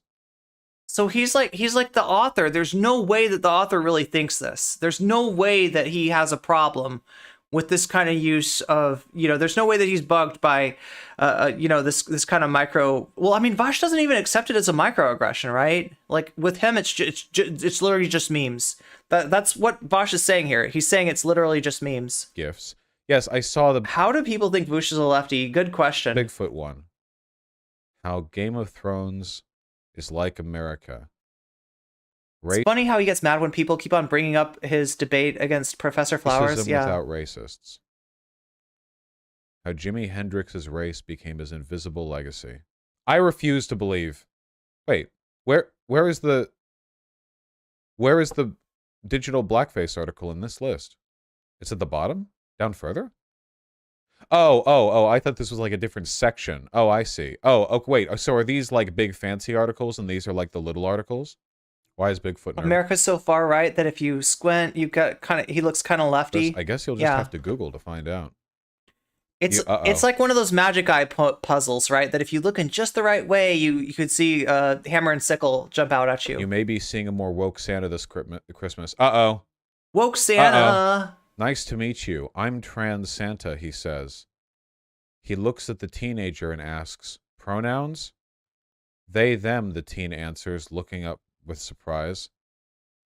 What follows is not a kid asking for toys or dolls, but a young person asking for help. They tell Santa their Christmas wish is to come out fully to their parents and dress in a way that conforms to their gender identity. What's happening? What? You like, Vaush, look, you're reading an article during stream. You might have a problem in that to really grok what an article is about, you kind of have to read it, and you probably don't have time, and it's probably not terribly interesting. Like, I shouldn't explain that. You know this, right? I don't know, like, man. He's a streamer. He knows this, Explain right? this article's dialectics. It's your job. I don't know if You don't have time to go through it. I get it. I get it. You probably shouldn't have brought it up. This is too. Please, gods, how many words? I don't know. I'm just. This is like a recurring problem. His perspective reminds me of more socially conservative Scandinavian social democrats. I feel like I've met people like that. So tired. Listen, okay, I used to not think this was true back when I was younger and more annoying. But now I know that it's true. And it's, if you truly care about diversity, shut the fuck up about it and just do it. And then shut up about it. Nothing hampers the cause for diverse inclusion more than screaming from the rooftops that your game, movie, TV show, article. So Gamergate was right. Those feminists are annoying. Thanks for taking off your mask and showing us what was underneath, Vaush. That was Cool, whatever. I thought I was gonna have to, level up my persona before I got that reveal, but I guess not, right? Profession, anything, this, that, the other is super duper. Yeah, good night, extra spark that diverse. blood, meow. Stop doing it, okay? If you care, then put out a good product. I can't believe we have that like on like DoorDash. This is the literally what black-owned Xander Hall was businesses thing saying, now. right? So when Xander Hall did a video about Gamergate, he basically ends up victim blaming the victims of Gamergate and saying that they are the reason for the Gamergate movement, right? It was a reaction to instead of talking about the way that women are portrayed in video gaming, they should have been making video games that had that kind of portrayal in them, but completely omitting the fact that Gamergate started over Zoe Quinn's video game Depression Quest. They were making their own video games. That's how Gamergate started, right? That was like, that was the that's the origin story, right? Is Zoe Quinn, they made a game, and their ex-boyfriend just went off about them on Reddit and tried to imply that they got everything, that they had the success that they had based on using their sexuality or something like that, right? That's the Because like it's kind of weird. new Kasparian tweet just dropped. No. By exclusion, you're gonna put trans. Okay, we'll have to what look about, at like, that. Asian-owned businesses? Like, Are we why almost not, done with right? this? Like why? I want to be why done are with we this segment. stopping This is there? not a comfortable segment it's for kinda me. fucking weird. I guess, man, I don't know. I feel like if your real goal was to Hannah. promote diversity, your real goal was I'm gonna have to promote, sit like, down for this inclusion, one. then just open the door to people and let them do a good job. Because if you can't do that, then it will always feel like an artificial selling point. That's why I never go in businesses that say women owned. I'm actually not kidding. If your business was good, why the f are you selling me on the gender of the person who owns it? I don't care. Have a good shop. I don't give a shit. Yo, it's this- like that. this It's like is that big thing, aggrievement. What was it, Elton John said to This the is one big lady aggrievement. when she came out to him, and he was like, "We know you're gay. Be funny," or something, right? Ellen DeGeneres. That was it. Yeah. They don't care about exclusion. It's just the money they get from libs who eat that shit up. Yeah. It's Yeah. like when you do that, I mean, all you really do is reinforce the idea that diversity is the exception and not the rule. If you're like screaming from the rooftops about like, yeah, man, this movie's got black people, there's trans. If you want to make the argument to me that sometimes like fundamental like misogyny, racism, transphobia, etc., are hid under the guise of like uplifting like one person that represents that marginalized group to like a high standing, right? Then I'm all on board for that, right? Yeah, like representation in and of itself does not solve all the problems that we need to address, right? But like his take is just like I don't know what to call this other than reactionary. There are two tweets even. Great. As a white hat cis man, Vaush is so used to everything being made for him. He can't understand when something is made for someone else and not him. Yeah. Even for Vaush, this is so mask off, right? This is like, well, I mean, I don't know. Like it's pretty mask off. Yeah. I could think of two main incidents, like where the mask was off the most fully. That was the Thought Slime stream that was, years and years ago. And then last year's interaction with Cat Black, ContraPoints, etc., right? That's where we really saw the mask slip. But yeah, this is pretty far. Like, Vaush, we live in a society. What's up, Solar Juice? Just because libs are annoying, you don't have to boycott. So yeah, that's what he's saying. He's like, if you have a women, well, I mean, does this mean like a black-owned business? He's gonna boycott that too. All right. Well, like, listen, if your business wants to not have Vaush patronize it, right? If like, I don't know why you might feel that way, but maybe you feel that way. Maybe you feel like your business is better off without Vaush. All you got to do is be black-owned or be woman-owned. Maybe even trans-owned, right? Just put the identity of the person who owns the business on the business's like branding, and you're good. Vaush will never patronize you. He will never. Maybe his fans won't either, right? You know, if you want to not deal with him, if you want to not deal with his bullshit, if you never want to have to deal. Can you imagine like Vaush walks through your door? Oh my god, I'd be ready. Can you imagine being like customer service somewhere, and in walks Vaush, and you're like, oh great, what am I in for here? What am I in for, right? But you could avoid all that by just, you know, being upfront about the identity of the owner of the business, and you're all good. Person and like all you're really doing is drawing attention to the fact. Is it ethical to piss in coffee? I mean, it depends on if they order it. No, oh my god, Joker voice. Do you want to know where I got these libs? So disappointed in Vaush. Oh no, I saw the Anna tweet. Anna's doubling down. Oh my god, oh god, we're gonna have to look at that. Are we close to done with this? It's like done deliberately for the purpose of the diversity. No, like the vast majority of people are. We have only like ever 6 going minutes to be left. Let's make it annoyed hurry up. By the idea that a person was essentially a diversity hire. Okay. Now, obviously, not every member of a minority group is a diversity hire. The vast majority are not. Clearly. But if you're screaming like this movie has this, it's like, okay, so were you just looking for the best actor to fill the role, and then you found a trans person or a black person or an Asian person, and you went with that, or were you like checking off boxes? Because well, Vaush, like, listen, I mean, I hate to use this metaphor, but it's apt here, right? So first of all, I'm not good at golf, but I have played golf. I'm bad at golf, right? And golf is a ridiculously expensive sport.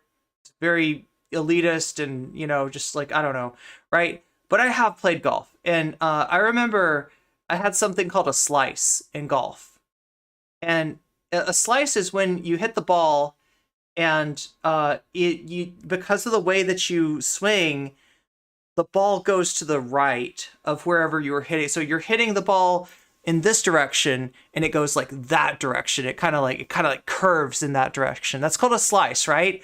And so the result of that is that if the hole is here, I'm over in the sand, or I'm in the water, right? I'm in trouble. I'm hitting the ball in a bad place. So like, listen, I could like work on my golf swing if I liked golf, if I really cared, if, you know, it was something that I enjoyed. I could potentially like work on that and remediate that golf swing a little bit, right? That's a possibility, okay? But right now, if I want to get the ball as close to the hole as possible, what am I going to do? I'm going to line up with a correction. So instead of facing where I want to go, I'm going to face to the left of where I want to go, and I'm going to hit that golf ball, and I'm going to slice it, and it's going to land closer to the hole than it would have otherwise, right? So while it might be ideal to fix the structural inequality, right, and all the, you know, psychology behind whiteness and all that stuff, like, yeah, that's the permanent solution for this, right? You know, like if you know you're gonna swing and you're gonna fuck over black people, maybe correcting for that in the moment before we can solve the entire problem, right? Which who knows how long that'll take, right? Maybe that might be a good idea, right? I don't know. But this is some right-wing shit we're getting from our dude here. Because we know goddamn well the reason why, like, I don't know, in the more recent Spider-Man movies, like Spider-Man's friend is like the fat Asian gay kid or whatever. And you know goddamn well that's because somebody back at Marvel offices was like, okay, it's Spider-Man. What? Wait, is there a new Spider-Man? Like all hogs, I'm sure Vaush is a massive coward in person, possibly. Burn all golf courses. Yeah, golf courses are a huge waste of resources too. I forgot to mention that, right? Bowling is better. Bowling is nice. Bowling, I enjoy bowling, right? I could look if you all were like, if we were hanging out and somebody proposed bowling, I would go bowling with you. You would have to really do some convincing to take me golfing, though. I don't think you'd get me on the golf course. Golfing is just, yeah.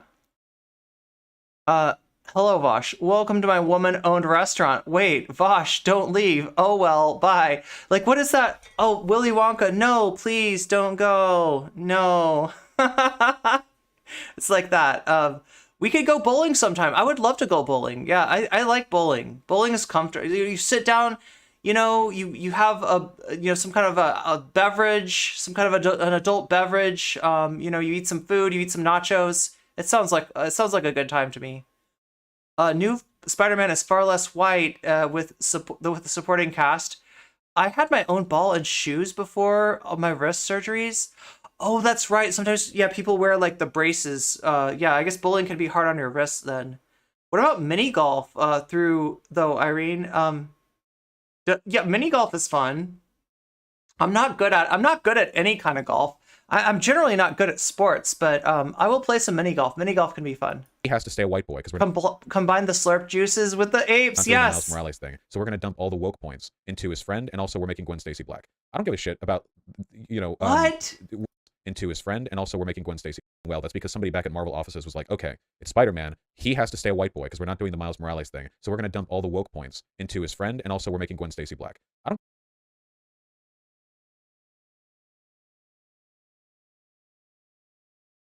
Like, wait, if you've got a situation where most of the roles are written for white people, right?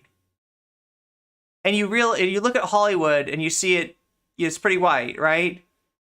You don't think that some like adjustment might be appropriate? I don't know. He's this is full on reactionary. Like, he just sounds like a right winger. He just sounds like Ben Shapiro here. Laser tag. That looks like fun. Wait, what's the other game? Airsoft or something? Is Airsoft the one that you shoot the paintballs but it doesn't hurt? Yeah, this is kind of wild. I didn't realize what we were setting up for. Woke points. Yeah, we gotta pour all our woke points. Give a shit about, you know, what race they are, but it does bother me a little bit that the attitude coming from corporate's that cynical. And also, it's Zendaya who's Gwen Stacy, right? She's a great actress. So like, it's Mary Jane, not it's not Gwen. It's Mary Jane. Oh, it's Mary Jane. Okay, so I forgot which one of the girls it was who got race swapperoonie for the woke mob. Or like the woke mob. Jesus Christ, dude, you're gonna move into the next door to Ben Shapiro.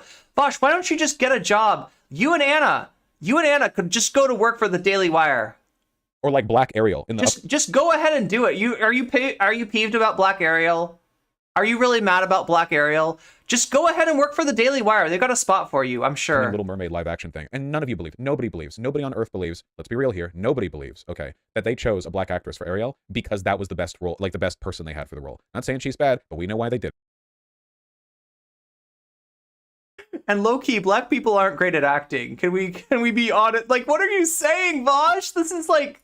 They did it because Disney wanted to LARP and oh my god, they are for race swapping, their blah blah blah blah. They did the same thing with all their other live action remakes in their own way. They found a way to do the exact same thing. You kind of look when most of the roles are written for like, you know, for white people, like, right? And especially when you're doing remakes, we're stuck in kind of a Groundhog Day as far as like entertainment goes, where a remake is so much more likely to get made than an original like property, an original IP, right? It's so much much easier to make a remake than it is to make something original, right? If you're in that situation and you're literally inheriting rules from the last generation, and you look at the last generation and it's just like predominantly white, like that's the representation that you got is massive like white overrepresentation. What else are you going to do?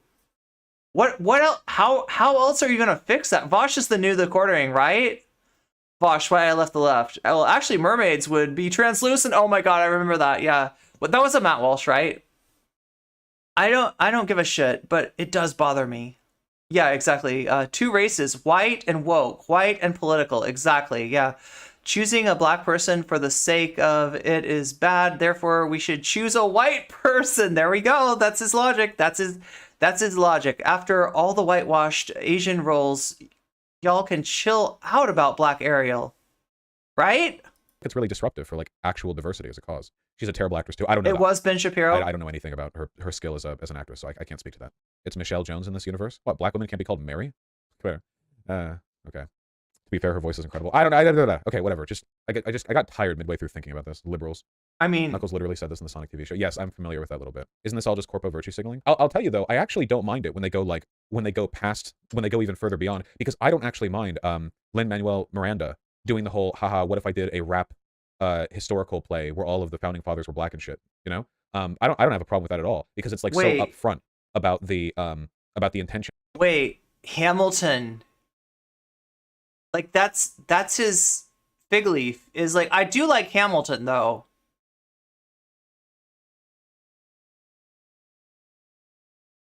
When you're wow, Hamilton. That's where we're going with this. I do like I will say that Hamilton is quite good. Okay. And there's actual like cultural Hey, meaning. listen, so much for Vaush going on Chapo, right? So even Chapo would laugh in your face, right? That's where you're at, Vaush. To it, you know what I mean? Like they can make what's her name? What's the name of the girl who's not Mary Jane? Michelle Jones. That's it. Like they can make Michelle Jones a black girl. But are What's they going up, to make Genghis the Khan? Spider-Man movies about her being black? Is there going to be a racial element to them? No, of course not. Obviously not. Miles Morales had a racial element to him coming up, right? Because like so much of his shit is like, yeah, you know, like half Latin, half black. He's New York, like, that stuff okay comes up a lot. with And that's why people like Miles Morales. Okay, Hamilton whatever. because Like it's what Bernie said, these racist. companies are very Yeah. liberal until it comes to paying their fair share in taxes. True. I think Zendaya was cast as MJ because she and Tom were dating. I really don't mind that one as much, just because I think Zendaya is a really nice actress. I think she's quite good at it. I think she was just a not pleasant's not really the word. I don't know. Just it's nice seeing Oh my good actors on God. screen, I guess. I never feel like the acting is that great in the Marvel movies, but she's pretty good. She's pretty good, yeah. I might be too white, but what is the blackness culture stuff that was involved in Spider-Man Multiverse? I mean, pretty much the so first of all, you know, pardon me, but like Miles acts black, which I think is good because a lot of black people act black. It's a thing black people are known to do. They didn't just like take Peter Parker and then race swap, and they didn't do a palette swap. Like there was all the graffiti. There's the graffiti shit. I mean, the obvious one would be that the suit is black. Didn't his uncle get like shot by the police? Even the fact that no, like his dad was a police officer was an element too because it was Yeah, like the I was interplay gonna of say, what is acting black, between, Vaush? What is it feels acting like it's always black? been kind of a black thing too, right? Like Spider-Man is in New York City. Okay, so and yeah, so it says that iDubbz is next, right? We're gonna take a little detour. We're gonna see what Anna posted. People have been telling me that Anna doubled down on her turf posting. So I shouldn't even say, isn't turf posting like an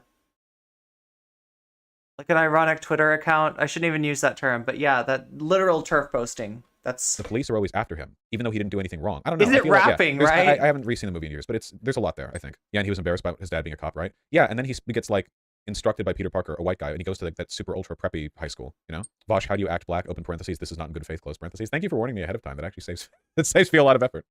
I get what you're saying, but your phrasing is funny, lol. Well, my phrasing is funny because you're white. If I was talking to a black person, I'd be like, we're hey, still gonna cover iDubbz. It's just about the commentary community turning against iDubbz. iDubbz kind of taking a turn and doing different kinds of content, expressing some regrets for the content that he did in the past, and basically being like an acceptable target for all of the douche bros and the douche commentary bros. So that's what we're talking about. The discourse that says that iDubbz is that his wife runs him, controls him, and that he's not as edgy as, I don't know, right? It's that stuff, right? people that Miles Morales acts black and they didn't just like race swap a white We're guy. gonna watch him on Anthony Padilla, and we're gonna watch him on Hasan, and then I don't think that we're gonna like. I mean, if you want an example of how the commentary community is talking about iDubbz, Tom Dark, Turkey Tom, is pretty much exemplary of the mainstream commentary community position on iDubbz. He's no longer one of us. They would probably be like, yeah, I totally know what you mean. Well, that's the biggest combo you guys have managed in a long time. You guys are historically terrible at combos, but 31? Well done. Proud of you. Yeah, if you were talking to a black person, you're like, yeah, man, he acted black. They'd be like, yeah, that's true. Word up. Black people love saying You that. do know that you can get combos too, right? When you emote in my chat. Once in a lifetime combo. We've gotten so much higher before. You guys just suck at combo and you've given up on it. Being able to combo is a chat culture thing. The problem is that you guys are all a bunch of dissonant little anarchists, which means that you're not paying attention to chat. You just say shit, It also definitely doesn't help that I'm streaming on YouTube, which means that you guys can be watching from any point in the VOD. And if you're not watching live in the VOD, there's very low likelihood that you're going to keep up with combos. Vaush is unironically saying the woke mob. Yeah. He better not be coming for Ariel, and there he goes. Yep, you called it. You called it.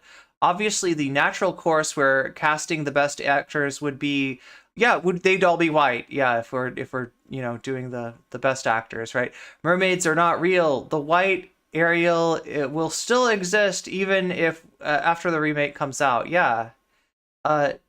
He's ignoring the qualifications of the actress to being Ariel because of course he is. Not familiar with iDubbz, but he seemed pretty cool when he went on H3. iDubbz has changed. Hey, Yatisni, good to see you. Good to see you.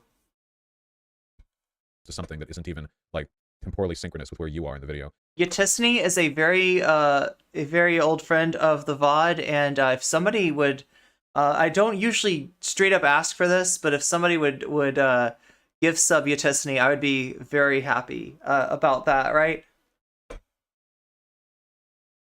Whereas on Twitch, everyone's forced to be aligned, which means it's a lot easier, I think. Okay, so here we go. Like I said, we're gonna take a look at this. You don't know much about iDubbz. To be honest, I don't know the most about iDubbz either. He's just kind of come into, he was a huge YouTuber, right? He's probably best known for, I guess he did a thing called Content Cop. He did takedowns on people like, oh my god, thank you, McSecular. Oh my god, thank you so much. That warms my heart. Yatisni, you just got a gift sub. Yay. Okay, so this is yeah, iDubbz was a lot more influential before, right? But the way that he made his name in terms of content was like, he's kind of famous for N-word discourse, right? iDubbz was an N-word Andy, so I'm not, you know, I'm not sure how I feel about iDubbz, like all things considered. There's been a lot of discourse about iDubbz. Most of it is related to, oh my god, Cryptid Mage, thank you. Thank you for the resub. That's 4 months. Meow.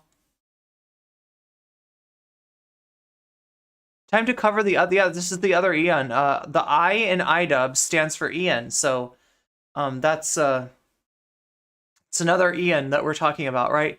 So like I'm kind of mixed on iDubbz. Like, right, if you look at his old content, yeah, it was pretty bad. You know, he was an N-word Andy, but it was not the N-word that you expect, right? His N-word was like, from the perspective that, look, it's just a word, okay? We shouldn't let words have power over us. And so if we have some arbitrary rule where we say, you must never say this word if you're white, I mean, that's letting the word have power. What if I say the word with no racist intent, right? And then eventually it loses its racist power, right? So to my understanding, that was iDubbz's take back in the day, right? And he did videos, he did content, and he was known for saying the N-word. One famous example was he went to see Tana Mojo, famous YouTuber. He went to see Tana Mojo. Tana also famous for having some N-word clips of her own. And when he took a picture with Tana, he said, instead of saying say cheese, he said the N-word, right? He, you know, said the N-word with a hard R, right? So that was the kind of content that iDubbz did. Now, because of this sort of content, because of being known for this, right, iDubbz got to deal with a certain type of fan. And in his interview with Anthony Padilla, he describes this type of fan as being a basement-dwelling type of person that only comes out once a month to go to Kmart to resupply, and that they would run into their favorite YouTuber, iDubbz, right? And these people, he said, would come up to him and they would say the N-word to his face in public. And this started to make iDubbz uncomfortable, as you know, well it should, right? Somebody comes up, you know, and a lot of like, you know, YouTubers get this, right? A lot of you know, if they're famous for saying something, people will come up to them in public and say that thing. Well, since iDubbz was famous for saying the N-word, that's what people came up to iDubbz and said, right? Kind of uncomfortable. And so starting there and then continuing, you know, you see some development in iDubbz's character. You see that maybe he doesn't want to be the YouTuber that he was in days of old. Maybe he's changing a little bit. Maybe he's, you know, changing his mind on certain things, right? Including, you know, that kind of content, you know, because he had every opportunity to say it in this interview, and he obviously didn't want to say that word again, right?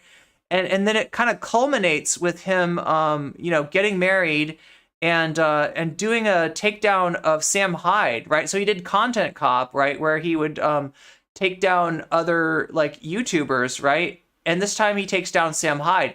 Sam Hyde, if you don't know, we talked about Sam Hyde's, you know, Sam Hyde's kind of a Nazi. Sam, like I can say that Sam Hyde is a Nazi. Like Sam Hyde was a Nazi who got a show on Cartoon Network and lost that show when it was revealed that the dude is a Nazi, right? So he did an interview with Sam Hyde. Sam Hyde was like less than forthcoming with him, and he made some critique about Sam Hyde.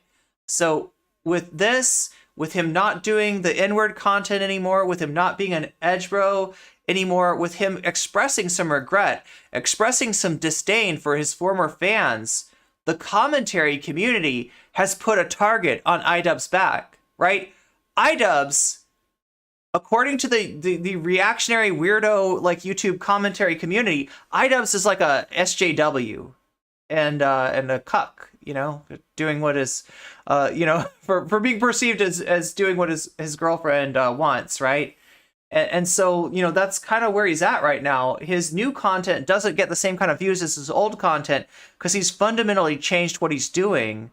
And that's kind of where he's at. So he's almost like a case study in an edgy content creator who ends up kind of seeing how hollow that is and trying to change his ways, and has an audience that literally does not want to let him do that. So that's what we're dealing with iDubbz. But before we even get to iDubbz, oh my god, that's the other thing we got to get to too.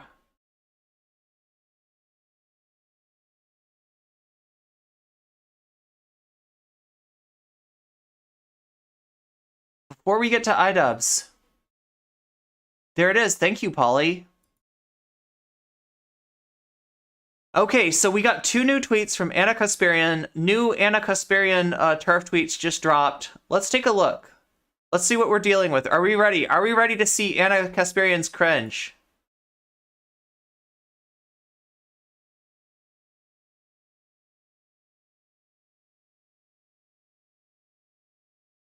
Okay, so is this the tweet that we're talking about? So, somebody who saw the tweet, let me know. Is this the tweet? Is this the tweet in question? So, Aiden Comerford, this is the one. This is the one. Okay, we're ready. We're ready to go. Let's make this a little bit bigger. Make it so you can see it. Let's take a look in here.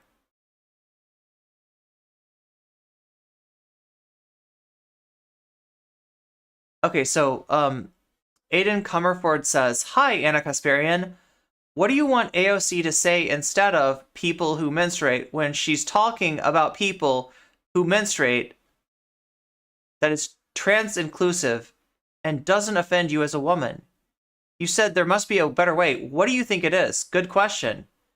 Okay, so Anna's response. Can I ask a question in good faith? Wait, I mean, you were asked a question. Do you not want to answer it? Does anybody think this question is a gotcha, first of all? Like, responding to a question with, can I ask a question in good faith? That's the kind of thing that you do to a bad faith question. Does anybody see this question as being anything less than good faith? Because I feel like this is better faith than Anna Kasparian deserves at this point, right? I feel like this is really giving Anna room, if she wants to clarify her position. And if what she's not saying is Turfy McTurferson kind of stuff, then she can let us know here. I feel like this is not a gotcha. This is not backing Anna into a corner. This is allowing for the possibility that Anna might have got caught up in terminology and might have come off in a way that isn't representative of who she is. And in that case, Anna's got a second chance. That's how I see Aiden Comerford's comment. Anybody disagree with me?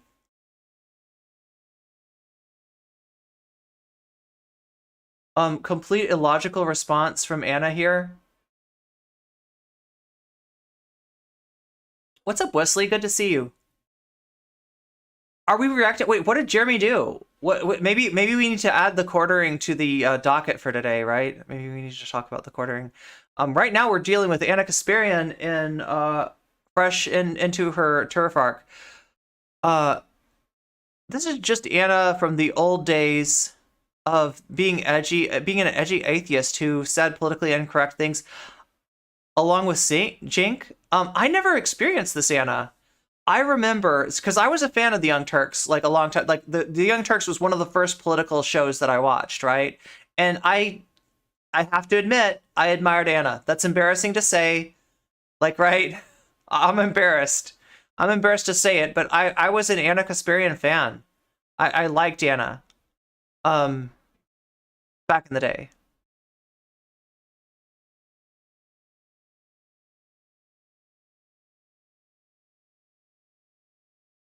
But yeah, I don't remember her being like edgy and politically incorrect much. I just remember her standing up to Jink's bad takes sometimes. But maybe I've got a selective memory, right? I remember Anna being like the Young Turk that I liked, because there was a lot of stuff that Jink would say back in the day that was outright transphobic, and I thought I remembered Anna pushing back on that from time to time.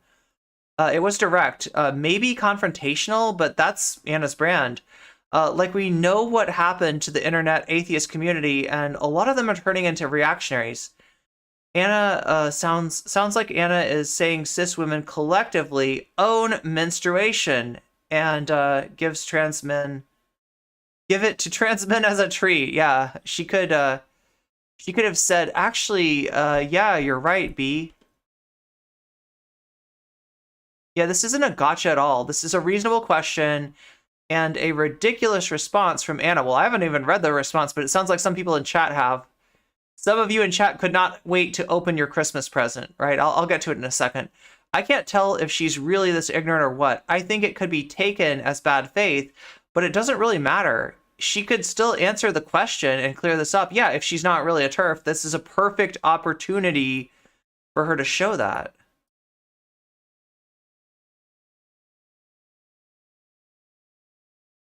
Anna's having a serious white woman moment. Once upon a time, I liked Stewart and Colbert too. So yeah, we're all a little bit cringe, right? I'm not the only one that's cringe here. I was a fan of the Young Turks during college. Yeah, I saw the Young Turks like a long time ago, and they have been around since. I think when George W. Bush was... Oh yeah, that's right. They do go back to like the early 2000s, right? I'm worried about the reply that she said she's not reading the GF responses, but the cis male inflammatory ones. That's a treat. Yeah, Jink too busy fighting the good fight against street jerkers. That's right. Jink is keeping you safe from unhoused people, pleasuring themselves in the street. Her debut with Tommy Lauren was really good. Where leftism? I mean, good question. We're talking about lib shit right now, aren't we? I still like Stewart and classic Colbert. Yeah, I like Stewart and Stephen Colbert too. I have a vivid memory of randomly watching the Young Turks as a little kid in their old studio. Like, the answer to her question is obviously that trans men do have uteruses often, and they are not biological women. Her response presumes that trans men are actually biological women, and therefore it doesn't make sense for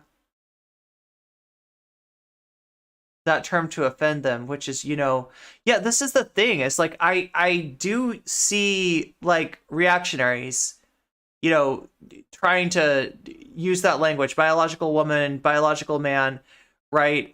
It's not useful, right? If you are in a medical situation, that's where language like menstruating people with uteruses, stuff like that comes into play, like, is very useful in that sense. But I don't even think like, a doctor calling a trans patient like, well, Miss Geller, you are a biological man. Let's remember, okay? Like, I'm not going to go into my doctor being like, doctor, I can't get pregnant no matter how much sperm gets put up in me.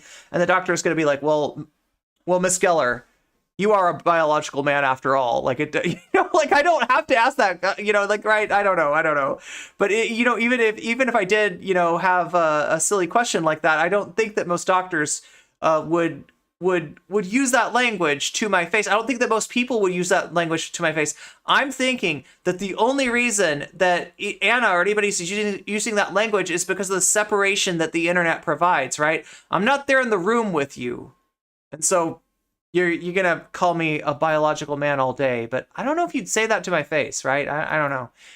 Can I ask a question in good faith? If being referred to as a biological woman in the context of healthcare is offensive to trans men, why is it somehow less offensive to refer to them by mentioning body parts that belong to biological women? How, yo, okay, so this is TYT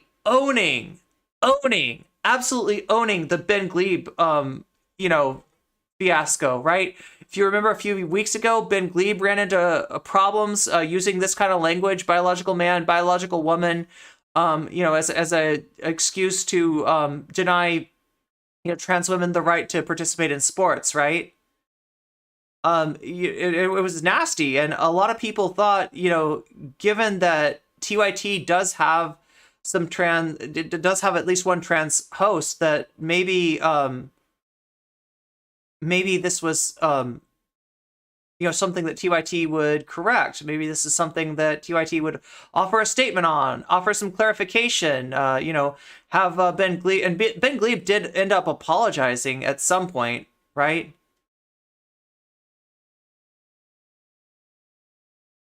Why is it somehow less offensive to refer to them by mentioning body parts that belong to biological women? So there we have it. Uteruses belong to biological women.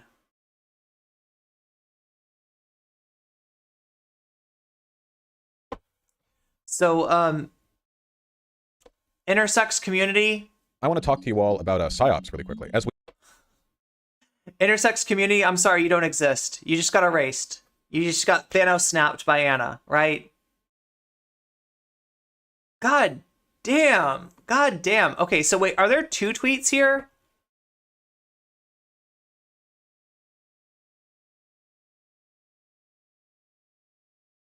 Hi, Anna. Why are you so concerned / preoccupied about what language trans people use to discuss their own healthcare needs with their clinicians?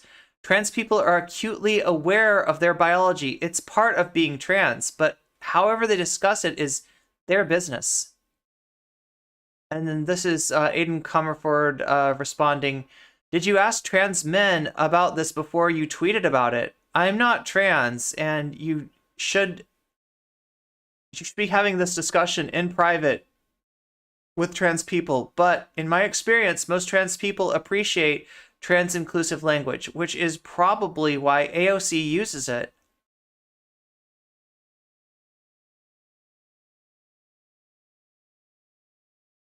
Biological woman doesn't really mean anything. Person with a uterus clearly refers to people with uteruses and is a better choice when you're discussing. So yeah, it looks like Anna got kind of, what are we on so far? 28 retweets, 64 quotes.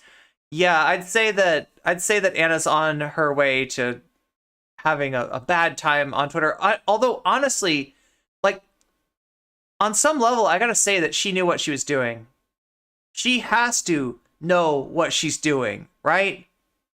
She's got to be doing this for engagement, right? In fact, I would be surprised if there wasn't a strategy meeting at the Young Turks discussing what to follow up with, right? I think this is strategic. I think there is like a Daily Wire gig or a Dave Rubin reunion or something like that in their future. I think this is TYT turning away from being libs, right?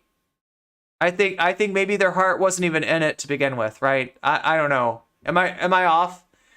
I understand why this convo has focused on trans people, particularly trans men, but I feel you could beat Anna over the head with all the cis women without uteruses. Yeah, good point, Koenig. Anna's quote retweet is a response of its own. Okay, wait, so you're saying click on this, right? And then what do we have here? Okay, wait, so we have another, what do Trigger Pod, wait, what is Trigger Pod? Is that the show Triggered? Triggered podcast, right?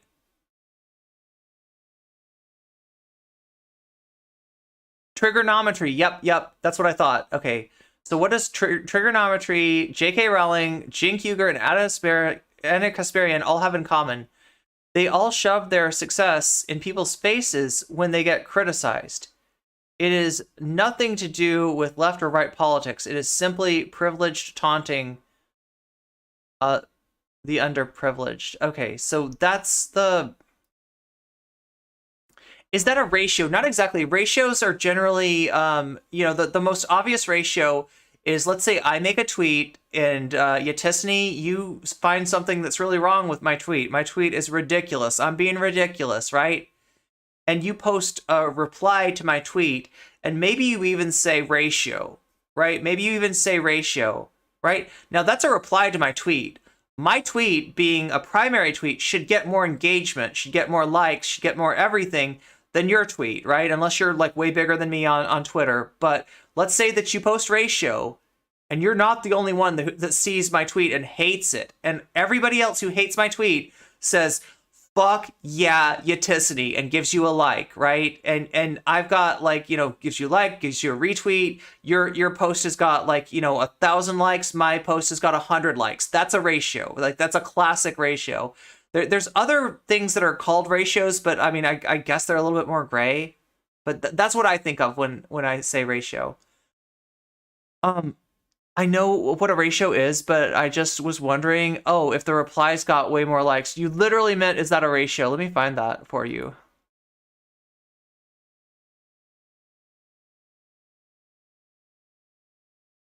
Okay, so I'm not seeing a ratio yet. 617 likes. All their replies do not have. But I mean, I guess you could also ratio somebody in the quote retweets, right? So there could be a ratio hiding out in here. Is this what I need to click on? Ratio plus biological failure plus misunderstanding of science plus your cis. Yeah, there we go. Jess Zimmerman ratioed her. Wait, did I miss that? No, 55 here. I mean, maybe in the quote retweets, right? There we go.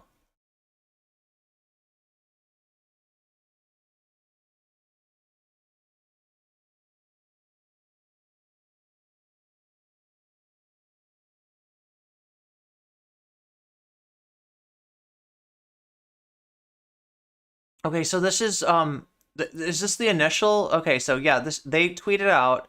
They added Anna Kasparian, Cenk Uygur, J.K. Rowling, and Trigonometry. The kind of a thread here.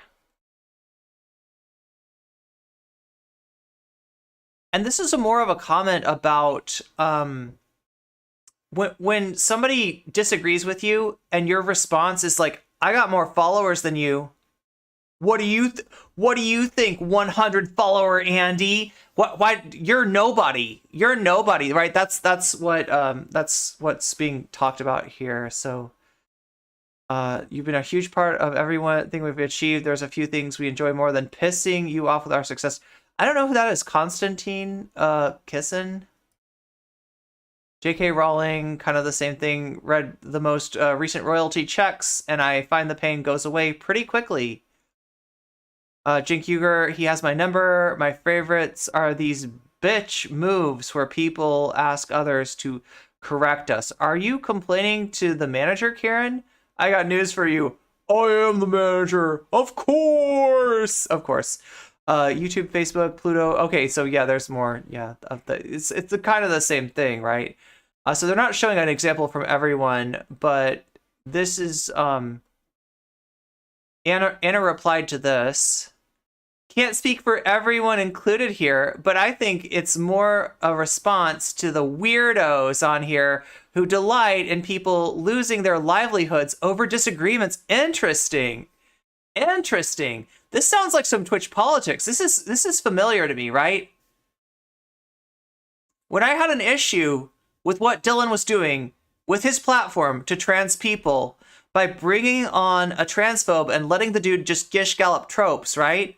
I was accused of depriving the man of his livelihood, right? They went straight to that. You could cancel Dylan. You're trans, so you have the magic wand. And you could cancel Dylan and make him go poof, so we're going to make you go poof instead, right? We're going to accuse you of wanting to silence Dylan, somebody who is nowhere anywhere close to being silenced, somebody whose community is just as ignorant about these things, is just as strident about these things, gives such little fuck about trans people as he does, right? We're going to pretend like that you could possibly cause him to lose his livelihood, and then we're going to make you lose yours. This is pretty damn familiar, right? So yeah. Who are you? You're just a weirdo. You're just a nobody. You're just a random small streamer chick. You don't have the right to speak up to your social media betters, right? If these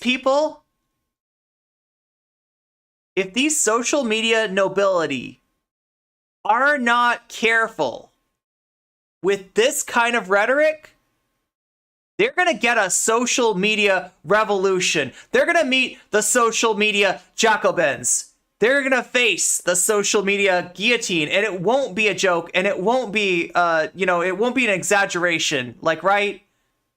Like, I think that a lot of people are sick of being talked down to like this because they have less, like, I try not to do it myself, right? I try not to engage in that rhetoric of like, you are a 0 follower Andy and nobody cares about you, right? If somebody's got a point, they've got a point, and I'll speak to that. If somebody's full of shit, I will speak to that too, right? And it doesn't really matter to me, whether the person responding that I'm responding to has like, has like 5 followers or 5,000 followers or 500,000 followers, right? It's about the, I get that you've got more reach, and I get that, it kind of, on some level you can like let it go. You can let it go if somebody with much less reach criticizes you, because if you don't engage with it, nobody will notice it. It's not going to cause you to lose your livelihood.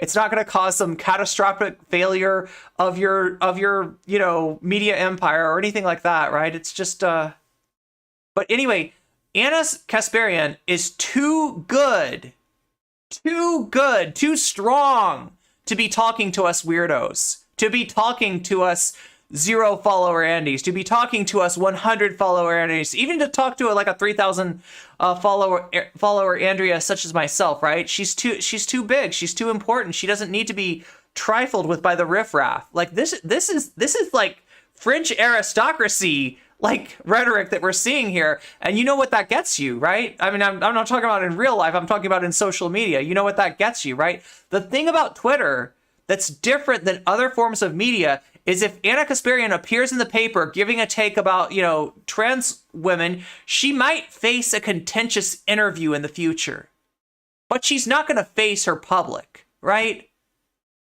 She can get away with that. She can say whatever she wants, and none of us have, shit we can do about it. But on Twitter, it's a little different, right? Somebody smaller than you, if they make a really good point, could potentially ratio you, right? If what you say gets picked up and spread around to people who don't like it, you're going to have a tough time. And I think that's what people like this don't like. I think that people like Anna kind of chafe at this, having to be accountable to the small little weirdos out there, to the 0 follower Andys, right?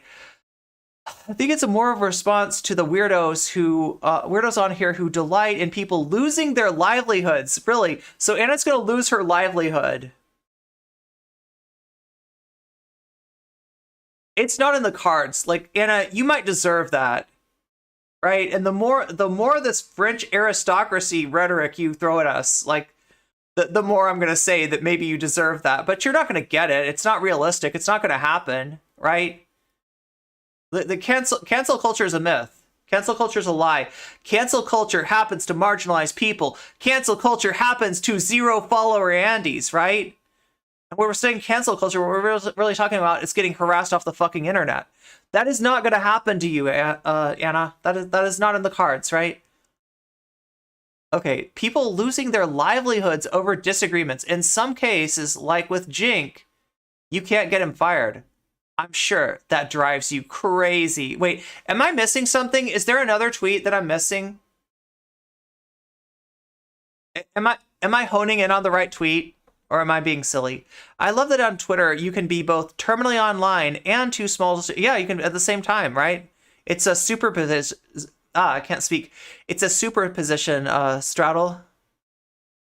I would not be shocked if she was a millionaire. I mean, yeah, probably. Jink, definitely a millionaire. My wealth is my painkiller, peasant. Yeah, exactly. Studying French while listening to this is an experience. Transphobia in French is la transphobie, by the way. Truly. Least serious language. So hard not being able to be correct until I hit 10,000 followers. Hey, that's more, yeah, that's you know, unfortunately way too true. Just Zimmerman ratioed her. No, there is a ratio there. Wait, I was looking at the number of views. Oh, that's really easy to do, Yaticity. I've done the same thing. I got confused by, yeah, Elon Musk. Elon Musk is confusing. He added numbers. Now we got the views, which, like, this always existed, but you had to click the little doobly-doo here. You had to click this little doobly-doo, and you could go to analytics, right? This all, well, at least for you, at least for your own tweets, this always existed. Okay, but are these the two tweets that people wanted me to look at, or is there another tweet? Anna did a little, let's see you cancel this woke moralist villain. Yeah, there's a Jordan Peterson moment here for Anna.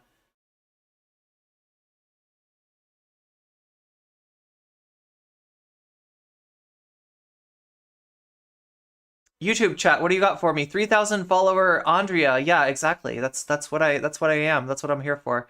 What's the point of saying biological woman? I don't know. It's not a very useful term. Like, unless you're a transphobe or a TERF.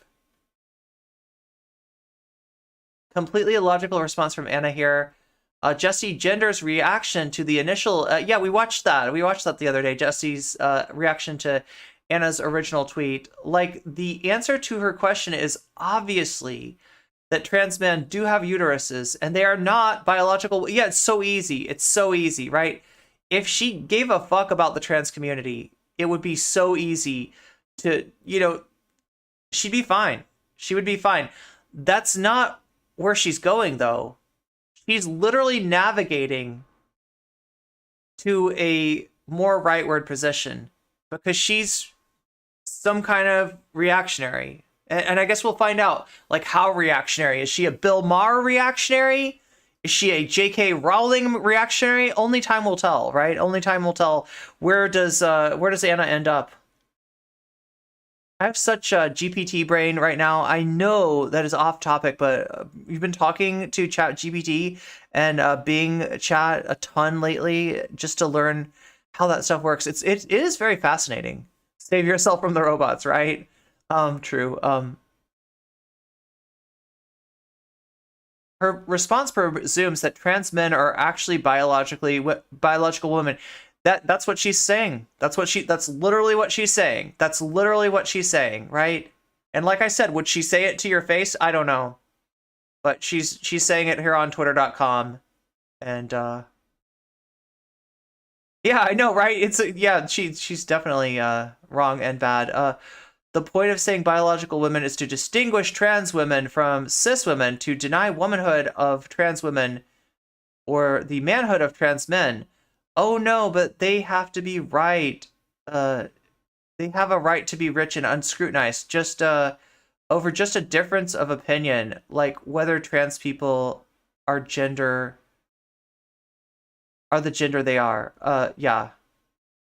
With 3K followers, you are allowed to be correct on the internet. I don't know, Zara. I think you were more on point with your initial analysis and saying 10,000 seems to be the cutoff point. Have I completed this discourse though? Like, have I addressed all of the icky Anna Kasparian tweets? Do we need to go to Anna Kasparian's like hive of transphobia to check on what else has gone on, or are these the major tweets? You've identified a problem you have, offered no solution, and then taunted people with your massive platform when they took issue with that, obviously people are going to want you to lose that platform if that's your best answer. Yeah, and them wanting you to lose your platform is a lot different than you actually losing your platform, right? That's not on the cards. It doesn't drive me crazy. I just want to point out how often it happens that privileged people like to taunt others with their privilege when they're criticized. What are people to do? You are offering them no solution to your problems. I mean, the most that's going to happen to Anna is that she's going to get some doors slammed in her face on the progressive side of things, but I don't think that she's going to mind, because more doors will open up on the right-wing side and the turf side and whatever other sides, whatever other doors she wants to enter. Let's see, what else has she been up to?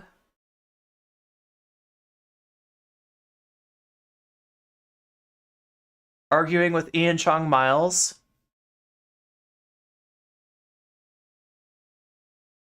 So, and also notice that instead of responding in line, instead of responding with a reply, Anna's bringing it back to her Twitter, right? So this belies somebody that's afraid maybe that if they were to post replies, that they might actually lose a ratio or two. And I mean, this is the kind of situation where that could happen. Yeah, what progressive doors? Jimmy Dore. There we go. Well, Jimmy Dore might open to... No, I don't know. I feel like they hate each other. Like the Young Turks and Jimmy Dore are never going to rectify. But I'm wondering now about Dave Rubin. I'm really wondering about Dave Rubin. So yeah, it doesn't look like she's doing a lot of tweets on Maine since this happened. Let's take a look at her replies and see if there's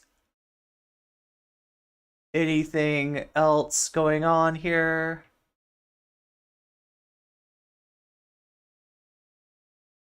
Oh, she's responding to somebody saying, we eat our own faster than MFs on the right, and it's sad, and she agrees.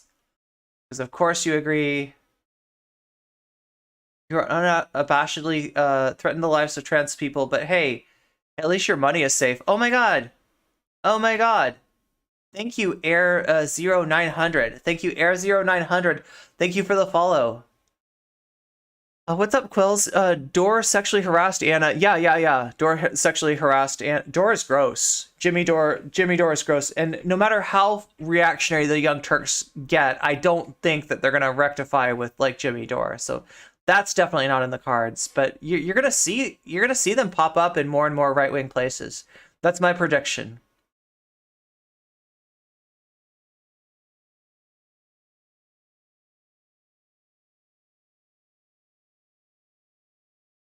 I just feel sorry for trans people working at TYT, right? Because, like, that's not a good position to be in. If you're trans and you're working at TYT, you know now how you're being used. It's unambiguous, right? They are not there for you. You are there for them, right? And you are being used as a fig leaf. Oh yeah, well if I was so transphobic, then how come, like trans people still work for us, right? That might be changing. That might be changing.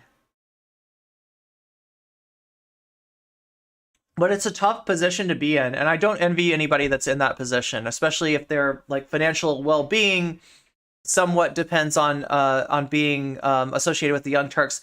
However, I will say that were somebody to resign from the Young Turks at this moment out of principle, right, especially a trans person, I would hope that somebody out there in the media landscape would give them the job, a job that was at least as good as the job that they had for TYT. Like, I would hope that there would be other opportunities that would be, I would hope that people would recognize that kind of principled stand, that kind of putting themselves out on the line, the position that a trans person working with TYT is in right now, and would hire them like immediately and pay them like, more than they need to pay them. I would hope that, anybody jumping ship at this point would be well taken care of. Didn't Anna do a sit-down interview with the Daily Wire about this? Did she? Oh my god, if she did, that's content right there. Whoa, she arguing here with Liz Winstead, who is standing up for trans people. Wait, Liz Winstead, there she is. Yeah, you're right. Thanks for catching that. Okay, so that's the initial tweet from March 22nd. Liz Winstead replies, I am a woman and proud of it and fight for us every day. But, excuse me, not everyone who deals with reproductive issues is a woman. Speaking with inclusion does not erase your womanhood, and you actually can't support the trans and GNC communities without inclusion. Anna's response, Liz, I have zero problem with inclusion. None. But there's got to be a better way than boiling it down to a body part, no? Especially in the context of having reproductive rights taken away from people who just see women as a baby-making vessel. That's what I'm saying. Liz replies, and hear me when I say, I am on the ground dealing with all people who experience this harm 24/7, 365, and they are not all women. I've never shied away from my identity as a woman, and all folks want is for us to expand advocacy for all. That's what intersectional feminism is. Anna is so upset with inoffensive language, but refuses to apologize. Can somebody find me that video? Did Anna really talk to the Daily Wire about this already? Because if Anna's had a sit-down interview with the Daily Wire already, then or even like an interview over over the web then things are proceeding a lot quicker than I expected them to. Creator of the Daily Show on... Oh, I didn't realize that. I recognize her name from somewhere. She's the creator of the Daily Show. No, sorry, I got baited. Oh, it was a fake screenshot. Okay, thanks for letting me know though. Thanks for that big mood, right? Okay, so yeah, it looks like Anna's done talking to Liz.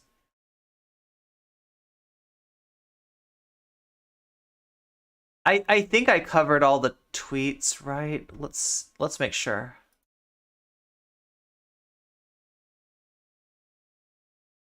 So this was back on March 22nd.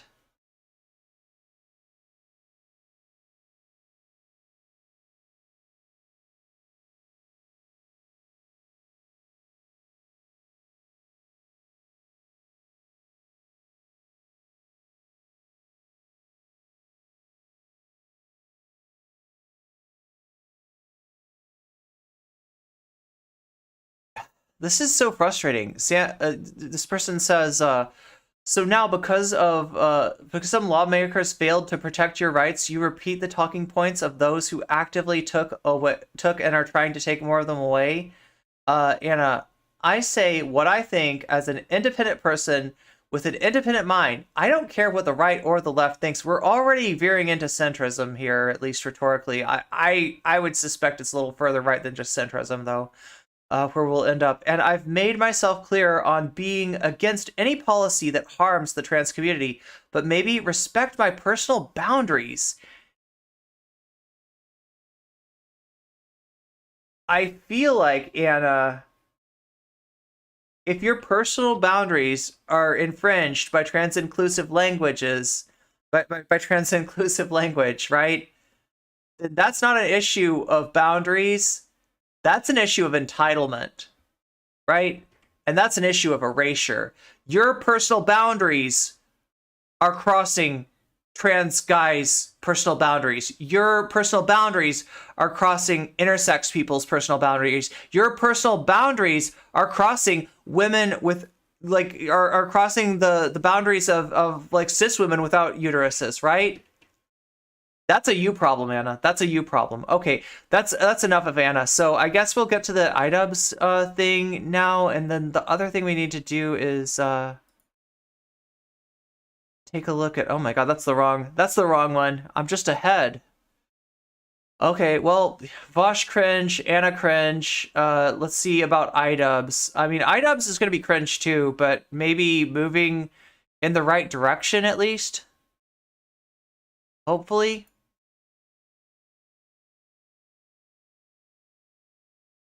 So this is the interview that has all of the commentary community up in arms.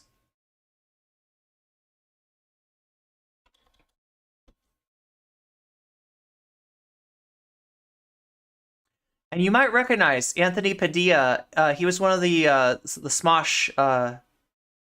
I wanted to say it's the Smosh brothers. I don't think they were brothers, but Smosh, the one of the earliest massive channels on YouTube.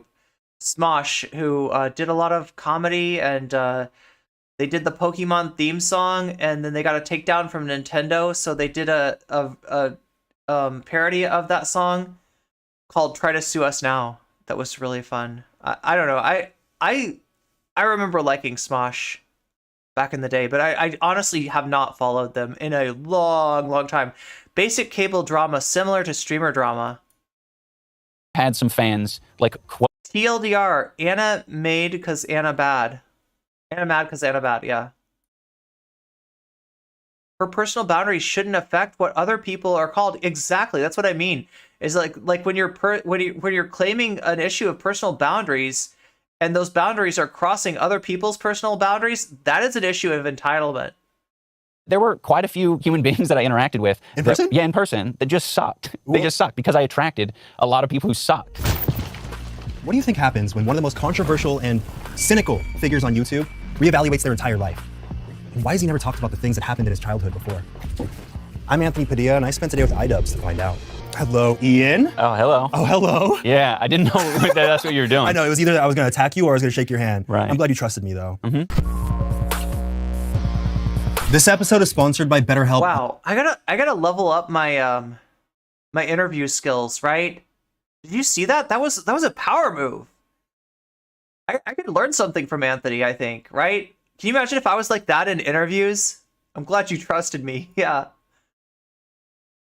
And you've said that anyone who focuses their entire career on making edgy content, edgy jokes, eventually finds themselves wanting to do something more fulfilling with their lives. Totally. What is That's right. I stands for Ian. Yeah. the fulfilling thing now? I don't know, making things that are rewarding in more than one aspect. I really like, I've been enjoying making projects. Right, yeah, Arts and crafts. I made this like fidget toy. Yeah, that you pop zits Thanos' out of. colorful zits. Yes. Oh, yeah. That was so much fun to do. I have a ton of other ideas like that, but it's not the reason people started following my channel. I think when I would make like a content cop video, for example, it would be like, you know, a month of work or something like that. And I would grind on this video. I'd write, you know, interesting points or whatever, write some sketches. It was just like anticipation for the day that I'm gonna upload it. And I upload it, and for those 24 hours, it's like,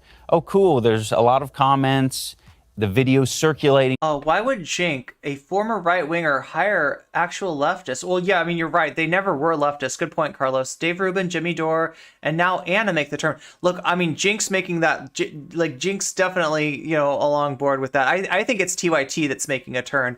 I think that they saw something advantageous about turning their content away from being progressively oriented to being they're either going to end up in some like Bill Maher sort of centrist sort of sphere, or maybe even further to the right, right? Like that's why Super Smosh Brothers, exactly.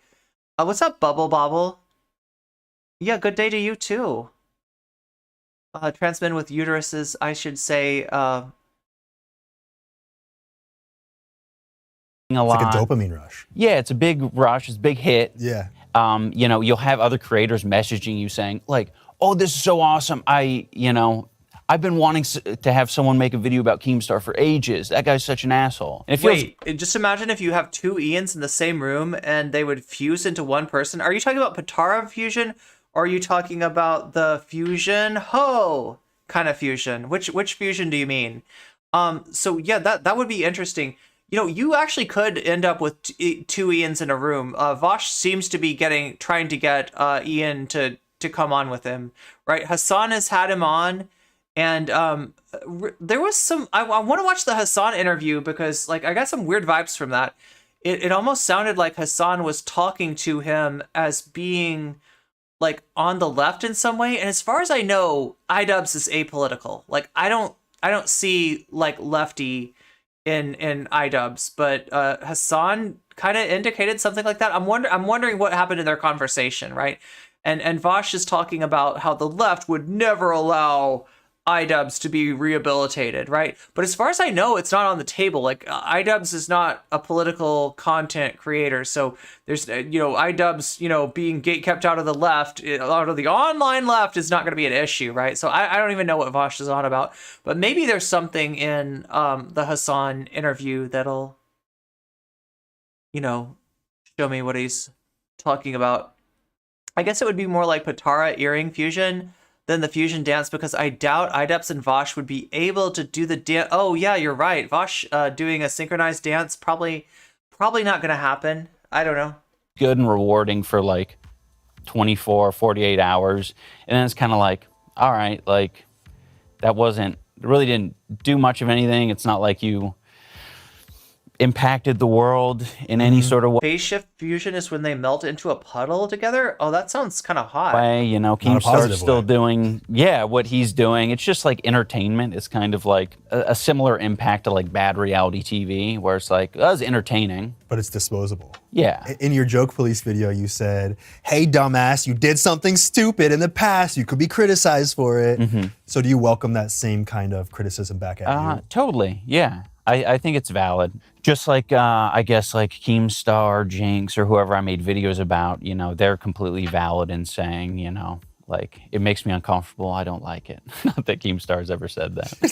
That would be very vulnerable. Yeah, but yeah, it would be nice if he did, for sure. Have you felt the need to apologize to anyone that you talk shit to in your videos? There have been some moments where it was made very real to me that I am making an impact in the world, and it's not always positive. After the Fine Brothers situation with them making React something, I sort of jumped on. So what iDubbz is talking about, right, is like, this has got to be 15 years or more ago.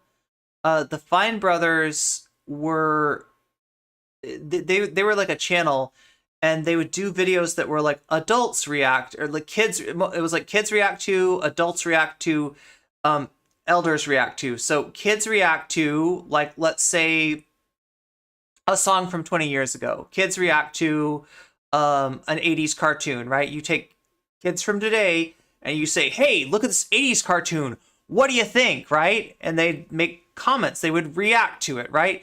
You take adults and you say, hey, what do you think about this new cartoon that's popular with the kids, right? And the adults react. You take elders and you have them react to a meme, and you say, hey, this is a meme. This is really popular. People are sharing this all over the internet.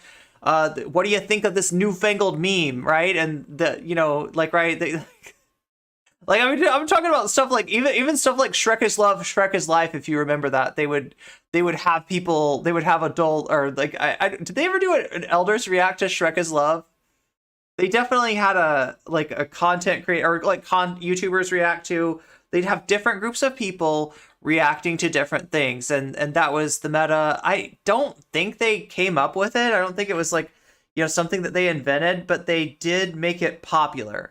They did get really popular based on this kind of reaction, right? And because of that, they wanted to assert ownership over the React genre, right? And this took the form of them offering affiliation to people who wanted to do React videos, right? In other words, if you want to do React videos, you can do it, but there was some kind of deal where you had to work through the Fine Brothers, right? And they're kind of, more or less asserting that, like, this is our thing. We're going to let you do it, but there's some stipulations. And I think they wanted a piece of the pie too. I think they wanted a piece of your money. Like, this was like, you want to do the, React, the Fine Brothers format. It's going to cost you. We're going to take a cut, right? And people hated that. People called them on that. So they went from being one of the most popular channels on YouTube to being hated and reviled and losing massive amounts of subs based on that. On the bandwagon, and I regret doing it because I didn't really have much to contribute to the conversation. I don't know, it was in pretty bad taste. It was just like, I was saying either the same shit that anyone else was saying, or just generally making fun of them. I'm sure it was entertaining for, some people, so mission accomplished on that front. But when I go to VidCon and the Fine Bros are there, it's kind of like, yeah, hey man, no hard feelings, right? It's shitty. I actually felt the need to apologize to a very popular creator that I talk shit to online publicly in a video. Wait a minute. Recently. Wait a minute. Okay, wait. Now, correct me if I'm wrong. Okay, any Cyberpunk Edge Runners fans in here? Like, there's something about Anthony that's giving me, like, David Martinez vibes. Maybe it's because he's wearing a yellow overcoat, like how David Martinez's jacket is yellow, and I don't know.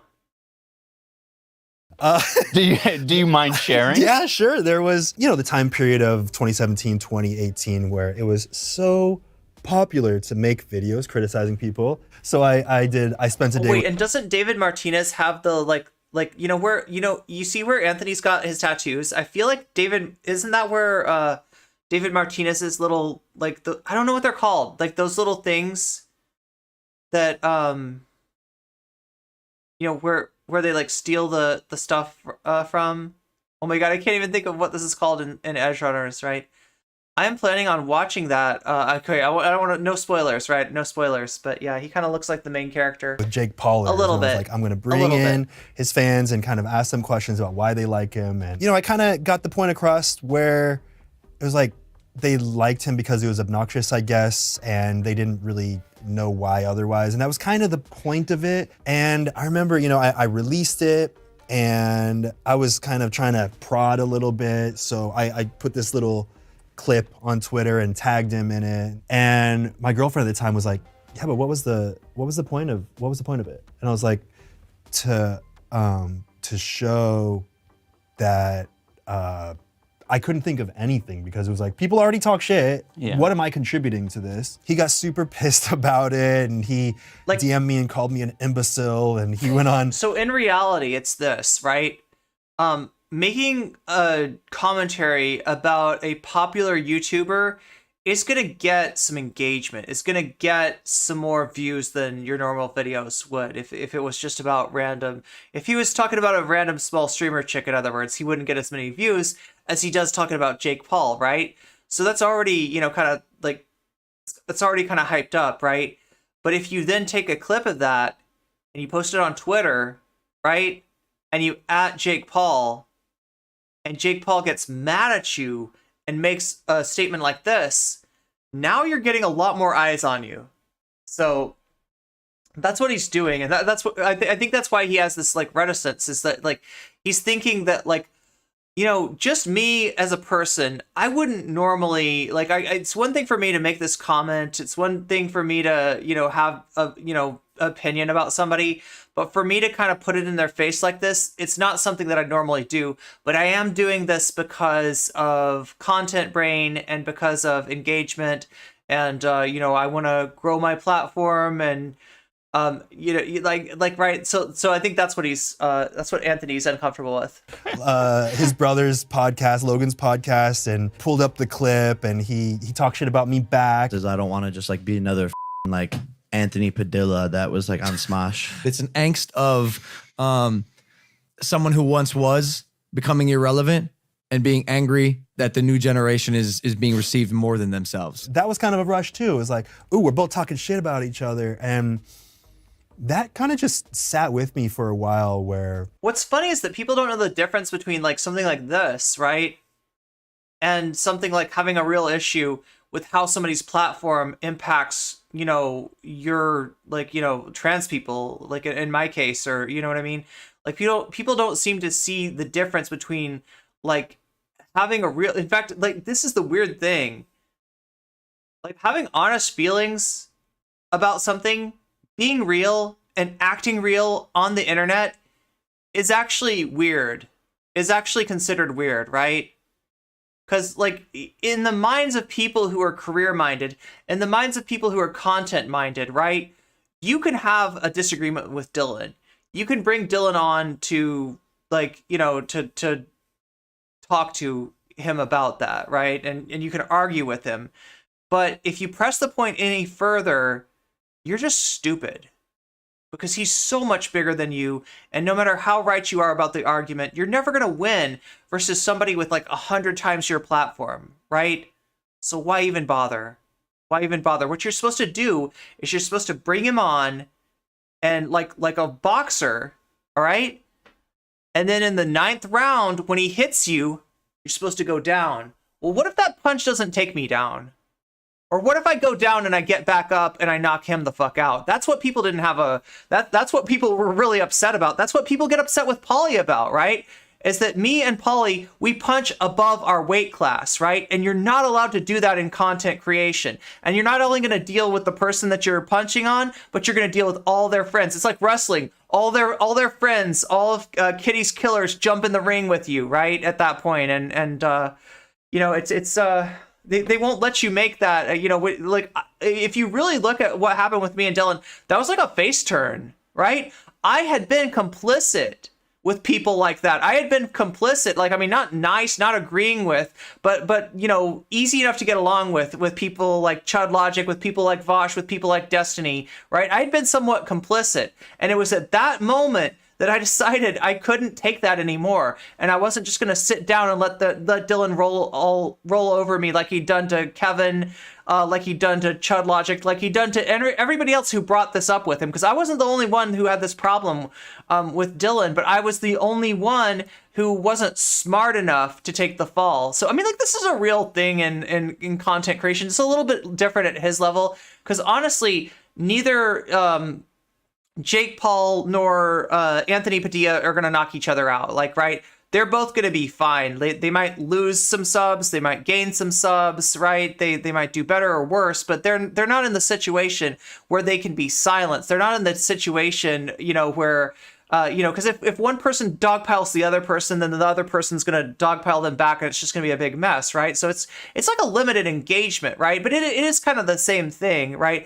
And in this case, like, Anthony's indicating that his heart wasn't 100% in the drama, that it was for clicks, that it was, you know, the standard drama farming kind of thing. So, and he, you know, he's being a human here. He's expressing human emotions about, like, that didn't feel great. That didn't feel great. I didn't really have that much of a problem with Jake Paul, like, right? And like, you know, even though it worked and it got attention and it did what it was supposed to do, you know, he's expressing regret, or he's trying to get back in with Jake Paul. Who knows?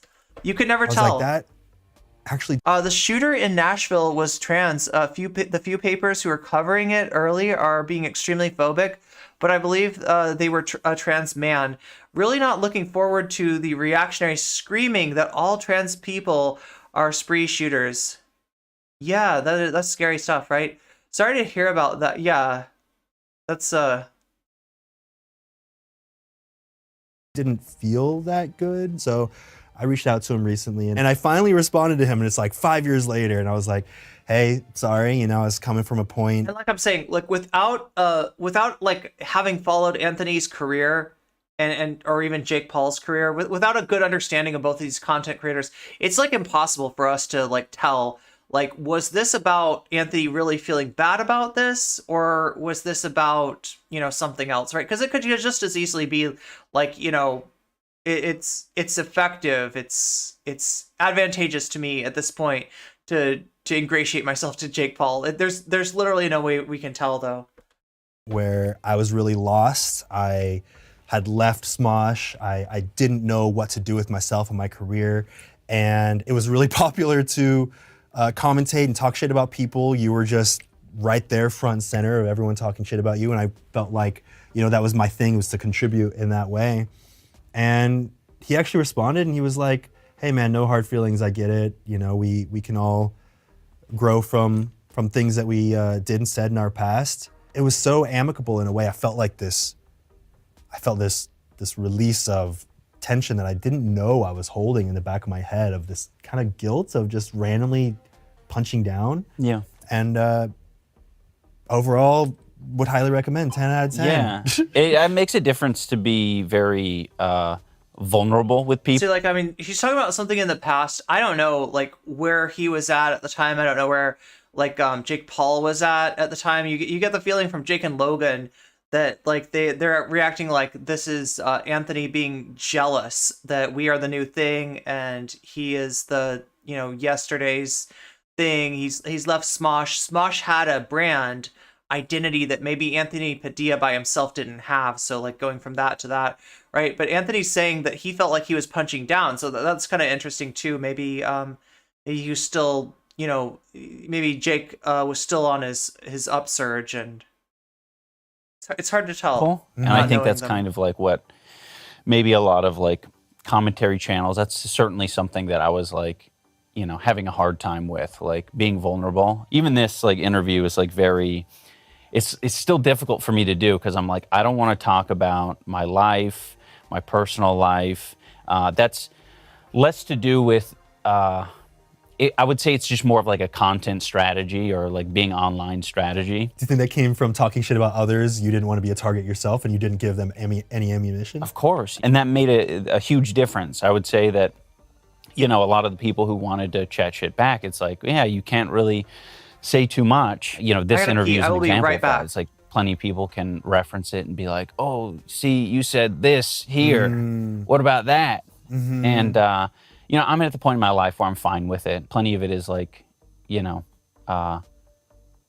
well-deserved. Like, you know, if I'm going to put some negativity out in the world, like, it's very understandable that I would have it come back. Another thing that ended up kind of guiding the path a little bit, I did not like the interactions that I had with fans. There were quite a few human beings that I interacted with. In person? Yeah, in person, that just sucked. They just sucked because I attracted a lot of people who sucked. Some people were, as I described earlier, were very much like antisocial, weird basement dwellers. And, you know, the one time a month that they come out of their cave is going to restock on supplies at Walmart, and they run into me, their favorite YouTuber. Which is kind of the lifestyle you were living at the time. Yeah, exactly. I don't blame them. And what would they say? What would they do? Things that I am certainly not going to repeat. I'm talking bad words, cringy behavior that like maybe I'd do in a video because I got a camera pointed at me. There'd be some of that energy matched in person, and it's like, oh, maybe not. So when you were on camera doing it, you felt like it was just for comedy, for entertainment? Yeah, I mean, generally, yeah. And then, you know, it's just antisocial, weird behavior. Surely you've had some fans, like, quoting Smosh shit. Yeah, when they're like, shut up! And I'm like, bro, that was a lot. I mean, that's pretty much all I'm talking about, but maybe change the word shut up to something worse, and then... So words that we only say by describing the first letter? Yeah, exactly. That's, boy, man, what a powerful way of putting it. But they would hear you ironically using language like that, and then they would throw it back at you unironically. Yeah, after having enough of those experiences and being like, these are the people that I'm attracting, these are the people that I'm entertaining, like, I need to reevaluate things. So this is they're relating and enjoying this content for a reason, and that's not maybe the same reason that I'm trying to make. I had a very Wild West mentality when it came to online behavior. Like, people are going to do what they want to do, people are going to say what they want to say, and I can pretty much do the same because it's the internet. But I think you have to be a lot more responsible. Yeah, weird how the things you say have consequences. And I feel like sitting here with you now and seeing who you've become, I mean, you feel like a different person, you feel like a different energy, for lack of a better term. Oh, I'm a totally different person. all of the cells in my body have changed. Don't they change every like 7 years? Yeah. And we're coming up on it. Yo, you're a different person entirely. Yeah. Yes, and my physique's different. Oh yeah? You care to show off those guns? We're not going to do that. Oh, they're going to have to see the exclusive pay-per-view content of you boxing to know what the physique actually looks like under this very well-dressed man. Oh, thank you. Some people think that you getting married is what actually entirely changed you. No, I mean, I got married to Anissa, I want to say, 5 years into our relationship. Anissa helped me with like a lot of the videos that I think the fans have appreciated the most. Content cop? Yeah, a lot of content cops, a lot of other random videos that I am still very proud of. Because I don't often talk about... So Content Cop is like the series that he is most associated with, right? It's a series where he would take issue with other people's content, right? That's the my personal life. I've sort of like disincluded Anissa in, I guess, a lot of the interviews and content that I've talked about over the years. And to be honest, that's something that I definitely regret, because she's the complete opposite. She's like open book. She'll stream and she'll talk about her entire day. I think a lot of people get angry or frustrated, or they doubt her because they haven't heard I really love her hair. it from me. But, you know, everything, like, she's my partner. You know, everything that she says, like, you know, for the most part, I'm down with. I'm getting to the point where I'm like a lot more comfortable about it. And I think it does more good than harm to just be more of an open book. You've been very private with the details that you have talked about publicly. Have you ever talked about your childhood? I feel like I haven't really seen much about. So I just want to go back to this because this was the part that. Another thing that ended up kind of guiding the path a little bit, I did not like the interactions that I had with fans. There were quite a few human beings that I interacted with. In person? Yeah, in person, that just sucked. They just sucked because I attracted a lot of people who sucked. Some people were, as I described earlier, were very much like antisocial, weird basement dwellers. And, you know, the one time a month that they come out of their cave is going to restock on supplies at Walmart, and they run into me, their favorite YouTuber. Which is kind of the lifestyle you were living at the time. Yeah, exactly. I don't Yeah, I like Anissa too. I don't know much about Anissa's content, but she's really pretty. blame them. And what would they say? What would they do? Things that I am certainly not going to repeat. I'm talking bad words. Okay, so do you see what we're cringy saying here? Behavior that, like, maybe I'd do in a video because I got a camera pointed at me. There'd be some of that energy matched in person, and it's like, oh, maybe not. So when you were on camera doing it, you felt like it was just for comedy, for entertainment? Yeah, I mean, generally, yeah. And then, you know, it's just antisocial, weird behavior. Surely you've had some fans, like, quoting smosh shit. Yeah, when they're like, "Shut up!" And I'm like, "Whoa." Yeah. That was the smosh thing that Anthony used to do. Like, right? That was his catchphrase, kind of. That was a Yeah. lot. I mean, that's pretty much all I'm talking about, but maybe I'm just kinda funny. change the word "shut up" to something worse, and then So words that we only say by describing the first letter? yeah, exactly. Boy, man, what a powerful way of putting it. That's But they that's would what we're hear talking you about, right? ironically using language like that, and then they would throw it back at you unironically. Yeah, after having enough of the So I mean, like it, you know, like I'm not as familiar enough with his content to really be able to give a 100% characterization of his use of things like the N-word. I know that he did use the N-word. I knew that he used it a lot. He's kind of associated with it to the point where, yeah, it was like considered like his catchphrase. But my understanding of it is that it was never uttered in. I mean, this isn't an excuse for him, but it wasn't uttered in a racist way. It was said in the sense that he didn't want a word to have the power that word had, right? And like, I mean, that's easy to say for, you know, when you're white. It's easy to say that when you're not black, right?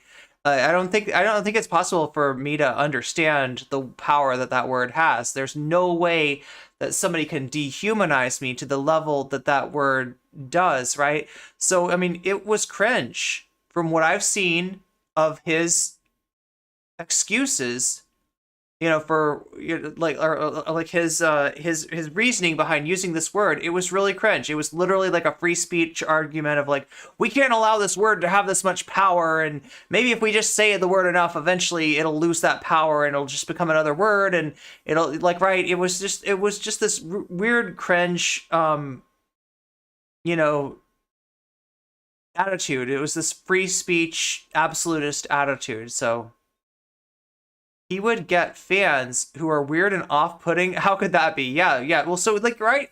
So he sees the reflection of the kind of content that he did, of the kind of thing that he was known for saying in public, right? And he's willing to do that stuff on stream. He's willing to do that stuff in front of the camera. He's willing to do this in this kind of like consequence-free, unreality YouTube world. But when he's at Walmart and somebody walks up to him and yells the N-word in his face, he doesn't want to deal with it.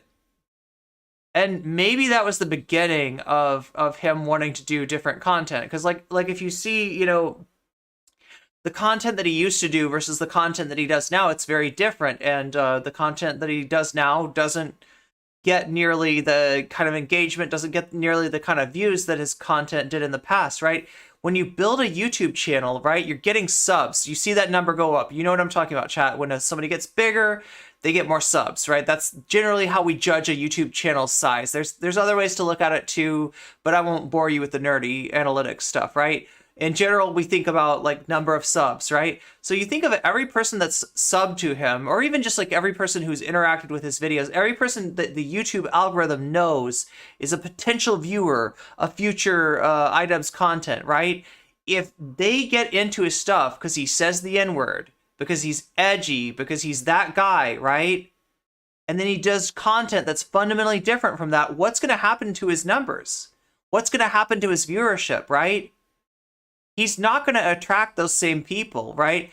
And it's more complex. It's there's more to it than that, right? There's more to it than just like he's not going to attract those people. He's not going to attract those. He's not going to get those kind of views. He's at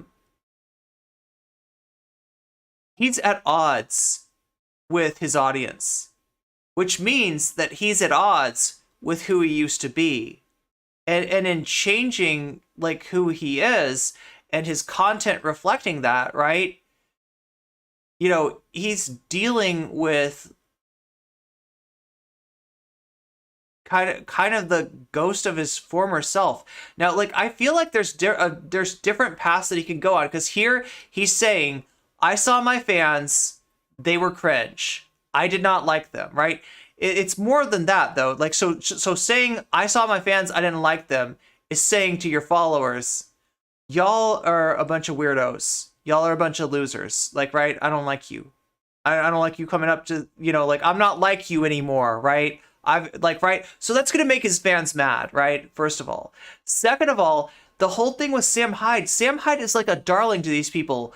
iDubbz used to be a darling to the commentary community. Yeah, like to the Tom Darks, the Tom Turkey Toms of the world, to people like that, right? iDubbz was, you know, like a darling, right? Now Sam Hyde, who, like, I don't know how to describe Sam Hyde other than the dude's a Nazi hiding behind the veneer of an ironic comedian. That's who Sam Hyde is, and the commentary community love him for it. So when iDubbz covered Sam Hyde and was critical of him, that pissed people off, right? They don't like his partner. They don't like Anissa. They don't like who he's become since he's been with Anissa. And they're even making fun of, like, you know, the work that Anissa does, you know, some like OnlyFans stuff, right? And they're making fun of him for that. So this edgy edgelord community that he embodied, that he inhabited, right, has 100% turned on him.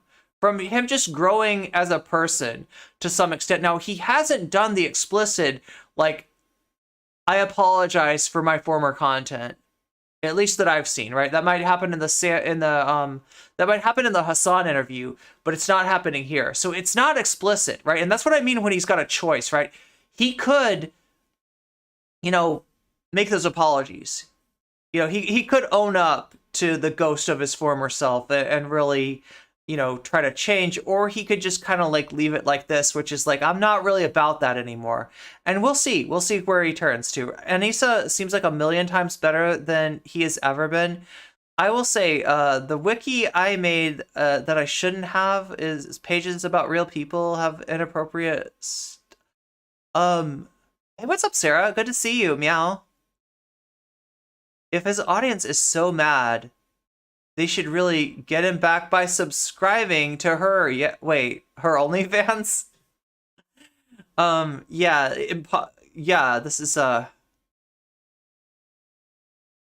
experiences and being like, these are the people that I'm attracting. These are the people that I'm entertaining. Oh, like, yeah. Sorry. Black Phillips reminding me that it wasn't just the N-word that was his catchphrase. Like, he would, what is this right? He would call his viewers N-word F slurs, right?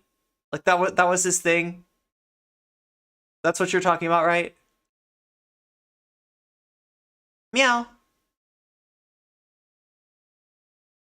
I need to reevaluate things. They're relating and enjoying this content for a reason, and that's not maybe the same reason that I'm trying to make. I had a very Wild West mentality. Like, So you get the sense that there is, you know, some maybe some genuine remorse there, right?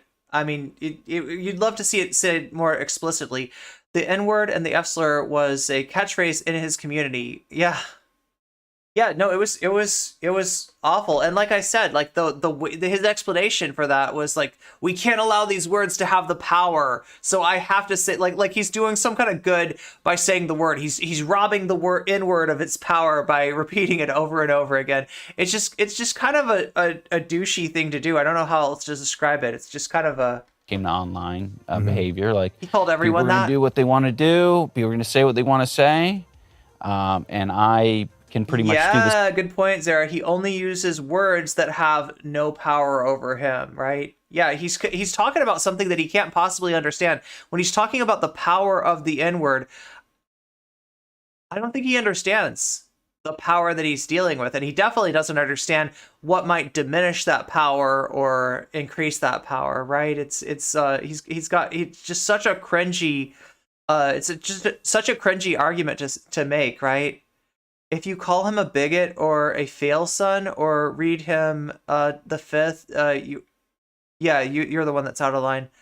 I almost grew into an adult alongside him, edgy 13-year-old boy to Marxist intersectional feminist. Nice. Same, because it's the internet. But I think you have to be a lot more responsible. I mean, I feel like sitting here with you now. Yeah, no, that's interesting what you just said, right? Yeah, obviously iDubbz isn't a Marxist feminist. I don't get that feeling either, right? Hasan did bring him on, and I have seen a little bit of Hasan's interview. We're gonna watch that next, right? We're gonna watch his interaction with Hasan. You get the feeling from Hasan and also from Vaush. I don't know if we have time to watch. The Vaush thing is just Vaush trying to get on his good side. Like Vaush saying, the online left would never allow me to rehab somebody like iDubbz, right? I don't get the feeling that iDubbz has any interest in like political content. Like he showed you the stuff that he's making, right? Projects where he creates a like a face with colorful pimples, and that you can do stress relief by popping the colorful pimples out of the rubber face. I don't know, right? It's not hitting, it's not landing, but that's the kind of content that he's doing now. So I don't get the feeling that he's trying to be an intersectional feminist or a Marxist or anything like that. But like some of the things that Hasan said, it almost like put a political nature to his content. So I'm kind of wondering what that's about. His mother-in-law called Froggy Fresh an imp. That really doesn't go over well when you're trying to talk about kicking out Froggy Fresh out of having a spirit of inclusiveness. Yeah, Carlos Jink. Oh yeah, also Jink also hired Michael Tracy at one point, or Michael Tracky, if you're you were ever a follower of what was it called? Progressive Voice. Yeah. Oh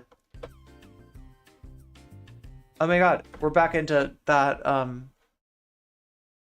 and seeing who you've become. I mean, you feel like a different person. You feel like a different energy, for lack of a better term. Oh, I'm a totally different person. all of the cells in my body have changed. Don't they change every like 7 years? Yeah. We're coming up on it. Yo, you're a different person entirely. Yeah. Okay, so that's the part that I wanted to watch of the Anthony Padilla interview, and believe it or not, chat, that has commentary YouTube big mad, right? I wish Jenna Marbles would come back. Yeah, my best friend is Froggy's cousin. I was texting her about the drama yesterday. Wait, what's the Froggy Fresh drama? I don't know about this. I do not actually know about this. Let me take a look over here. So Hasan, iDubbz, and it's 3Bs. It's 3Bs. iDubbz is like perfect cell. After he eats the androids, all his cells are brand new. Oh, I forgot about that. Yeah.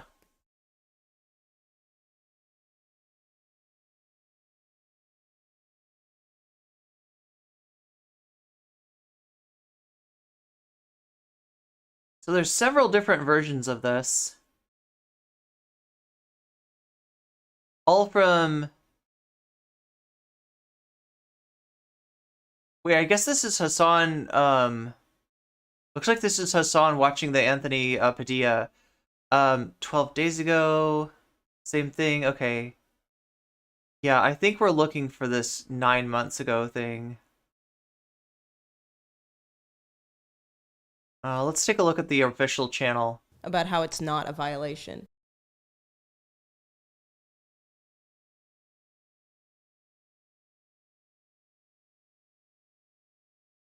Ladies and gentlemen, we have our first two guests of the day here, iDubbz and Anissa. Is that how you say it, or is that because I was saying Anissa earlier and people are like that's wrong? Yeah, it's in So it's Anissa. Nisa. Yeah. Anissa would What's be up, with Farn two Wolf? S's.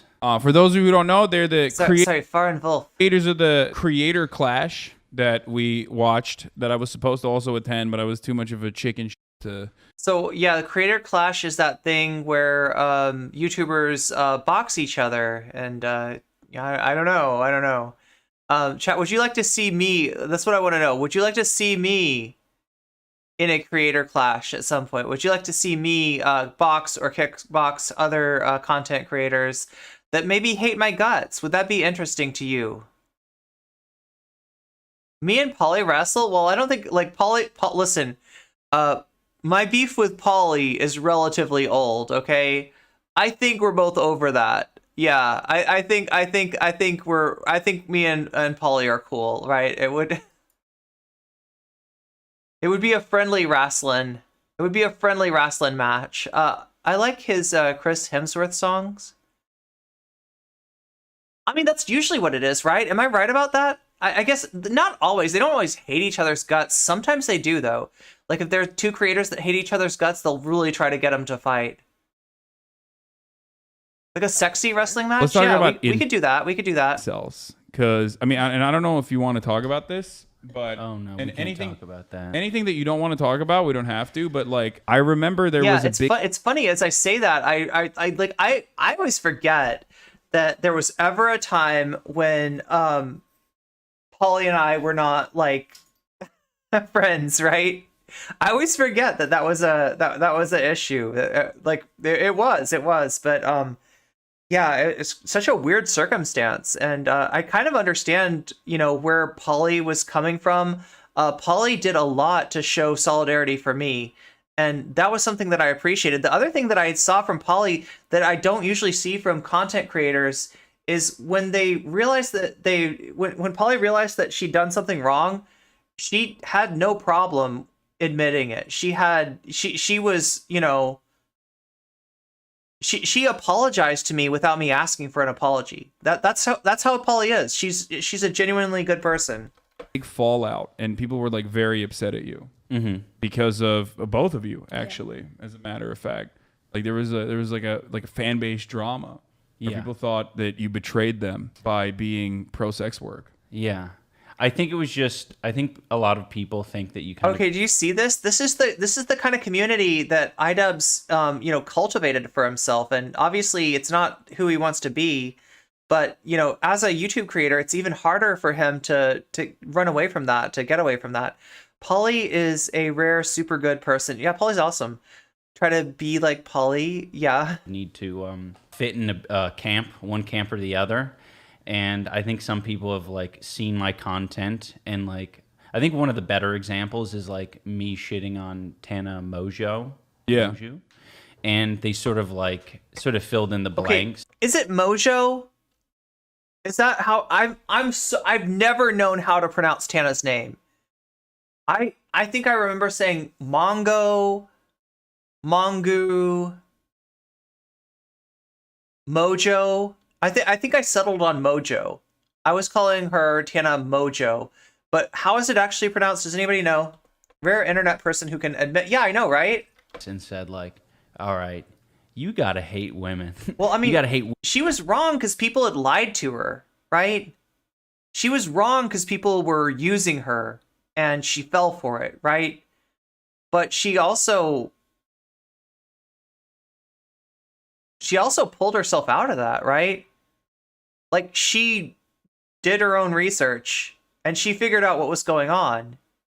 And in light of what she figured out, you know, she made a heartfelt apology to me. And you know, just the fact that she was willing to show solidarity with me meant a lot, right? I wasn't going to ask her for an apology.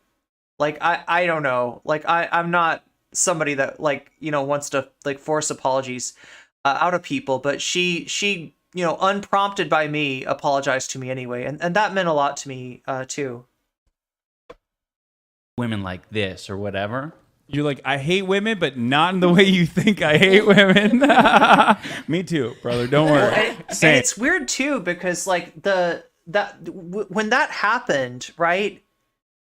Like, us fighting happened just before we both started to grow in terms of, like, our size. Like, right? We got into that, like, fight, like, just before we both started really catching fire as content creators and really starting to, you know, come into our own and attract an audience, right? It was kind of weird how that worked out. So I think it was just a shock. I mean, it's pretty typical response because if like I think a lot of like the main tech. And no, Chad, I don't think it was due to the drama, right? Because like the thing about the poly drama was that it didn't really last that long, right? There was a stream that Poly came into, you know, and I ended up, you know, she said some things. I ended up clipping that stream and showing on Twitter what happened, right? And then Poly jumped into the thread and argued with me a little bit. But that was kind of like it. That was kind of it. It was very shortly after that we settled everything. So we didn't stay mad at each other very long. It was just that one little, you know, that one night on what's his name's stream, and then the tweet after the fact. And you know, very shortly after that, Polly showed up in my stream. I had no idea why, and you know, I was like, "What are you doing here? Poly people, what are you doing here?" And she's like, "I came here to show solidarity." I was just kind of shocked, right? I'm not used to people behaving that way. I'm not used to people, you know, admitting to being wrong, changing their minds, showing solidarity. Like these are kind of rare things for Twitch politics, right? So it was shocking. In a good way. To gain a following is you remain as ambiguous as you can. Oh yeah. That's what I did. You're wanting to famously. Yeah. Maybe for the political commentators, that's an exception. But no, Tim Pool, like, still people think he's a liberal. You know what I mean? Like, What? How? there are. I know it's insane, but they definitely do that. Like, political commentators do that as well. Anyone? I knew that people were saying mean things about Irene. Not the kind of person that she is. Well, I mean, yeah, like, you know, people were big mad at me speaking up to my social media betters, right? I'm not supposed to do that. That's against the rules. So that in and of itself, in some people's mind, is a moral wrong for me to do, right? The morality of content creation is really strange, right? That whole thing that Anna was saying about somebody on Twitter disagreeing with her, putting her income at risk, putting her the way that she makes a living at risk, right? That's the mentality of a lot of people online. So it's not about right or wrong. It's not about like your responsibility as a content creator. A lot of times what it's about is like kind of a complicity that you're supposed to have with other content creators, where you'll do drama, you'll disagree, but you won't take it past the point where you're implying that they're doing something wrong, because that could potentially risk their livelihood. And even if, you know, it's a situation where you're much smaller and you're not really a threat to their livelihood, and they actually are doing something that's a threat to, I think, all trans people. And I think history, you know, of what's happened since then has borne me out that tropes are really important to prevent from taking root in the first place, right? I think that everything that's happened since that whole drama, back in the day that got everybody to dogpile me. I think that's borne me out. And I think I predict, okay, chat, I don't know this for sure, but I predict that you're going to see more and more people admitting that NCC was right. You're absolutely right. It's the same shit that brands do. It is like basically trying to be as inoffensive as possible to as broad a demographic as possible by like sometimes taking a position when it goes too far. Like, that's how you saw like the Barstool guys even come out and be like, yeah, this abortion shit's crazy. Like, you guys got to chill out. Right. But like usually just kind of having like a mishmash of different political. Wait, who are the Barstool guys? Opinions that I literally don't know who they're talking about. If only Anna would consider the financial effects of transphobia on our livelihoods, right? You can pick from either side right. as you see fit. Yeah, exactly. You speak confidently about the thing you're confident about. Yeah. And you don't say anything about the things that are a little bit more sus. So I think people saw that and they're like, all right, I'm going to fill in the blanks. Yeah. And then when it was revealed that I didn't care about OnlyFans, I was just, Barstool Sports, that's like is that like a YouTube channel? There was a portion of my fan base who were disappointed. It's crazy though, because there's like a really old video of So Ian. yeah, the controversy that they're talking about here is literally Anissa. This is literally like people didn't like the fact that Anissa was doing OnlyFans, and that they thought that iDubbz should have a problem with that, right? From like way before I met him. You guys want something to drink, by the way? Oh no, I'm good right now. Way before I met Ian, where he even says, he's like, if women want to like do sex work, like that's just Yo, look at this. Do you see what iDubbz is wearing? Those shorts that iDubbz is wearing, they have Grateful Dead, the little Grateful Dead bears? I don't know, is there a name for those bears? They're the little weird like gnomish Grateful Dead bears. But like Hasan and iDubbz are like the only people I've seen like under the age of like 50 wearing like Grateful Dead stuff, right? They're just called dancing bears. Yeah, and I just noticed it on iDubbz's pants.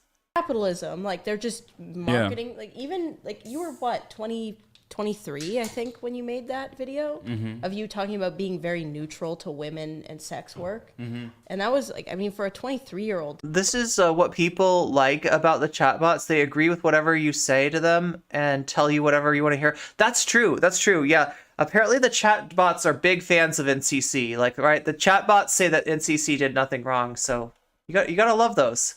Gotta love those chatbots. Yeah, I don't think I was there Very at 23. based. I was definitely, I had some resentment for sure. So it's just weird that people think that he changed that because he's that resentment, right? That I guess people feel to sex workers. I find it so strange and so disturbing how common that viewpoint is. I find that so weird.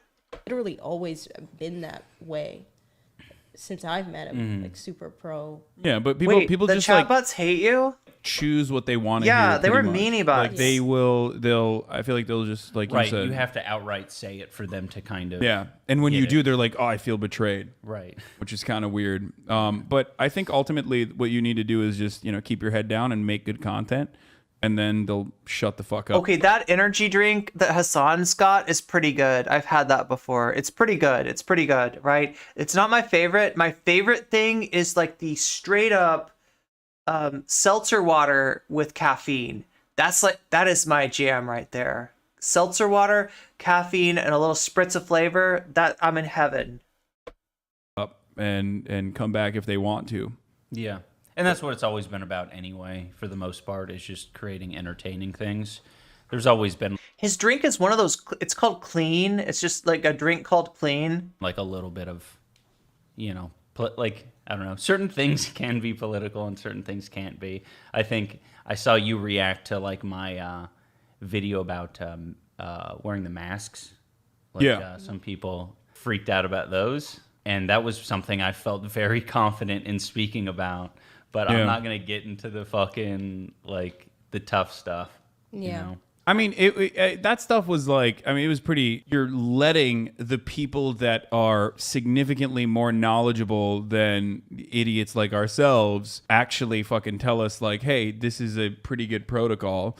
And if you're still skeptical after that, you know, you can look to other countries where they have a level of success because they have like some semblance of like a public. So I'm going to post the Twitter thread again. If you haven't already liked it, go ahead and give it a like. That really helps me out a lot. Which energy drink is that? It's the one that Hasan's got. He offered them drinks too, but it's just a clean. I think it's like seltzer water and maybe some flavor. It's got some sweetness. What I like though is the seltzer water when they don't try to sweeten it up, right? Because like to me, like artificial sweetener, I can do without it, right? I'm not a fan. I mean, I got this flavor enhancer here, right? And that's got a little bit of the what even is this? It's some kind of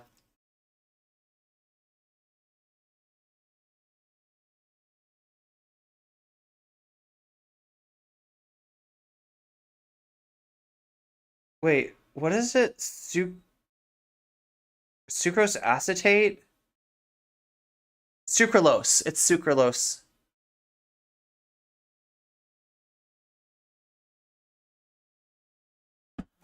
I'm not a fan. So yeah, thanks. That helps me a lot. If you can like that tweet or give it any kind of interaction you want to. Right. I'm gonna post it in the YouTube thread as well. And if you're on YouTube, make sure to hit that like. It really helps me out. I can't emphasize that enough. Like it seriously, like that's the only metric for streams that they use to determine, are people enjoying the stream? Are people having a good time? Or is it a boring stream that I need to just close down? Because they will absolutely close me down, right? If you're not liking the streams, I'm gonna get low views, and the low views on the YouTube stream will result in me not having the YouTube stream anymore. And if you like to watch the stream on YouTube, you're gonna be SOL. So make sure to hit that like button. It might very well save the stream. Health measures. It's just such a strange thing. I mean, the similar thing is happening with like, you know, gun laws right now. Yeah, she always points to Canada constantly when a U.S. thing is happening. She's like, this isn't a problem where I'm from. Yeah, it's fucking bullshit, dude. It's really weird. You guys better watch out. We're going to fucking invade one of these days, okay? I grew up with a crazy uncle that always said that America was coming for our fresh water, and now I'm starting to believe it. I'm like, that's true. I mean, that's entirely possible.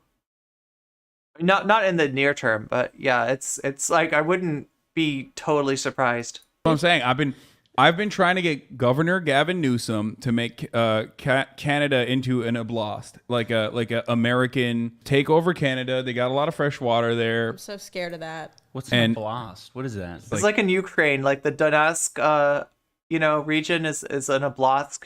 In Ukraine, that's what they call like districts. Yeah. Oh, okay. You know, states. I just think it's a very cool naming convention. You know, Canada Oblast. I mean, I know that Alberta's down. Like, I feel like they would be the first to be like, yeah, let's go. That's crazy. So I'm from Alberta, and I'm in Edmonton. And when you drive from Edmonton to Banff, which is like the in-between area between BC and Alberta, there's signs that are like, unionize with the U.S. Thank you, Shakespeare. Meow. Wexit. They call it Wexit. That's awesome. Which is like Wexit? Exit. There's like flat earther. No way. Wait, Oh, yeah. they call it Wexit. What is the WA from Western Canada? What is Wexit? Yeah. There's already a momentum in Wexit, Canada. Canada. Oh yeah. What is the W? In Alberta. No, wait. The Maverick Party, formerly known as Wexit Canada, Western Exit. That's what it is. Okay. is a Canadian federal political party. It advocates for the constitutional changes, seeking broader appeal. Separatist Wexit Canada Party changes its insane. name to the Maverick Party. It's so funny because like you're Yeah. So wait. What is this? What is it? So you're talking about like Alberta and British Columbia? Is that what that is? Like Alberta and British Columbia join the United States? I'm trying to think of what effect that would have.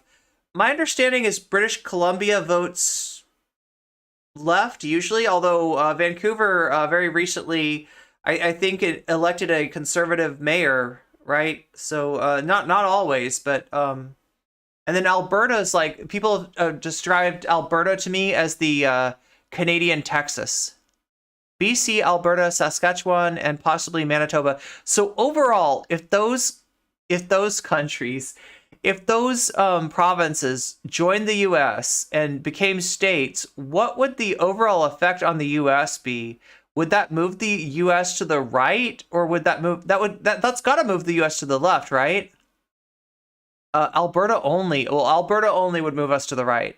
It sounds like it, right? I've been to Banff. It's such a weird place. There's frozen lake, and there's at a frozen tree that is over 1,000 years old because the cells there do chemical process. Oh, at a fraction of the speed of normal cells. So the tree aged very, very slowly. Interesting. There's another one that includes BC, Oregon, Washington. Oh, you're talking about Cascada, right? Oh no, that's the singer. That's the singer. I'm thinking of the singer. Every time you touch, na na na na na. Conservatives are like our Democrats. Every time you touch, I think I it's could so fly. weird. Yeah. I had never Did you watched hear my American heart beat fast? I want this to last. media before until, dating him. And even in like when Joe Biden talks, I'm like, this is like the most conservative takes for like Canadians. Like this is like Wild Rose level conservative. That's why I think that maybe like part of Canada joining the U.S. couldn't possibly pull us further to the right. But I know that Alberta is pretty right wing, right? And Wild Rose has said things like, if you get pregnant as a woman and it's rape, then you wanted it. They've said things like we should feed raw This is meat to regular the poor. Republican stuff, though. That's like pretty much. That's like crazy shit for Canadians. But Yeah. Alberta's very right wing. Joe Biden is. I'm so confused by the Yeah, that's what I've heard. I've heard it compared to Texas a lot. Alberta, Manitoba, Saskatchewan are to the right, but British Columbia, Quebec are pretty liberal, and then Ontario's a swing.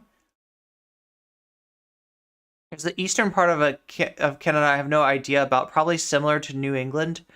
It's less about the people and more about the resource extraction that would dominate U.S. politics in post-citizen. Oh God, I don't know. It's weird. I So almost this is forgot a maverick is Citizens someone United. who challenges the status quo and believes very strongly in forging ahead and taking a new path. He Logan said in Paul's an the interview. president of that Yeah. party. I mean, yeah, this guy probably would want Logan Paul's Ohio ass to like fucking, govern Canada or at least Alberta. We just thought that it hit perfectly and we're endeavoring to do in this new political party. What the It's Maverick from Top Gun. Though the connection to the Top Gun film franchise isn't intentional, Hill said the release of the new film Top Gun Maverick could help draw attention to the new Maverick party. We can't make jokes about this anymore because I feel like No, it's leaking into Canadian. Alberta's really bad, and so is Ontario. Ontario's getting a little weird. I feel like Canadians are, I've said this before, but like I feel like Canadians are either the chillest people you've ever met or the fucking worst. Like they're so insecure about not being American that I feel like they just hype that shit up. Yeah. They try to like overcorrect. And that's how you get like the Steven Crowders of the world. And McGuinness. McGuinness is Canadian. And Gavin McGuinness too, yeah. Which is ironic because like Vice. Yeah, some of the most like effed up like reactionaries in the U.S. are actually Canadian. Literally started off as like as a publicly funded free design. Like that's in Canada. It was public provisions in Canada that started Vice. Ted Cruz is from Canada. That's true. Oh God. Jordan Peterson. If we're gonna talk about politics, and I don't know how comfortable you guys are. I mean, I know you're comfortable talking about politics, but I don't know how comfortable you are about it. Do you feel like So here we go. Here's what I'm curious about. any of your opinions politically has shifted over the years? Yeah, I think I'm just like a lot more, I don't know what the word would be, moderate. Like, If that land was ever removed from Canada, it absolutely should be ceded to Indigenous people. I think a lot of my opinions were a little bit like, what's the word? Libertarian? Yeah, just kind of stupid. I still like hold, I think, most of the beliefs. I just don't think that like people were bringing up the whole N-word thing. Yeah. And I think basically like I'm just like it's totally fine. I don't need to say the N-word. That's like, I think I had this philosophy where like you're kind of telling me something's off limits and it pisses me off. And I'm like, So yeah, here's his take. This was his take on the N-word. This was his justification, right? That you're gonna hold this word like a forbidden fruit. Well, I'm going to say the word over and over again just to show you that you can't tell me what to say. some comedians are able to say that. I should say that, and I just don't think it's not necessary. You know? Interesting. So that's probably one of the. I mean, it's Coward. It's moving from it's like moving half a step in a different direction. It's like not really much of a change up. I think you claim conservatism more than you. I don't know. I think it's a pretty big difference between like, you know, needing to say the N-word just because some people don't like it when he says it versus now he says there's no point, there's no need to say it. I don't know. I feel like he's underselling the change, but why do you think he's doing that, right? Do you think that's an attempt by him to retain more of his original audience, right? To tell his audience that like I haven't really changed that much. I'm not saying the N-word anymore. I don't know. I like that he was able to sum up his whole politics in I don't need to say the N-word, right? So this is the guy that Vaush was kind of teasing, like the idea of him coming over to the left, right? As far as I know, iDubbz doesn't have like he probably has a political opinions on things, but I don't think he has like a lot of political interest. I don't think that he's trying to become a leftist. I don't think that like, you know, he's changed like, you know what I mean? Like it's not like he's going from douchey commentary bro to like intersectional leftist, but you know, he's seen what it looks like when when white people insist on saying the N-word, and it sounds like he doesn't want to be that person anymore. So I mean, that's good at least. She might be proof that there's only so much you can do to fix him. I like that he was able to he could have easily said that it's wrong. Yeah, that's what I kind of want to hear, right? But like again, like I don't expect this guy to be I don't anticipate this guy like, you know, having some kind of, you know, watershed moment where he completely goes from, you know, commentary douche bro to intersectional leftist, right? I don't think that's happening. Wrong to say the word and it's harmful or racist, but no, instead he's like it's almost like hard. Yeah, it's almost like he's talking about a bad habit or something rather than something that does harm to others. You actually were though, because like looking at your old stuff, like looking at your content cops and stuff like that I've watched in the past, like outside of your free speech absolutist position. So we're coming up to the it's a free speech absolutist position that he was advocating before. We're coming up to the most replayed part of the video here. So it didn't seem like you were, you know, any different than any other content creator on YouTube in that same era. As a matter of fact, you were probably like more towards the center or left than most content creators of that era, because you were shitting on the most like right-wing content creators of that era. Maybe not like officially positioning yourself as that. Right. But it feels like Hasan wants him to be more left than he actually is. I don't know. You're right, Zara. This shouldn't be hard. This shouldn't be a hard take for somebody to have even just a centrist to say, right? It shouldn't be that. Like it's not. This is a low bar. This is a phenomenally low bar, right? This is why the N-word Andy debate thing was such a turning point, at least for me. That's when I was just like, okay, this Destiny guy is bad. Before then, I was just open to him, but then I was just like, why is he being so racist? We gave people credit for slaying dragons, right? Because Destiny would take on openly racist people like Baked Alaska and put their nose into the dirt, right? There was, like, I feel like the left at the time had an inferiority complex. We had a fear that there was something shiny and new about the alt-right that we had no way of dealing with, and that we needed an edgy boy messiah. And some people saw that edgy boy messiah in Destiny. Some people saw that edgy boy messiah in Vaush. Some people saw that edgy boy messiah in Xanderhall, right? But like, I feel like the entrance of these reactionaries into our movements, which has been horrible for the left, horrible for our solidarity, right? I feel like this is a big part of what that's from. This is where that comes from, right? It's like this inferiority complex that we feel, where we feel like that the basic center of leftism, which is solidarity, and honestly, vulnerability, owning up to our mutual vulnerability and forming those interdependent bonds, I think is crucial to leftism. That's fundamentally, diametrically opposed to the center of the debate bozo philosophy, right? Leftist or what have you, right?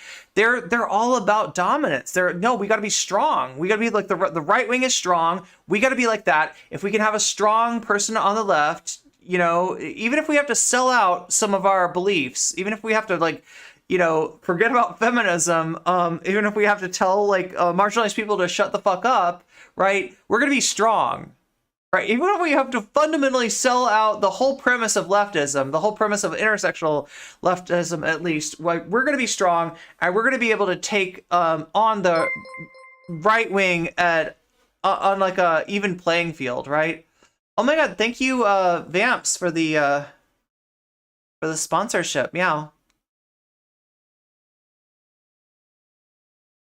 Alberta is very beholden to the dairy lobby. I did not know that. Thanks. Cascadia, thank you. Yeah, West Exit is what we're talking about. Alberta and British Columbia. It would also end Canada's access to the Pacific Ocean. True, yeah, because above that is Alaska. It did feel like, you dunked on Keemstar, Rice Gum. Obviously these are... Wait, is Rice Gum right wing? Chat, you got to forgive me. I don't know anything about. I know a little bit about Keemstar. I know next to nothing about Rice Gum. Was Rice Gum right wing? Apolitical people, but they're still very heavily slanted to the right. Leafy, another person like that. Yeah, Leafy is definitely slanted to the right. These and some of them have come out about their position. You aren't really a bad person. Literally every single person on YouTube was doing the same bad things that you do. Thanks, Hasan. Honestly, before that debate happened, I thought he might actually be a leftist, but he made it clear multiple times that he wasn't a leftist, and and the closer he got to leftism, even somebody like Hasan, who, I don't know, Hasan's a leftist, but he's not exactly a debate lord. He's there's a difference between Hasan and Vaush that I recognize, but there's some kind of right-wing compromises that Hasan makes. There's some intersectional leftist viewpoints that Hasan shuts out for, I guess, optics purposes, right? Pretty sure Rice Gum was. Okay, I didn't know that. I actually did not know that. Come out with their political positions, but I would say that they were still very much the attitude that they resemble was very much right wing. You know what I mean? I feel like also there was just a lot of things that Ian had never experienced or understood. He had never met a Muslim before, and then he ended up marrying one. But that was something that really changed. I feel like, alhamdulillah. That's Bismillah, yeah, mashallah, mashallah. I taught him the Fatiha. But there's a video of him chopping a Quran in half. And when my dad was still mentally sane, I was terrified that he was going to find that video. Wow. That's like the male equivalent of the Lauren Southern, makeup tutorial where she writes F Islam across her face in lipstick, right? That's some new atheist, Sam Harris bullshit right there. I don't remember Rice Gum being outwardly political, just a bad person. Of Ian, he's God, I did not know that. Yeah, he chops a Quran in half with a cleaver, and I was like, oh my God, if my dad ever fucking sees that. It was less intentional. It was more just random unboxing, and I'm just, Sorry. Oopsie. That would get you literally. My dad would literally murder you probably. But yeah, Kafir Americans, it is what it is. Okay, well, I didn't even know that. Never mind. Yeah, no, it's all It good. was I don't- before him. I mean, most people don't. I mean, No, the way I see it, what I present, what I talk about regularly is Rice gum is kind of chuddy. Not having sex workers. Wow, what a commie. Not hating sex work. Yeah, right. That's a low bar, right? That is a super low bar. Bassoon does like to whinge about SJWs and Tumblerinas. Wait, Bassoon? Is that... Hey, what's up, Nabil? Good to see you, meow. that I think people should, like, one of the things that I get really annoyed about with the way that the left presents itself on the internet is that Oh, people God. Here we act go. like you are unable to change. You're unable to change your mind. You're unable to change your opinion. Here we go. You're unable to. Here we go. Are you ready for this? You know, atone from your sins of the past or whatever, even if it's Oh my not like God. something as severe. Oh my God. What's a little N-word between friends? Am I right? It's just a word. It's just a word. It shouldn't have magic powers. Oh my God. This is so cringe. This is so unironically cringe, right? That Hasan is just like just kind of yada-yadaing, you know, some, like, you know, you gotta atone for your past sins. I mean, what's a little N-word, Andy, between friends, right? Even if you don't even What personally the see it fuck? as like a sin or a crime or anything So- like that. I believe in rehabilitation Oh my over God. incarceration. Sarah, those emotes are adorable, by the Regardless, way. like I think that even if you literally do a crime, I personally believe that you can learn from your mistakes and not repeat that and become like a normal human being, like a productive member of society. So of course, when it comes to what liberals or leftists or progressive people think is like a really bad behavior, demonstrating like bad ideas, bad behavior, I know that it comes from social conditioning and it's learned behavior and that people can change. And it's something that should be celebrated rather than constantly thrown in your face non-fucking stop. So, you know, I don't have an issue with that. I think that I'm the one I think has gotten. I'm more extreme than Ian, where I'm like pretty anti-capitalist. I hate landlords. I hate the system that we're in. Like, I think the reason why I really like the charity boxing event is because at least we can like find ways to give money to. That's what Vaush said. He says he uses the word between his friends and his girlfriend. Yeah, you got Destiny, Vaush, and I guess well, I mean, like, to be fair, iDubbz said that he's like leaving it in the past, but the way he describes it is like as if this is some kind of treat. And it's like he's saying, you know, in the past, I used to eat a lot of candy. I used to be, you know, it was delicious and, you know, candy's great. And now I've realized that, like, for a healthy diet, maybe I should be shifting away from things that are mostly based on sugar and you know, I don't eat, like, you get the feeling though that like, and this is what's really weird to me, right? And I've never understood this. The N-word Andy people, they act like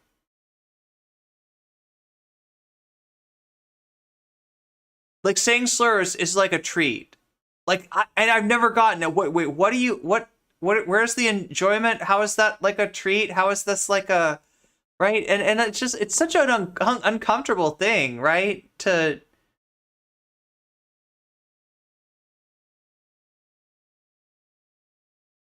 the way that like Destiny talks about it or Vaush will talk about it, and they like, well, in the comfort of your own home, amongst people where you know nobody will be offended, what's the harm? What's the harm in a little, you know, like you're in a heated gamer moment and somebody just like cheated at you know, they just hacked Call of Duty or something, like you got killed, right? You like the idea you get is that they're like they're justifying like consumption of an unhealthy food or something, and it's like, aren't you underselling it just a little bit? Just a little tiny bit. You can really tell when somebody hasn't been truly subjected to any sort of slur. Yeah, like, you know, iDubbz is saying, you know, I don't want that word to have power without really understanding what the power of that word actually is, right? I think that it's easy to underinterpret the power of that word, right? Especially when you've got to take like that. You get used to saying it, and it becomes a part of your vocabulary. Yeah.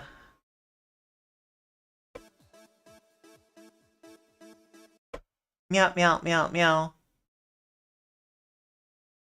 people who actually need it rather than like just being. I think what really made me mad about boxing events in the past is that it's rich assholes betting their money to make money to like have people that are struggling to like make ends meet and pay rent watch them do it, and then they'll go home and like have a lot of money. And the fighters are exploited too, like usually yeah, but this is like, it feels way better where it's like these are people who are getting punched in the face for your entertainment, and your money is actually going towards people that like need it, rather than watching like two 21-year-old privileged rich kids be like, I bet my 2 houses that I'll beat you up.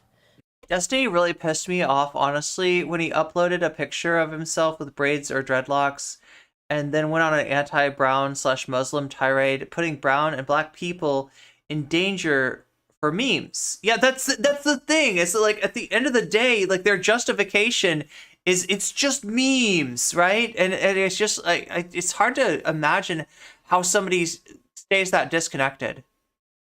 I'm just sitting here like, why? Why do you need to say it? Why would you want to say it? Yeah, right? That's one of my biggest issues with the R slur discourse. It's like super obvious who didn't grow up being subjected to ableist slurs in the serious way. Yeah. In my experience, people don't keep bringing up past racism when you actually take accountability. Yes. I mean, I don't think that the left has this problem that Vaush and Hasan are describing in allowing people to grow and change. I feel like if, we're pretty forgiving. Nobody really gets like saddled with nobody gets saddled with just, something that they did a long time ago, right? They get saddled with an inability to move past it, an inability to acknowledge it, an inability to take accountability for it. But you're not seeing, people trying to bring up the ancient past or, as if it implies something about the person's current viewpoints that contradict who they are publicly, right? You just have to actually grow up. Yeah, you have to actually grow and change. Because there are a lot of people that'll kind of like just, it's just they'll say it, but and then no one gets anything, this was definitely significantly better than like any other kind of boxing event that's taken place thus far, like all the Thriller stuff or... Yeah, I've heard about this, Natalie, that there's the shooting in Nashville is the report I heard that it was a trans guy. But it's kind of a breaking news situation, so I'm trying to be a little bit careful around this, just because stuff comes out in the early reporting of a situation like this that doesn't end up being true. Oh my god, thank you for reminding everybody to like the stream, V. That means a lot to me. Meow. Wasn't the Ace family doing one too? And then they were like scamming everybody or some shit. That's why Rice Gum wanted to fight Ian, because McBroom, the Ace family dad, basically promised Rice Gum $3 million if he fought Ian. Turns out that's not even real, right? I mean, turns out he is not even actually giving people that kind of money. Isn't he broke now or something? No, Nabil, you're not going off. Like this is kind of ridiculous that we're still dealing with this, and like the way that people are like tiptoeing around something that should be pretty obvious what's wrong with it, right? Yeah, I don't know. There's something fundamentally wrong with a lot of social media. YouTube, Twitch, right? The only exceptions I see are like TikTok and Twitter, and even those it's 50-50, right? The difference, right, is that YouTube is dominated by reactionary shit. Twitch is dominated by reactionary shit with a flair of gamer ideology, right? And then Twitch and Twitter and TikTok are kind of like hit or miss as far as that goes. Isn't he like bankrupt? Yeah, he got foreclosed on, I think. I don't know. I'm surprised you were, even open about, some of this other stuff that I thought you would be uncomfortable speaking on, like. Yeah. So Tiffany's pointing out that Tennessee is the state that's like got the most extreme anti-trans legislation so far. But again, we really don't know unless Natalie, you know something, right? We really don't know anything about the shooter's motives, or it's just kind of early reports so far.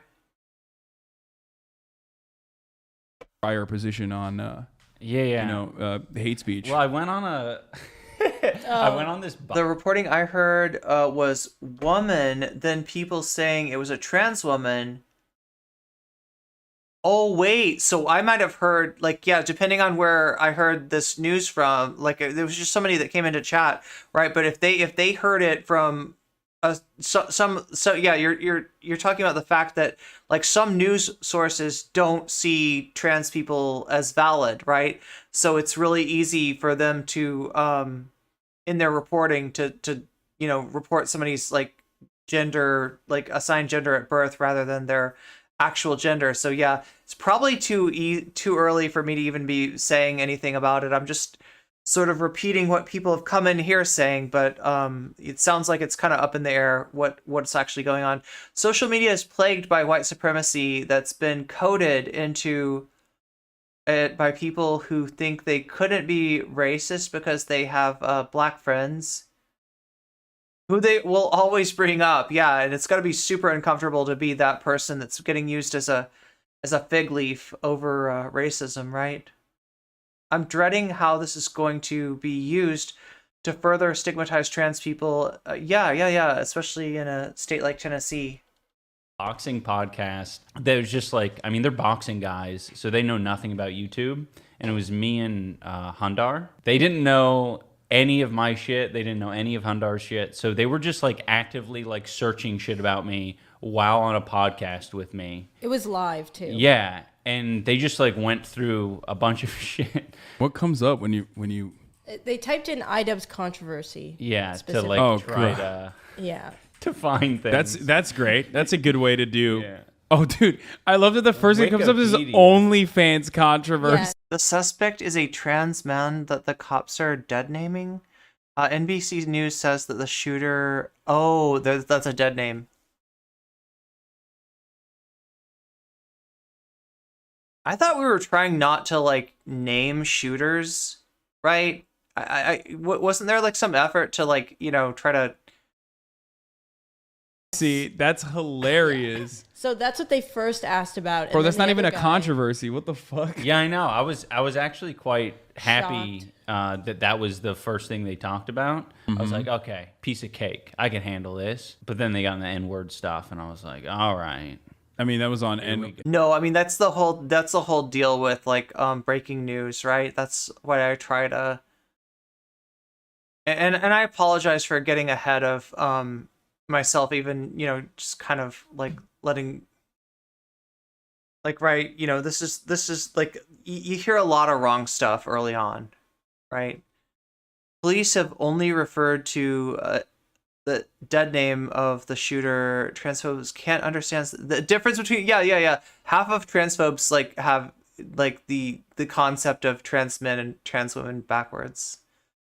Of course he goes out of the window if it means the news gets to dead name. Oh yeah, that goes out of the window if the That was on New York Magazine. Vegan YouTube drama erupts again over N-word video. What the fuck? Vegan YouTube drama? Beats yeah, me. bro. How am I gonna look at this photo? How am I gonna look at this video and not think you have short guy energy? No, Okay. that's 6'2" energy, man. I'm just dude, come on, bro. she had like really high heels on that day. She did. I mean, I don't know anything about Tana. How do you say her last name? I don't even fucking know. Mojo. Tana Mojo. I mean, It is Mojo. It is Mojo. Okay. I have like very specific brain rot, and that kind of brain rot is like I can't put that in my brain along with like all the other different types of brain rot that I have. You were calling Hundar Hundar. That's what it's. It's terrifying as a trans guy with trans guy friends down in Tennessee. We're going to be launched from Lost Woman to Dangerous Testosterone. Oh, yeah, God, yeah, I can imagine. Can we drop the body shaming and short guy energy? Yeah, I wish. I mean, this is a problem with watching Hasan, right? It's hit or miss. There are some things that Hasan, like for instance, Hasan is the only major streamer I've seen talking about something called the Whiteness Project, which I think is it's a channel that has very few views, right? But what they're doing is something really important in terms of looking at whiteness, examining whiteness, deconstructing whiteness, and you know, trying to kind of point a way forward, right?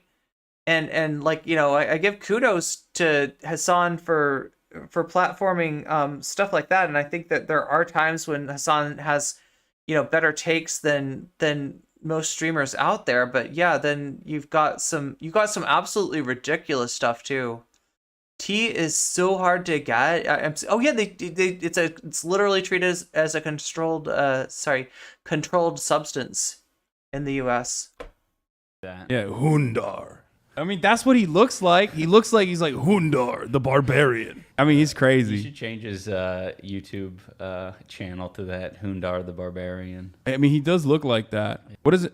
Wait, what do you think about the FDA-approved Alzheimer's treatment, Aduhelm? Wait, there's an FDA-approved Alzheimer's treatment? I didn't even know that. I will tell you, I'm not sure which one they ended up approving, but my dad was actually on the test trials for an Alzheimer's injection that they were like very close to releasing. And I can't remember the name. My mom would know the name, but it actually caused my dad's brain to bleed, and I think it actually made his condition worse. So, God damn. Yeah. I mean, sorry, my grandmother just recently passed away from Alzheimer's. It's hard. It sucks ass.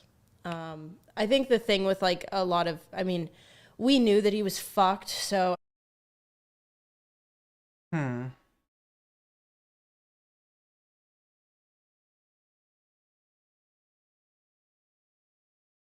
to see if there's any other like standout clips in here. And I didn't know this growing up, but my sister's like very passionate about this stuff. She said in our one of our amendments in our constitutional rights is free healthcare. It's like in the constitutional rights of Canada. So like, I don't know what Alberta's trying to do. I don't know how they can do it, but apparently they're trying. Damn, if only our... Damn, okay. So, yeah, that's the iDubbz story. You know, like, I don't know. Vaush is touting him as some kind of, like, comrade, right? I don't think he's there yet. I'm glad that he's not saying the N-word anymore. I'm glad that he, you know, saw the reflection of himself, of his early career and his fans, and has changed his, you know, changed his tack. It sucks the way that this has caused him to become a target in the commentary community. And it's so weird how, you know, free speech absolutists like these assholes will have, they have so little tolerance for free speech in like any sort of a left direction. And this isn't even a left direction. All the dude is doing is not saying the N-word, being okay with his wife doing OnlyFans, being you know, being okay with sex work, right? This is not some like left winger here. This is not so that I don't get that like that iDubbz is a particularly political figure. Hasan is putting him out that way, but it's like almost only in comparison to what's out there on YouTube, and it really says more about like the shitty situation and on the YouTube scene than it does about like, you know, some kind of progressive politics from iDubbz. I get the feeling that iDubbz just seems pretty, you know, fence righty in terms of politics. So, but yeah, I mean, if you listen to Vaush, you'd think that this is the comrade in waiting that the online left won't let us have. I don't know. It's pretty ridiculous. Let's move on to it's close to the anniversary of Citizens United, right? That was a court decision which ensconced money in politics, being able to buy your politician as free speech, right? The official position of the Supreme Court is that money is a form of speech. Donations to a politician, it's just free speech, right? And so like it gets in the way of a lot of what people want to do in terms of reforming money in politics. I'm gonna watch a couple of videos here that speak to that, you know, that speak to Citizens United, and also one that speaks to the issue of money in politics outside of Citizens United, because believe it or not, Citizens United is not the only thing that we're having to deal with here. And there are ways to tackle this outside of you know, the kind of constitutional amendment at this point that you need to overturn Citizens United. So we're going to take a quick look at this stuff, right? Here is a TikTok that explains Citizens United. This is Nick Powers, yeah. Because Meta is paying off a lot of our politicians. But not everybody knows that this wasn't always a huge... Yeah, fascists hate sex work and sex workers. We need coverage in the country with the public hospitals and clinic. The private sector was able to run amok and make all these private hospitals and clinics, etc. Hit or miss. I guess they never miss, huh? You got a boyfriend. I bet he doesn't kiss ya. Gonna find another girl. He won't. Wait, is this some lyrics? Am I encountering lyrics? Universal healthcare is in Mexico's constitution as well. Nice. BNO News on Twitter has it as transgender woman, and it was completely unnecessary to even mention it. They literally said, but police are trying to determine if the shooter's identity played a factor. Yeah, I know. There's like the whole short guy energy thing. Transphobes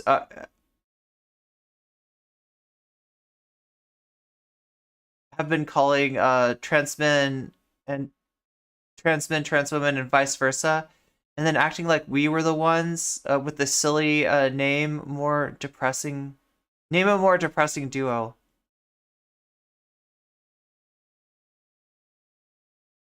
Okay, so little background to this. This is talking about the money behind the attempt to ban TikTok in the US. And it turns out it's connected to Meta. So this isn't just like, you know, some anti-communist, anti-Chinese US politicians trying to ban a social media platform because it's Chinese, right? There's maybe a financial interest for a company like Meta to eliminate part of its competition. So at least some of the money that's behind this, it looks like, is, you know, trying to get rid of TikTok as the competition.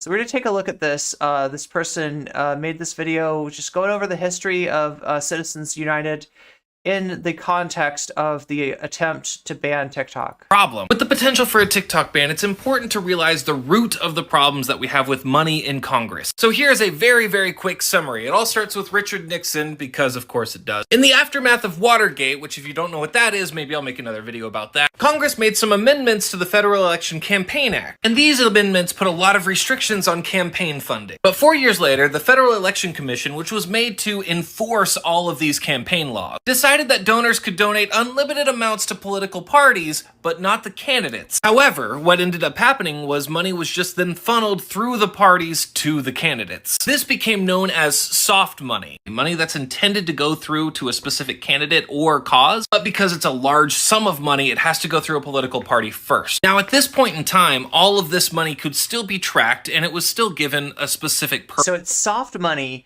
but it's not dark money yet. Dark money is when it can't be tracked, right? So soft money, in that it's kind of, you know, fungible, what it can be spent on, right?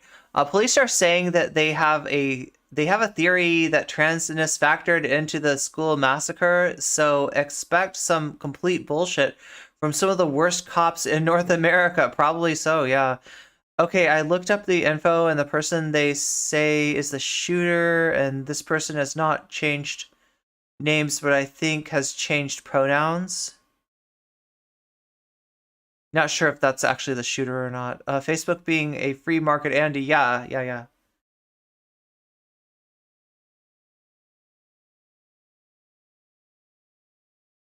iDubbz is not left. He just has a lot of right-wing / reactionary critics. That's a pretty good way to sum it up. It has a lot of reactionary critics because he has rejected his past use of racial slurs and the like. It's weird how people try to make it. Yeah, exactly. It feels like if anything, Hasan and Vaush are just trying to force a political rubric onto iDubbz where there really is none. Purpose. But now, political candidates that involved themselves with political parties and adhered to their beliefs were more likely to get campaign funding than those who didn't. Now, in 1992, we had a Democratic-controlled Congress that passed a bill, and this bill would have limited what parties are allowed to do with soft money, but it was vetoed by George H.W. Bush. Now, in 1995, John McCain, who was a Republican, and Russ Feingold, who was a Democrat, started working together to so this is McCain-Feingold, right? form their own bill. And this bill was specifically about campaign finance reform. And in 1998, that bill got passed, but was filibustered by the Republican Party. Eventually, however, they were able to get it to pass in the next Congress. And so for a while, I'm not sure, but in 1998, you're talking about, oh my God, I'm trying to think how this would have worked, because I know that you've got Bill Clinton as the president, right? But I don't actually know what were the 1998 midterms like, or right, or was this before the midterms? I know that in Bill Clinton's first term, the midterms swung towards the right, and you had a Republican takeover of Congress. So I don't know what the congressional atmosphere was like, but you definitely had a president, like a whatever the hell Bill Clinton is, a triangulator, the triangulator in chief, right? In Bill Clinton, but then they did get it passed in 2002 under George W. Bush. Yeah, 88 would have been Clinton. Police have a suspect, but they're innocent until proven guilty. While soft money was banned. That is until Mitch McConnell got tired of not being able to manipulate the elections enough. There were three specific aspects of that bill that Mitch McConnell did not like. The first one was the ban on unrestricted donations. Oh yeah, I said 98.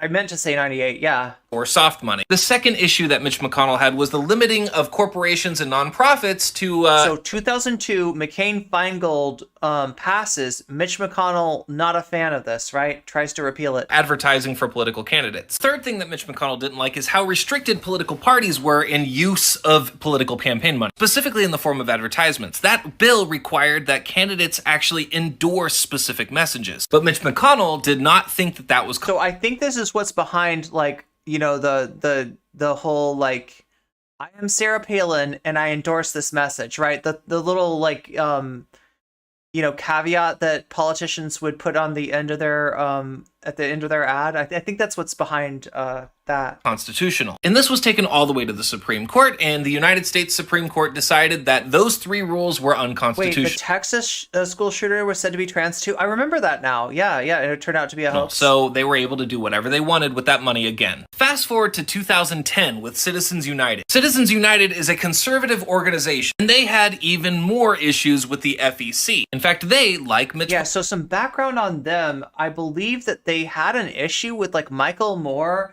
putting Fahrenheit 9/11 out close to the election, close to George W. Bush's re-election, and they tried to take that to court. The court didn't see, that was a problem, but then they made a video. They made a movie, documentary on Hillary, and tried to put it out around the 2000. Was it the 2008 election or the 2006 election? Anyway, they tried to do their own documentary.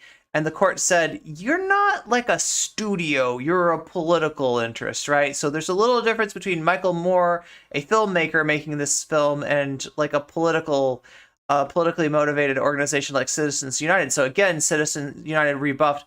I guess this is what got them, big mad and had them filing the Citizens United versus FEC case, and that's Citizens United. That's the 2010 ruling, which basically said your money as a political donor is a form of free speech, and any rules and regulations on this are unconstitutional. McConnell took the FEC all the way up to the Supreme Court, but they wanted much more than the ability to use soft money for whatever they wanted. They consider campaign finance as free speech, which means it should not be limited. Citizens United believed that if anybody wanted to donate money to any political candidate, no matter how much money that is, they should be allowed to do that. This includes corporations, nonprofits, labor unions, etc. And ultimately, in that Supreme Court hearing, they decided, yeah, that's chill. And ultimately, that allowed the loophole for dark money in politics. And for a more relevant point, it allowed Congress to take money directly from... Dark money meaning that it can't be traced, it can't be attributed. You can't necessarily know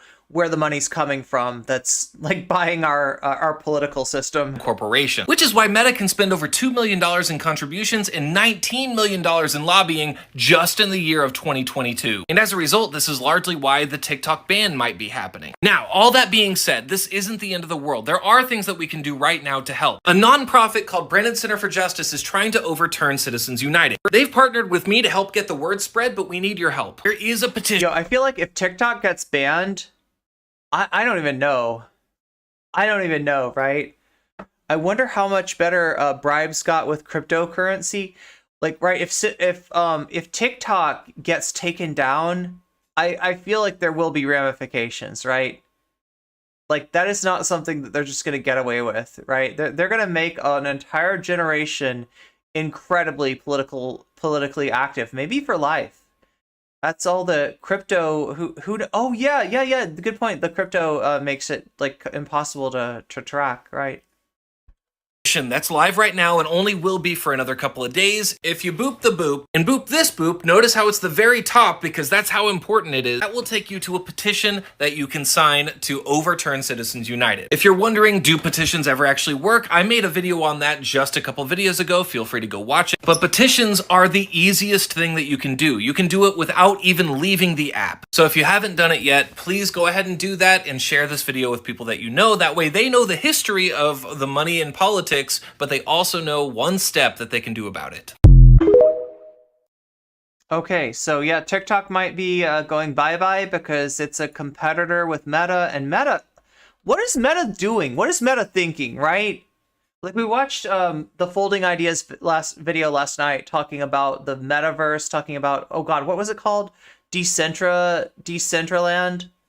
Right, it's supposed to be like a theme, like a metaverse theme park, and it just totally sucks. Everything about it sucks ass, complete, just worthless ripoff. Right, from the advertisers that they're roping into this and saying you're getting it on the ground floor, right, to the people that are spending money on digital real estate. Like, this is just a ridiculous notion, right?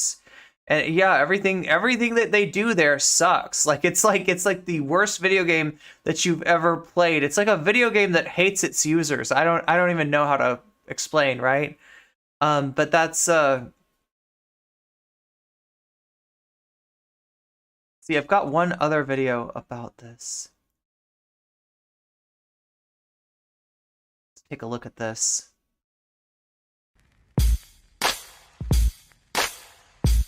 Hey, what's up, non-toxic? Odds are almost every money in politics story. Does that mean dark money can be obtained by illegal means? You know, that's a good question. I will admit that I don't know that for sure.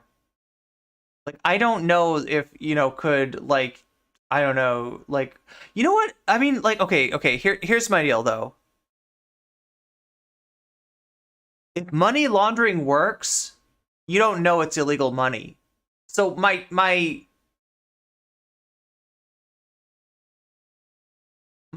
default position is to say yes, that probably illegal money, money obtained through illegal means, probably can make it into the electoral politics, because if it's properly laundered, that means there's not a trace on it that shows that it comes from illegal means. So I would guess yes, but I mean, I can't think of a specific example of an instance where this has happened. And obviously, you know, if it happened and they did it right, we probably would never know. But yeah, I don't see what would stop it from happening.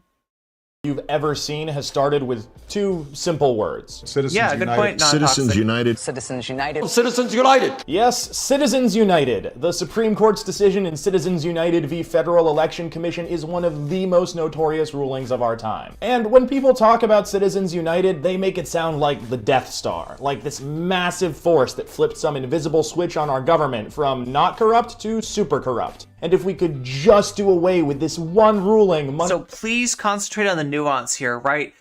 This guy is not saying that Citizens United is unimportant, right? This guy is not saying that, you know, right? It's not that. This guy's not saying that our system is not corrupt. What he's saying is that we've got more of a problem than just Citizens United. We got a whole history of the intrusion of money into politics, like the like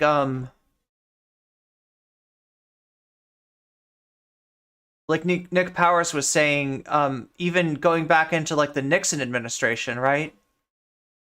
Would stop pouring into our political system and democracy would be saved. Now, make no mistake, Citizens United was a bad ruling. Its underlying assumptions have been proved wrong time and time again, and it will hopefully be overturned by a future Supreme Court and relegated to the dustbin of history, where it belongs. But here's the thing. Citizens United could be thrown out tomorrow and it would still be perfectly legal for special interests and lobbyists to buy and sell politicians. But hey, don't take... So in other words, the atmosphere before 2010 wasn't that great, right? I mean, Citizens United makes it worse. Citizens United enshrines it in judicial precedent and would require, from my understanding, a constitutional amendment to overturn, right? Or, you know, like somebody expanding the Supreme Court, maybe, right? Maybe that could, maybe if a politician would be brave enough to do what FDR never did and expand the Supreme Court, maybe you could see some change on that, right? But yeah, like things were not great before 2010 either. My word for like it. Like McCain-Feingold, it wasn't, didn't accomplish, that much. It was just a little bit of a regulation on things. Let's look at an example. See if you can spot where Citizens United comes in. So, one of the most egregious examples of our corrupt political system at work comes in the form of America's astronomically high drug prices. And this is not an accident. It is a deliberate feature of legislation passed by our own Congress. It prohibited Medicare. Yeah, because if you look at the prices that other countries have on some of the same pharmaceuticals, you'll be shocked at how cheap it is. This is why some people will travel out of the country to buy their meds when it's possible. Like, right, senior citizens used to take buses up to Canada to do this. Also, like, Mexico is a place where people can go and get. I don't know if this is still true or not, right? I don't know if they might have closed off these the ability to bring in prescriptions like this too, but and the federal government from using its vast purchasing power to negotiate lower prices directly from the drug companies. Well, the key goal was to make sure there'd be no interference in the drug companies' ability to charge high prices and to continue to increase those prices. Let that sink in, y'all. Federal law specifically prohibits Medicare from trying to negotiate cheaper prices with drug companies. So, how do you think the pharmaceutical industry managed to pull that one off? Congressmen are outnumbered 2-to-1 by lobbyists for an industry that spends roughly $100 million a year in campaign contributions and lobbying expenses to protect its profits. The pharmaceutical lobbyists wrote the bill.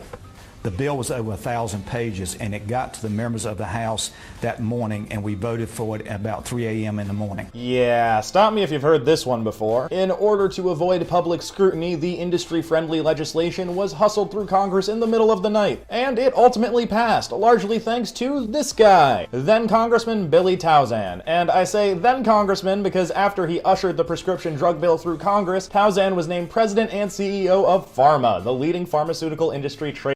Wait, okay, it's a trade group called Pharma. I was gonna say, like, is that like a pharmaceutical company? Yeah, it's a trade group. It's a like an industry lobbying group. It sounds like. So like, right, you're gonna start to see another aspect of our corrupt political system, and that is that who are the lobbyists? You hear about lobbyists, right? They're these, shadowy figures that come in, they distribute money, and votes change based on, who the lobbyists give money to, right? It sounds pretty bad, right? But who actually are the lobbyists? How does one become a lobbyist? Could I become a lobbyist? It sounds like a good gig, right? If I'm not getting, paid enough as a Twitch streamer, right?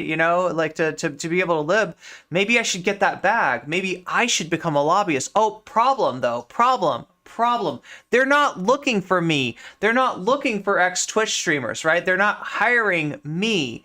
If I was a former congressional staffer, or if I was a former member of Congress, right? Or like elected official, I might get hired. That's kind of who they're looking for. And what does that effect have, right? What is that for? It's not so much for what you think it is. Right? You'd think that, okay, well, they want somebody who knows the lay of the land politically in the legislatures, right? They want somebody with expertise that will, tell them how to best lobby, right? That's not entirely what they're looking for, right? Part of this is that if I know that lobbyists could hire me after I'm not elected. Yeah, let's say it's like this, right? Let's say there's an act, and I'm a member of Congress, right? And there's an act that's called the F the Consumer Act, right? And that's what this act does. It F's you, it F's the consumer, or it fucks the worker, right?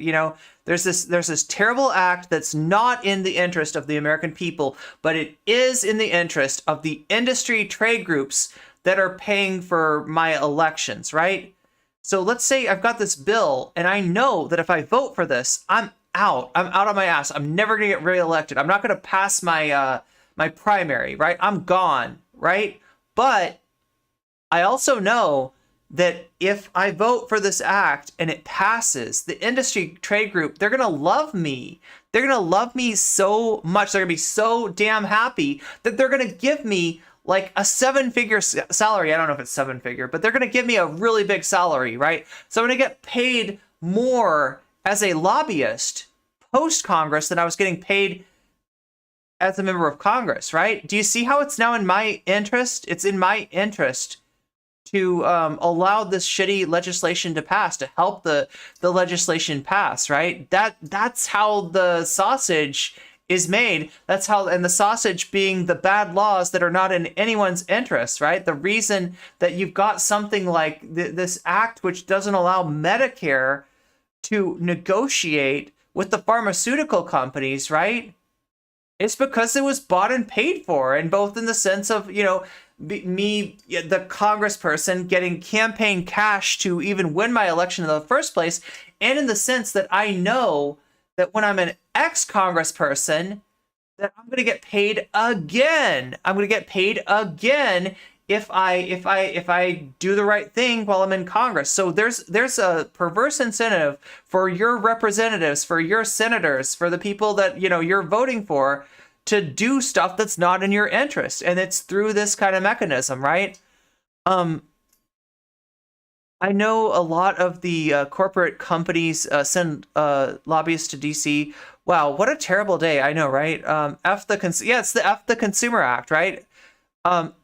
We haven't really talked about the shooting just because it's a breaking news situation, and a lot of things change, right? A lot of times the initial reporting on breaking news ends up being misleading, ends up being wrong. And some people have come in here with some information about that. I gotta caution you to take that all with a grain of salt, because like I said, the reporting in the very beginning of a situation like this is often borne out as false in the long term. So I'm trying not to get us too invested in any particular narrative that's out there right now, because who knows, it may be subject to change. Never really take anything serious for I mean that's kind of the news environment that we're in right now. No, it's okay. I mean, like, if you like just talk about it with that appropriate grain of salt, right? With like, I think there's being reported that, right, and understand that it might be subject to change. So that's all, right? Group, because of course he was. So, just like that, special interests were able to buy public policy that hamstrings the competitive market and hurts regular Americans. Thanks a lot, Supreme Court. Citizens United strikes again. Except not at all. This story happened in 2003, a full 7 years before Citizens United. And the exact same kind of thing is still happening every single day on nearly every issue. Despite what you've probably heard, Citizens United is not the sole source of political corruption in America. It is just one piece of an enormously complex problem. So, what did Citizens United actually do? Well, as long as the decision stands, so-called independent groups funded by corporations, unions, and a small handful of incredibly super-duper rich people can spend unlimited sums of money trying to influence our political system. In practical terms, that means groups like Patriot Majority on the left and Americans for Prosperity on the right. Yeah, I think that the worst thing about Citizens United is the precedent that it sets, right? It codifies into law the idea that campaign donations, that the, you know, what a lot of people would look at and regard as the bribing of our government is looked at as free speech, right? We could all look at that and say that that does not pass the BS test, right? That is some legal BS to equate, you know, campaign cash to free speech. It's not. It's not, right? But that was the decision of the Supreme Court, even before the Supreme Court was like sort of remade through the shenanigans that went on with during the Obama administration of stealing a justice, right? Even before the court was totally loaded towards the right, like it is now, and with the Trump justices, right? Even before that takeover that allowed the repeal of what was precedent before in terms of the Roe v. Wade decision, right? It was still bad. It was still this bad. It can keep flooding the airwaves with manipulative political ads, like these. Outsourcing jobs, taking down the flag.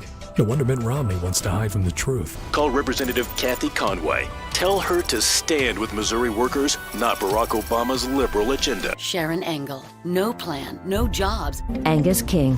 Helping himself?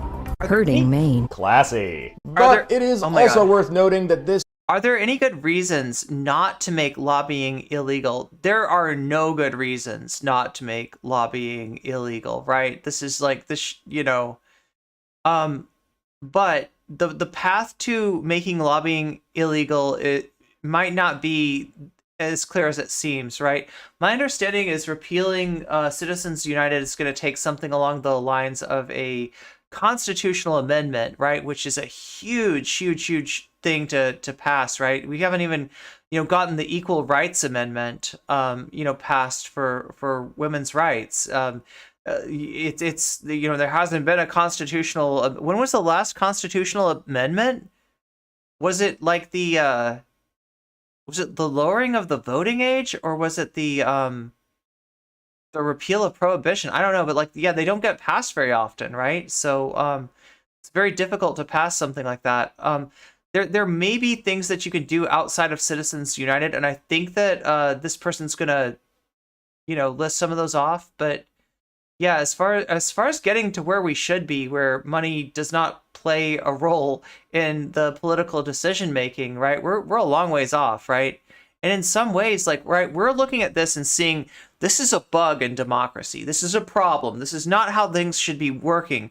But if you look at the people that are in control, right, maybe it's more of a feature than a bug.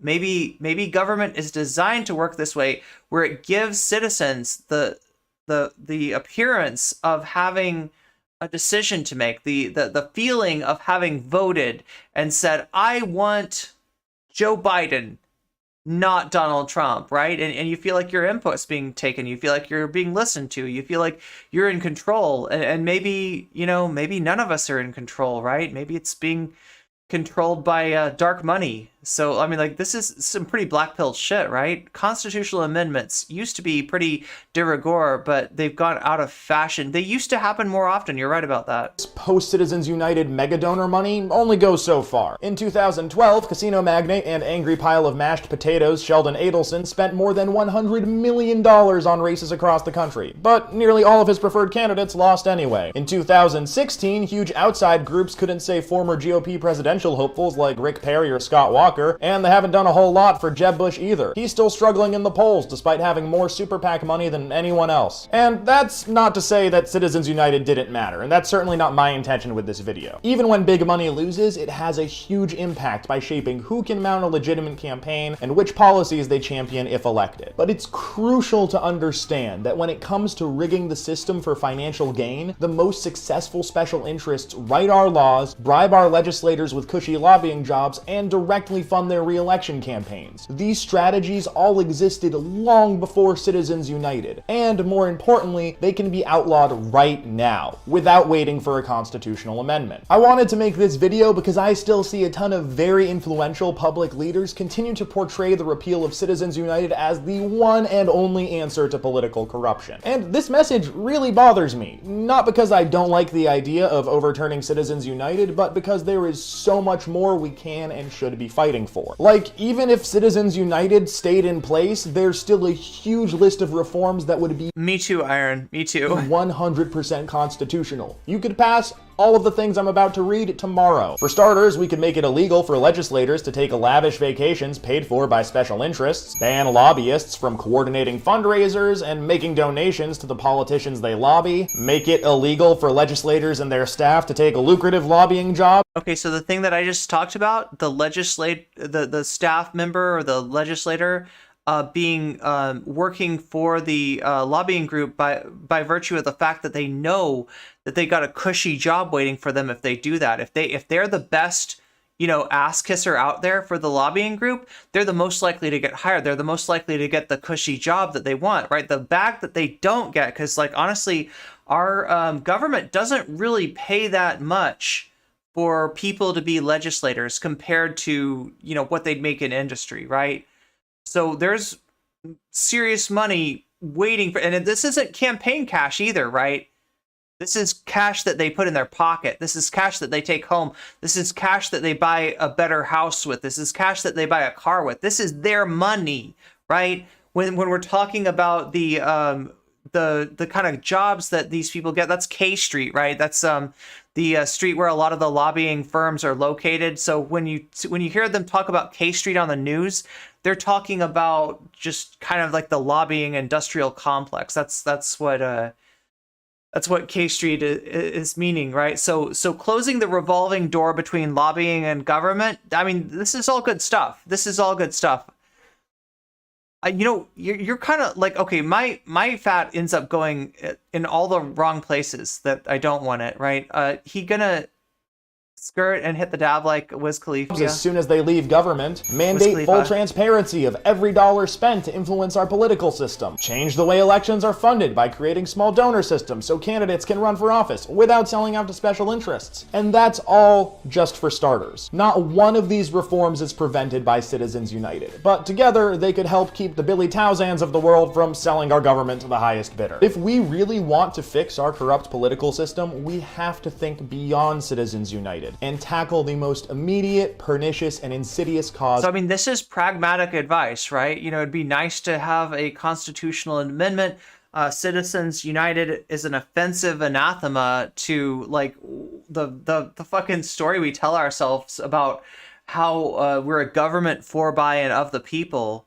But that's, like I said, it feels kind of out of reach. Maybe not. Like, if enough people start caring about this, then maybe not. Maybe, something could happen. Maybe there could be, like, putting pressure on a Democratic president, for instance, to expand the judiciary, to expand the Supreme Court, might be one way to go into to look into making the overturn of Citizens United, which is ridiculous on its face. Like, it's a ridiculous parody of a decision based on some really shaky legal, if you look at the justification for it, it's even weirder, right?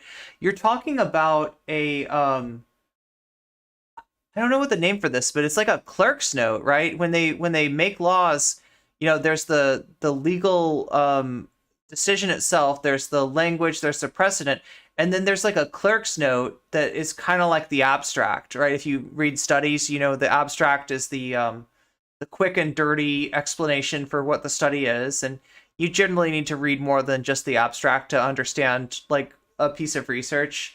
But the clerk's note on the precedents that underlie the Citizens United decision are run counter to what's actually written in the decision, right? So this was something that was really kind of just like thrown in there through some nefarious, I don't know, process like long ago. And that's what they're using as the basis for this decision. So yeah, I mean, like Citizens United is a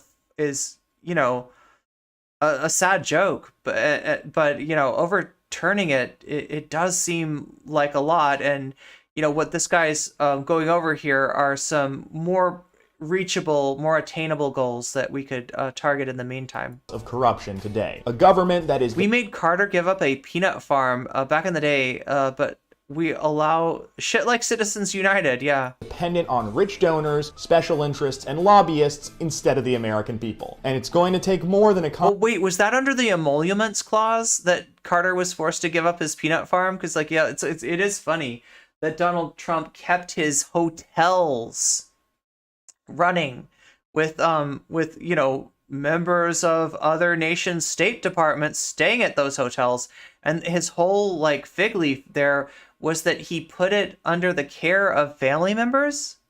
So it wasn't being run by him, it was being run by his family. Like, right, there's some real emoluments issues with Trump. Constitutional amendment to break that dependency. Thank you so much for watching Follow the Money. Now, I want you to do something for me. I want you to look into this... Okay, so we got an adorable dog. We got an adorable dog. We do indeed.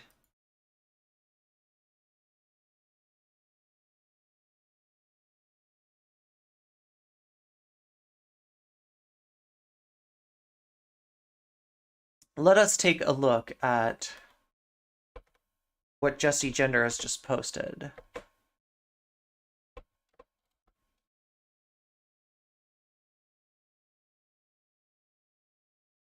So we're talking about the fight against fascists. We're talking about the fight in New Zealand. We're talking about the fascists that made common cause with TERFs, including Posie Parker, and the people that kept Posie Parker from speaking in New Zealand. Right? That's and we're also talking here. Like, check but this I'm out. trying my best. I can. We're also talking about a really cute shirt. Look at that.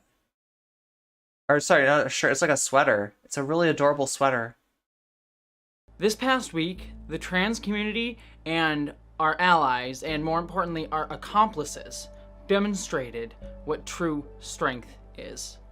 They showed the power in solidarity, in caring. They showed a willingness to fight back and put your skin in the game. And most importantly to me, they showed a love for each other that will always, always outshine hate.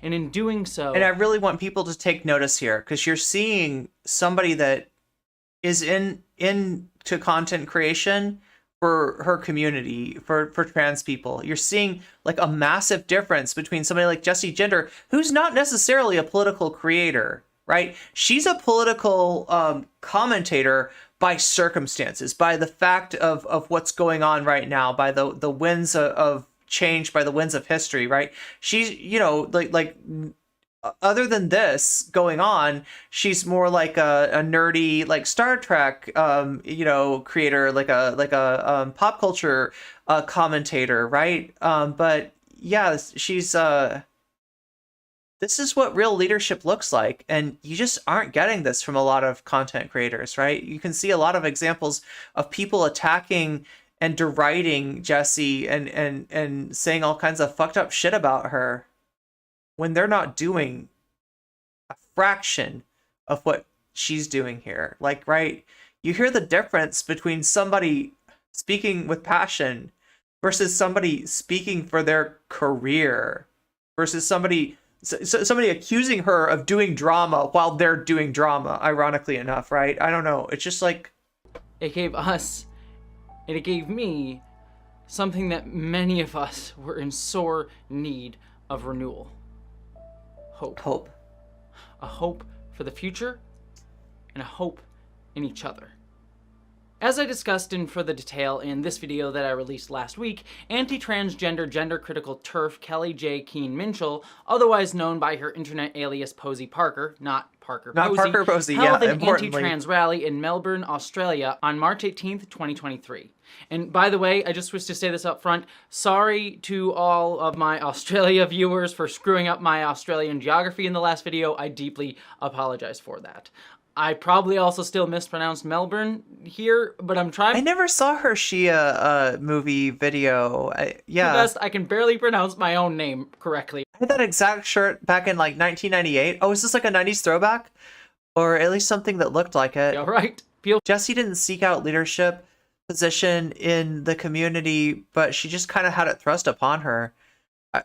Feel free to laugh at me. Those overalls were awful, but she's only gotten better at analysis and she's become a really great voice.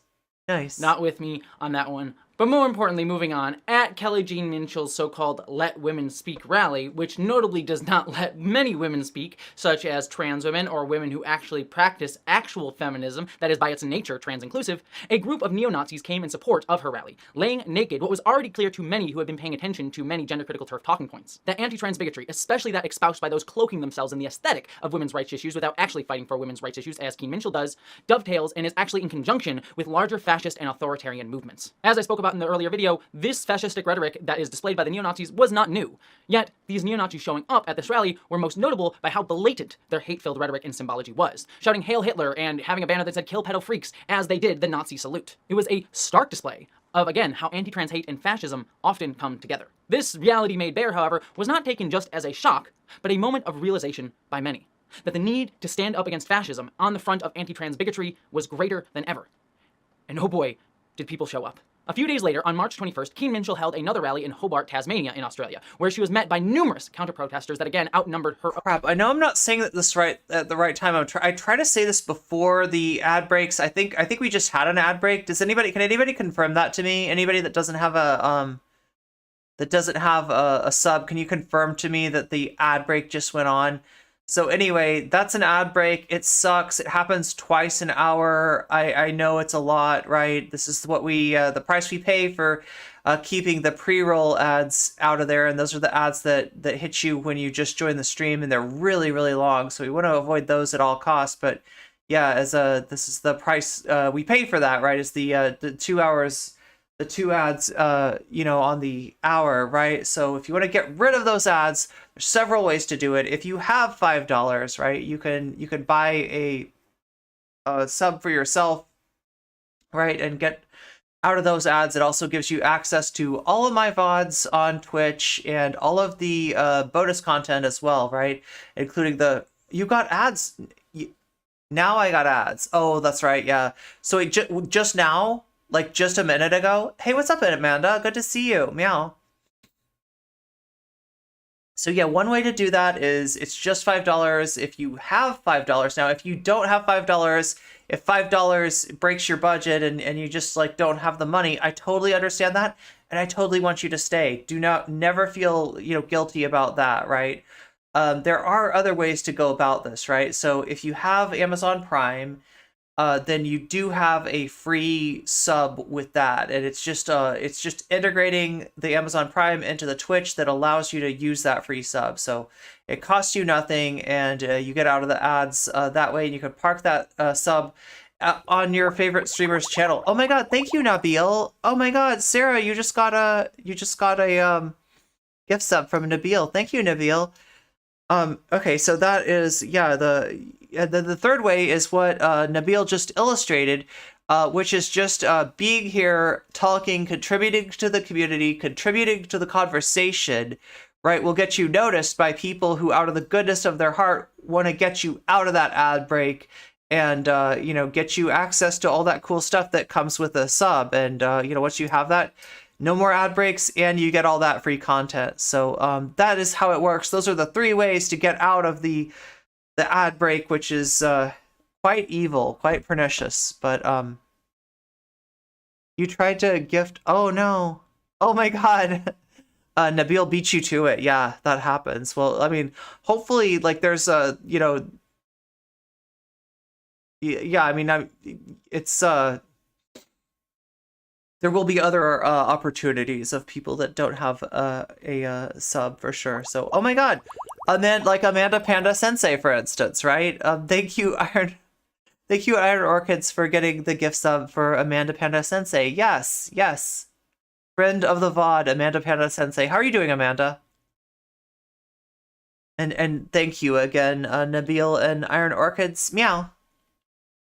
People at her event, including notably this one counter-protester who pushed back against Keen Minshall's hate and ultimately allowed Keen Minshall a moment. Oh God, did that trigger a hype train? Yeah, it looks like if there's 3 minutes, if anybody else donates or gets a gift sub or a regular sub in 3 minutes, it will activate the hype train. And you know what that means? That means Weasel time, right? So if you want to hear the Weasel song, now is your chance to be the hero, be the hype train conductor, as it were, the one who the master of weasels, right? Anybody who gives bits or subs or anything like that. I'm pretty sure you will, sub, gift, or use bits to start the hype train. So you will be conducting that train if you hit that within the next 3 minutes. Reveal herself. They will use any means necessary, any language necessary, any smears. And that means I need to get ready to dance. Why with Nazis though? Why don't you go away? Who did? Who did? No. I'm not a feminist. I'm not a feminist. Right, this girl here. Go straight down there. Go away. With Nazis. We're Nazis. When faced with a woman, oh my God, we got it. Who did not limited wholeheartedly time agree with Keen Minshall's limited time to earn exclusive emotes, right? Post a Teapot Dome scandal hot for a free sub. So it looks like Iron Orchids is offering a free sub. Let's get those weasels on their way. Let's make those weasels happen. Thank you so much, Non-Toxic Bleach, for the biddies. Weasels. Wait, if I could spell it right. Weasel. Weasels. Assemble.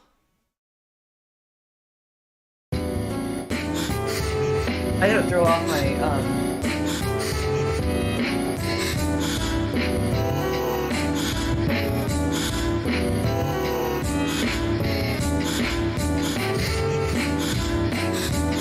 oh my God, I gotta do the...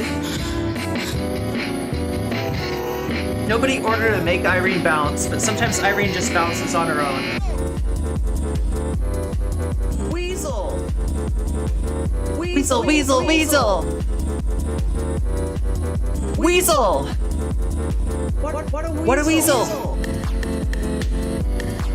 Weasel! Thank you, Zara! Thank you, Zara, for the gifted sub to Vidingale. Weasel! What a weasel!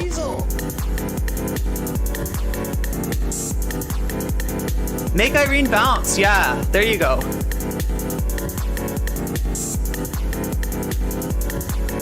Double the bounce. Oh my God, I gotta bounce twice as high or twice as often. Do you want me to increase my frequency or my wave, what is it called? Not wavelength, but frequency or amplitude. Amplitude. Do you want amplitude? Oh my God, Sarah. Wait, are we quadrupling the amplitude? Twice as often. Whoa, twice as often. Okay, I could do that. I could try to do that. Wait. Just do a fast bounce. I gotta do like a light bounce. We gotta. What a weasel! Oh my God! Wanna be? Spice girl, thank you for the raid, Miss Anita Bump. How was your stream? Good to see you. Welcome. You just came in during a hype train. We're in the middle of a hype train. And I'm supposed to bounce like 4 times as fast, like 3 times, oh my God, so many bounces, right? Thank you for the raid, Miss Anita Bob. Good to see you. Good to see you, everybody. Meow. Oh yeah, do the fast bounces like this. This is what chat wants. This is what chat wants. Weasel. Weasel. Weasel. Weasel. Weasel. What a weasel. Weasel. Weasel. Weasel. Weasel. Weasel. What a weasel! Sarah, do you think that he's talking about you here?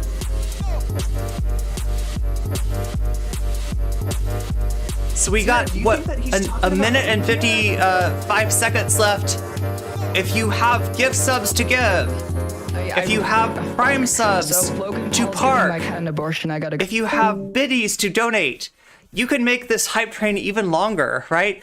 Because as it is, I do have a little bit more time, so we're gonna keep me working. We're gonna keep me exercising, right? Okay, so here we go. If you haven't heard this before, this is a No Comment Chick original. AKA DJ Hype SJW. Oh my god, thank you, Nabil! Thank you, Nabil, for the 2 gifted subs. One to Miss Anita Bump, and one to Undying Fan.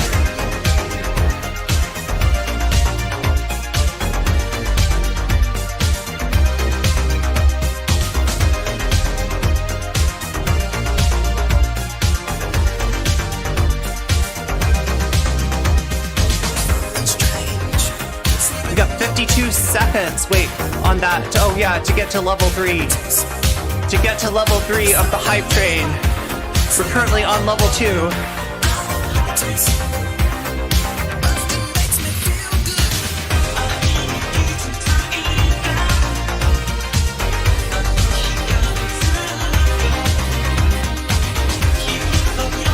Did Zara? Yeah, Zara made the Weasel assembly.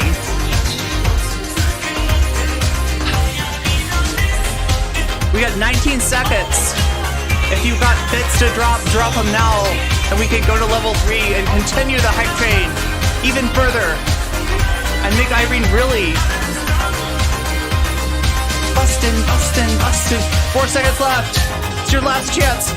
Oh my god, hype train coming in at level 2. Level 2 hype train. Thank you so much, everybody. Oh my god, you just... Oh my god,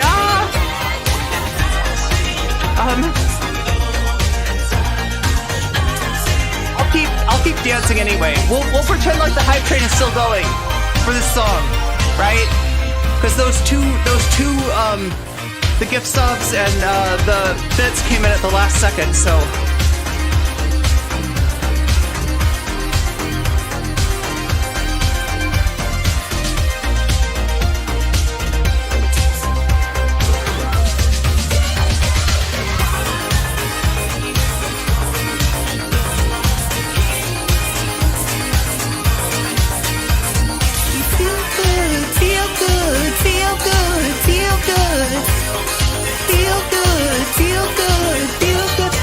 Thank you, Nabil. Pina Colada getting the gift sub from Nabil. Cryptid Mage, I don't know where yours went, but it went somewhere. Bustin'. Oh, to Fuzzy Simba got a gift sub. I'm getting a workout today. I'm definitely getting a workout today. I appreciate the workout chat, by the way. I need this, right? You know, like, look, this is a punching bag, right? I'm an athlete, I'm a kickboxer, I haven't done shit since the lockdown, right? It was a while ago, right? I need to get back on my grind, on my Sigma grind.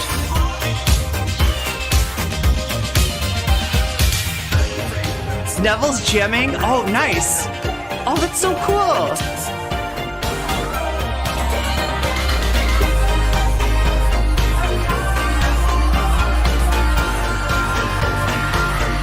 Bustin'.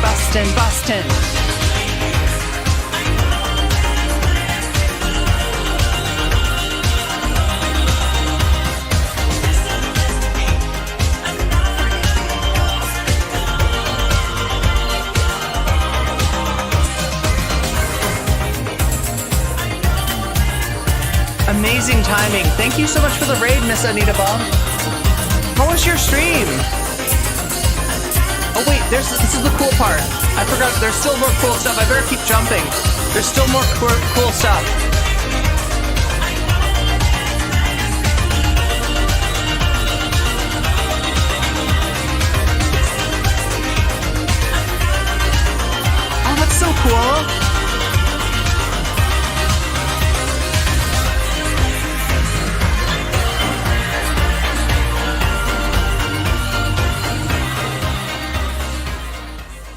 That's awesome. Playing Fortnite with Rotted Ranch and Xeno. People have been saying that I need to get into Fortnite, right? I'm a little late on it. I'm you know, they already closed down Tomato Town, but I probably need to. I don't know. Fortnite is like, let me see if I got this right. If you combine Minecraft and Apex Legends, right, you get Fortnite. Is that correct? It's like building plus shooty shoot. Shooty shoot. That's what it's called. Definitely, it's called shooty shoot with a gunny gun. Oh my god, I'm so freaking ooh about this. I'm so twee about this. I don't know. You can learn Fortnite with me, Irene. Oh, you were learning from Miss Anita Bump earlier this morning. Nice. Well, thank you for rating in. I hope you had a fun stream. That sounds like like I said, I'm not great at video games, but I enjoy them. Minecraft with guns. Yes. Minecraft. Well, there literally is that. Like, right. There's also Roblox with guns. So where were we? We were in the middle of Jessie Gender's video. Trans protest shows how to fight fascists. We're talking about New Zealand. We're talking about the resistance against Posie Parker and her, you know, fascist allies in New Zealand that actually shut down the event. And Jessie's, you know, saying that this has given us something that we've needed for a long time, that being hope. Trans hate in her little bubble, Keen Minshall revealed quite starkly that her whole facade, that she's just a person standing up for women's rights in the face of gender ideology coming for our women and children, came crumbling down. And she announced that she is by no means a feminist. I'm not a feminist! I'm not a feminist! Again, not surprising in the least to anyone who's been paying attention to her actual words before this, or the words of the gender critical movement, but it was telling that she no longer cared to even put on the mask when confronted with people who are calling her out on her hate. People who would stand up for real feminism and trans inclusivity. Wait, what's the deal with washing your hair with rice water? That sounds like I need to do that probably. It shows how often much of anti-trans hate and rhetoric and bigotry just in general falls in the face of actual voices of real people who aren't just parroting back their nonsense back at them, but actually standing up with those around them. But that wasn't the best moment, not even by a— Wait, mustard yellow? Are you talking about that stripe in the middle of her sweater? Long shot. Because when Keen Minshall attempted to continue her rallies in Auckland, New Zealand, more than 1,000 people showed up in opposition to Keen Minshall and the type of hate that she espouses. Counter-protesters came to the location, flooding it and overrunning the gazebo where Parker had been expected to make her speech. The counter-protesters again vastly outnumbered Keen Minshall's numbers, and many of them shouted, "Go home, Posie, go home." Water, paint, and eggs. Oh yeah, I almost forgot. We need to get a sound alert that's like Void Coffee. Like, what if I made that like a, you know what I should make it? I should make it like a community points thing, right? And when you see the Void Coffee, you can donate community points, or you can redeem community points to make that like the Void Coffee sound, right? No, Posie was oh god, not Jessie. Okay, that's, you're talking about yeah. Posie's dress was mustard yellow. I'm sorry. Keen Minshall and her supporters, and Keen Minshall herself even had tomato juice thrown on her.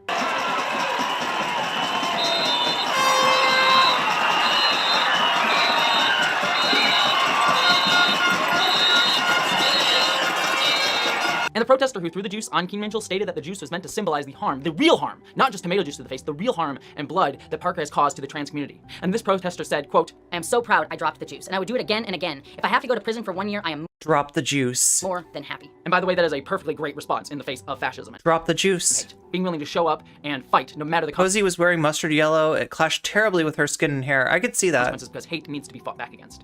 Yeah, it's like a vaporwave sound bit. It's like a what do you call that? A vocoder? It's a vocoder sound, like with a Void Coffee. And eventually, Keen Minshall had to be escorted out of the protest by police, and her future rally in Wellington, New Zealand was also cancelled, causing her to leave New Zealand altogether. Do you think it'd be worse in Wellington? Yep. Yeah. Maybe it's time to I think so. say that we can't do it. No. Okay. Against hundreds of thousands of people. No. Okay. And the police were correct. Wellington was much worse for Minshall because while she did not show up, her event that was once going to be a display of hate has turned into a party and celebration for trans people and our accomplices, showing how queers and our allies know how to start a riot, beat fascists, and then turn it into a party, which is all the absolute best response to fascism. Kick it in the ass and then celebrate and delight in each other and our— Oh yeah, make sure to check my YouTube in the next few days. I've got a lot of videos kind of like on the backlog. We've released one. If you haven't noticed, right, there's a new video talking about that Tennessee lieutenant governor that had little bit of a hypocrisy, right? Both of the Tennessee governor and the lieutenant governor have been caught in massive hypocritical situations given the amount of anti-LGBTQ legislation they've been passing. And I did a video on the extreme circumstances of the lieutenant governor, which were just bizarre, right? And the joy of our humanity. Just bizarre, but that's up. That is, hell yeah. And apparently only 25% of the watch time is from people who follow me. So, I'm definitely getting that. I'm definitely getting more views from the outside on that. But I think some of the people that are following my YouTube channel have not realized that that's there yet. So that's there if you haven't realized. Yeah. I cannot tell you what this series of events has meant to me to see and watch. As many of you know, if you've been following my channel for any length of time, these past few years have seen growing anti-trans hate movements and rhetoric continue to escalate more and more, almost daily. My fellow trans folks and I had to watch as the hate against our community is continually stoked by those in power trying to use the scapegoat of our deeply misunderstood, disinformed about, and marginalized community to hold on to their power, using anti-trans bigotry as a political calculus to push for growing authoritarian and fascism in countries worldwide. I've had to watch as men on some of the biggest stages in my country and others call for the literal genocide of people like me. And while I and so many others who have worked even harder than me have worked to be defiant and push back against these hates, it's been very scary. And I say that as a relatively privileged trans person in the grand scheme of things. I live in a relatively safe area, I'm fairly well off, I'm able to pay my bills, and I feel generally secure in this state, even though the United States itself is a very scary place for trans people and seems like it's only one election away from much darker things. I feel that fear and terror. And it is much harder still for my trans siblings who are not out yet, who may be younger than I am, who don't have full autonomy over their ability to do things or stand up for themselves, who may be living in areas that are less safe for them than me, or who maybe sit at an intersection of even more misunderstood identities as well as their transgender one, be it a racial identity, a religious identity, a class identity, or many of those combined. It's been deeply scary, and while all of us have showed immense strength, especially those who I look up to, many of whom are younger than me, who are showing so much more strength and power by themselves, it has been really scary and hard to watch all of this. So to see a crowd of people, a sea of trans people and our accomplices, and I mean accomplices because those people put their skin in the game, showing up to display not just their desire to stop Minshall's hate campaign, but to show much needed support to the trans community in the face of the larger growing anti-trans sentiment that has been building around the world as a way to push for increasing authoritarian movements. It meant the world to show that we will not let fascists and Nazis and authoritarians speak unchallenged, and that trans people are not hated, but loved and cherished, no matter how much those in power try to paint it otherwise. That means a lot. And most importantly, it showed that true power comes from community and solidarity, and that when we have that, we can accomplish anything. To my trans siblings, especially to trans... Sorry, I zoned out there. I just realized that I wasn't following Miss Anita Bump, and I rectified that. And if you want to rectify that too, let's give one more shout out to Miss Anita Bump. Thank you so much for the raid. Trans kids out there, see this moment. And know what's up, Mousebreaker? That you are not alone. You are part of a community that loves you, cherishes you, and will stand up for you. And I want to repeat that this... Straddle, you are not the only one. I was like, I don't know if you noticed earlier, but I was tearing up a little bit too. Yeah, I'm right there with you. Did she say turf logic? Did she literally say turf logic? Oh my god, that's a callback. That's a callback. Is what true power looks like.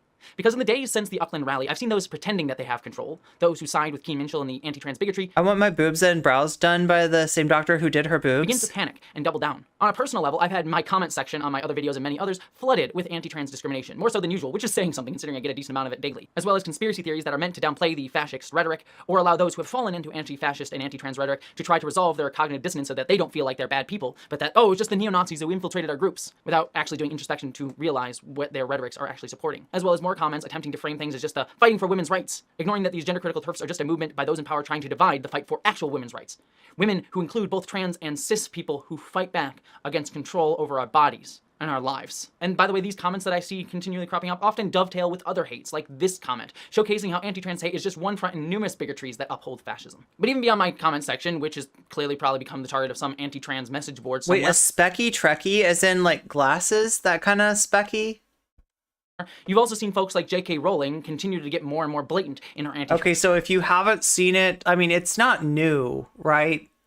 But this is a slur against trans women that TERFs are using. So if you see that, you know, if you wonder why somebody's saying Tim, that's what that means. That's a slur in this context, right? Especially if the I is lowercase, and the M is uppercase, right? That's what that is. Trans hate. Now, quite actively using anti-trans slurs like Tim in her tweets to dehumanize and delegitimize the trans community and trans women's humanity specifically, as well as using her platform to prop up other anti-transgender lies, such as the false rhetoric that trans women are somehow more prone to male violence, which itself is from a misinformed study that uses sex workers as evidence of criminality of trans people. So, oh yeah, I was wondering about this, like, right? So, I remember.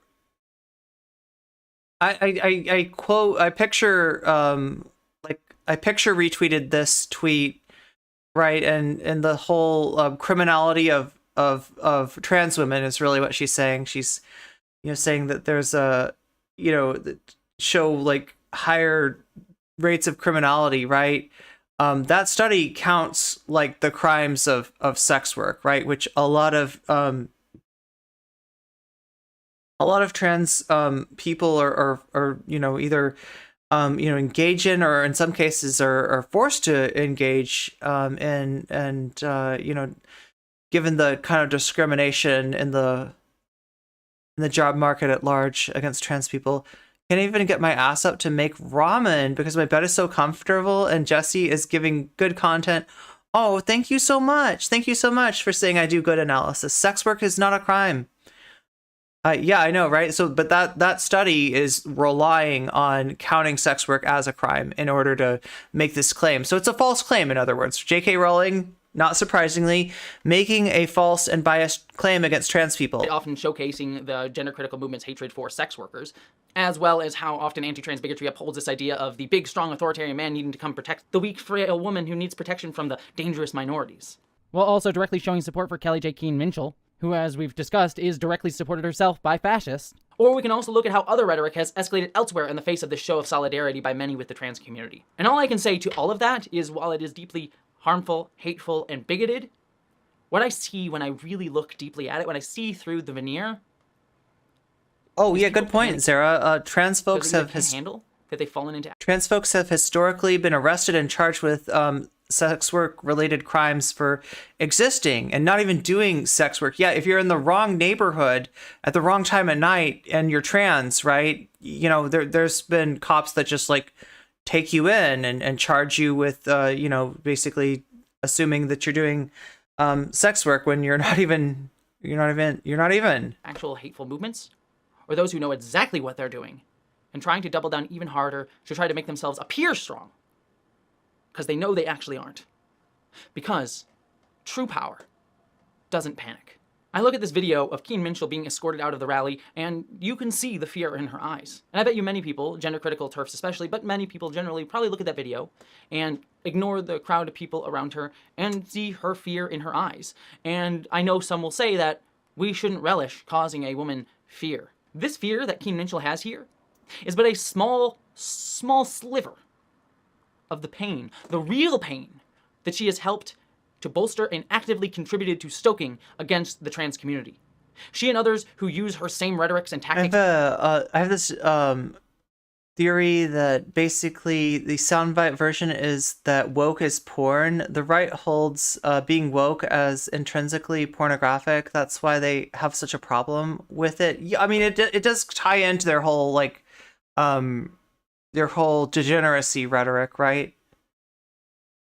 And those who wield her movement to uphold their own authoritarianism have You're led too tall and wearing heels in a place that doesn't want to see, actual physical and political violence against the trans community. We are in the midst of a genocide attempt. Make no ifs, ands, or buts about it.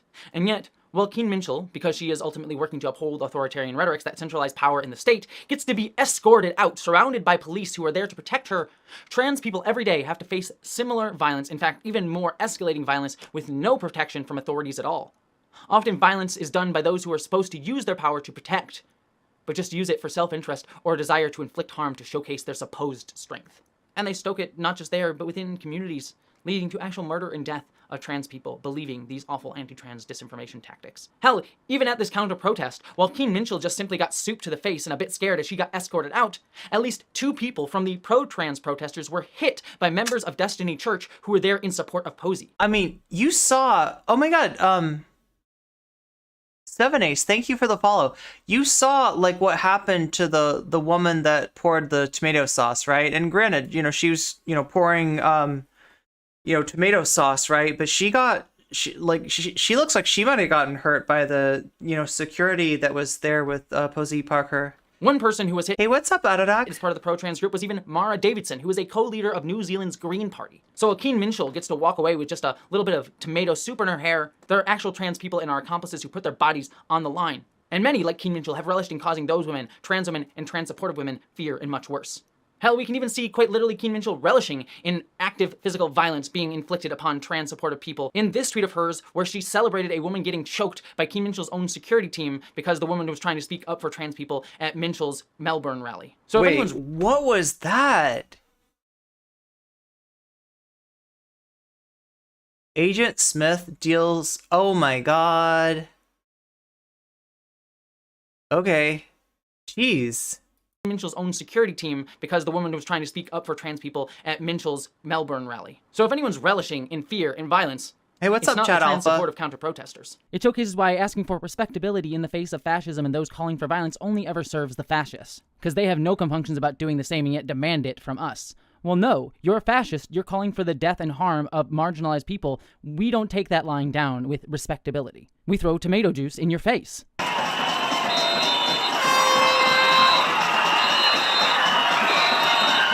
And I will also say this, that it is always ethical to make a fascist feel unsafe, unwelcome, and unwanted, because they are. And they should feel lucky if it just feels like tomato soup to the face.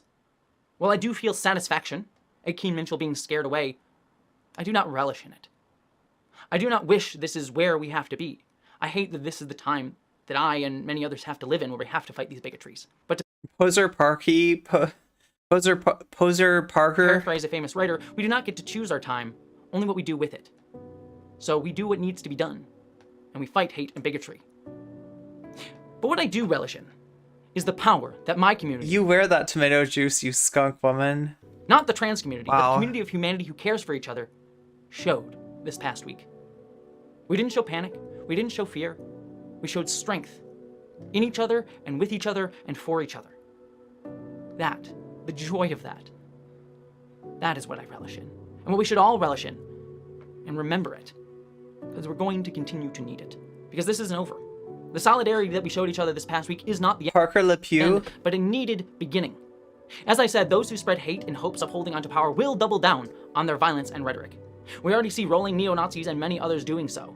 And I'm sure many more continually will, those with some of the biggest powers in some of the biggest countries, trying to use this moment to prop up the idea of the dangerous, villainous transes trying to hurt the poor, weak women who need to be protected by the strong man, who need you to vote for a strong authoritarian figure to stop them. And that makes them still, if not more, dangerous.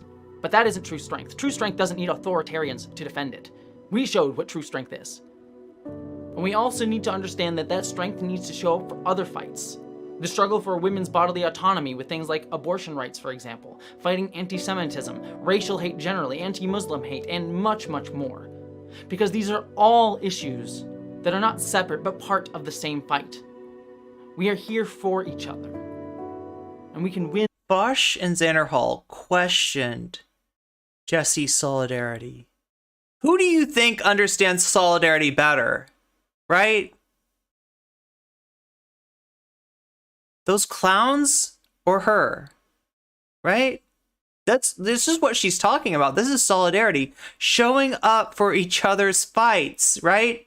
That's how it builds. That's how it works. That's how a movement works. And it's so sad to see all these posers out here just taking up space, just breathing up air that needs to go to some real activism, that needs to go to some real solidarity, that needs to go to a real struggle instead of getting all pent up inside of, behind gamer chairs and desks and shit like that. Like, right? This is what a movement needs to be about, right?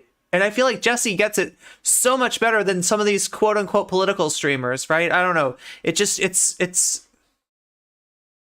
in those fights because we've already shown each other that we can do that. That is the hope we need to hold on to from this moment and remember. Remember that love always wins, community always wins. We just need to be willing to show up and fight, not for the fight itself, but for something greater. Oh my god, thank you for the Thank you for the bits, Tim Bob RN. Okay, I'm not dissing gamer chairs. If you know, I'm on a trampoline. I just wanted to make a little follow-up. But your choice in where to park your butt or not park your butt or when to park your butt, like, it's not really about, like, I'm not hating on gaming. I'm not hating on gamer chairs. I'm certainly not hating on Twitch. But, like, you know, like, it feels like there's so much about this rhetoric from these streamers that lends itself to that inertia, that lends itself to siloing within our own little view of the world instead of seeing what's going on with other people and wanting to do what Jessie just said, which is join each other's fights. That's what solidarity is about. It's not about trying to commandeer somebody's struggle like you see with Vaush or Xanderhall. It's not about trying to center yourself in you know, basically chase clout off of marginalized people's struggle. It's lending your voice. It's lending your feet. It's lending your heart to each other's movements, to each other's fights, right? It's showing up for each other, and that's what's missing. Video from last week's video because Chat, honestly everything I'm sorry for crying on stream, but like Jessie has this effect on people. It's not only me, right? It's not only me. Virgin Gamer chairs versus Giga Chad trampolines. Yeah, it's I don't think it's only me. Right, I am gonna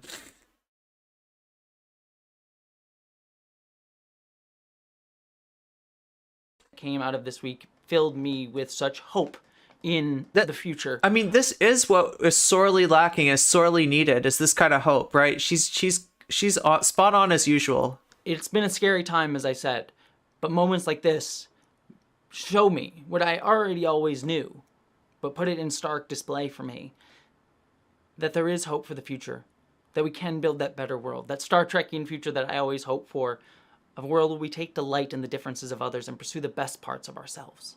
Enable each other to pursue the best parts of ourselves. We can do that. We showed that this week. And let's continue showing that. Anyways, to do the YouTube rigmarole, I have a video coming out on Friday that is a fun video about Star Trek. It should be comedic, should be funny. You'll get to laugh at me, not with me. It'll be a good time. And also, it's up for patrons and those who subscribe on Nebula. So if you want to get it early, go subscribe and support me there, because supporting me on Patreon and Nebula does help me pay my bills. This is what I do for a living.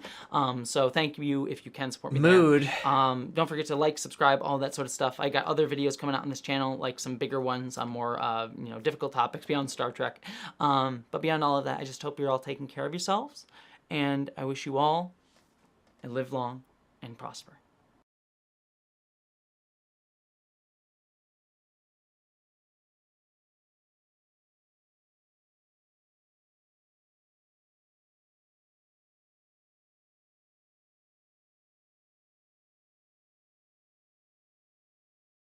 Okay, I feel like I've raided into Eevee a few times now, quite a few times, right? Unless there's somebody else out there who I need to hit up with a raid, like, please let me know that. Like, if there's streamers that you want me to raid, right? If there's comrades out there that need, a bump, like Miss Anita Bump gave us today, a little bump in our viewership, right? I'd love to, pass that along to other comrades. We're like, it's so hard to find, right? But if you know people that I should be raiding, make sure to let me know, because I'm curious about that. You cried at this video, yeah, right? It's good to have you here. I'm gonna stream. Like, I would keep streaming, except that I really need to work on some videos for you. Those are gonna be coming out on YouTube, right? So I'm gonna be trying to put out videos tomorrow and Wednesday, right? Because I've got such a backlog, right? I need to put these videos out there. We got a few that are ready, and we got a few more that I need to get ready. So I'm going to be trying to put out more videos. Be on the lookout on YouTube for those, right? And, Feminist Critique, they're pretty good. Cool. Yeah, no, I'll have to put their... Wait, are they... What? Oh my god, cancel. Oh. Is Kaiputer... Is Kaiputer streaming right now? Yeah, look, I would totally love to... Wait, did we raid? Did it raid? Let's see if I can still do this. I'm not sure if I caught it in time. Yeah, so I've raided Eevee a few times. We'll raid Eevee again. Eevee's playing Cyberpunk. It looks like Kaiputer is something somebody suggested, or Kaiputer is streaming right now. Yeah. Okay, so here we go. Everybody got into that robot with Kaiputer, right? Oh my god, I think I might have lost some in that. But yeah, you know, you've got a little time to get into the raid. Go see my friend Kai Pewter. Kai Pewter is a really cool person, a friend of a friend, and knows a lot of about stuff that I don't know. Very, very smart with tech, very savvy with tech.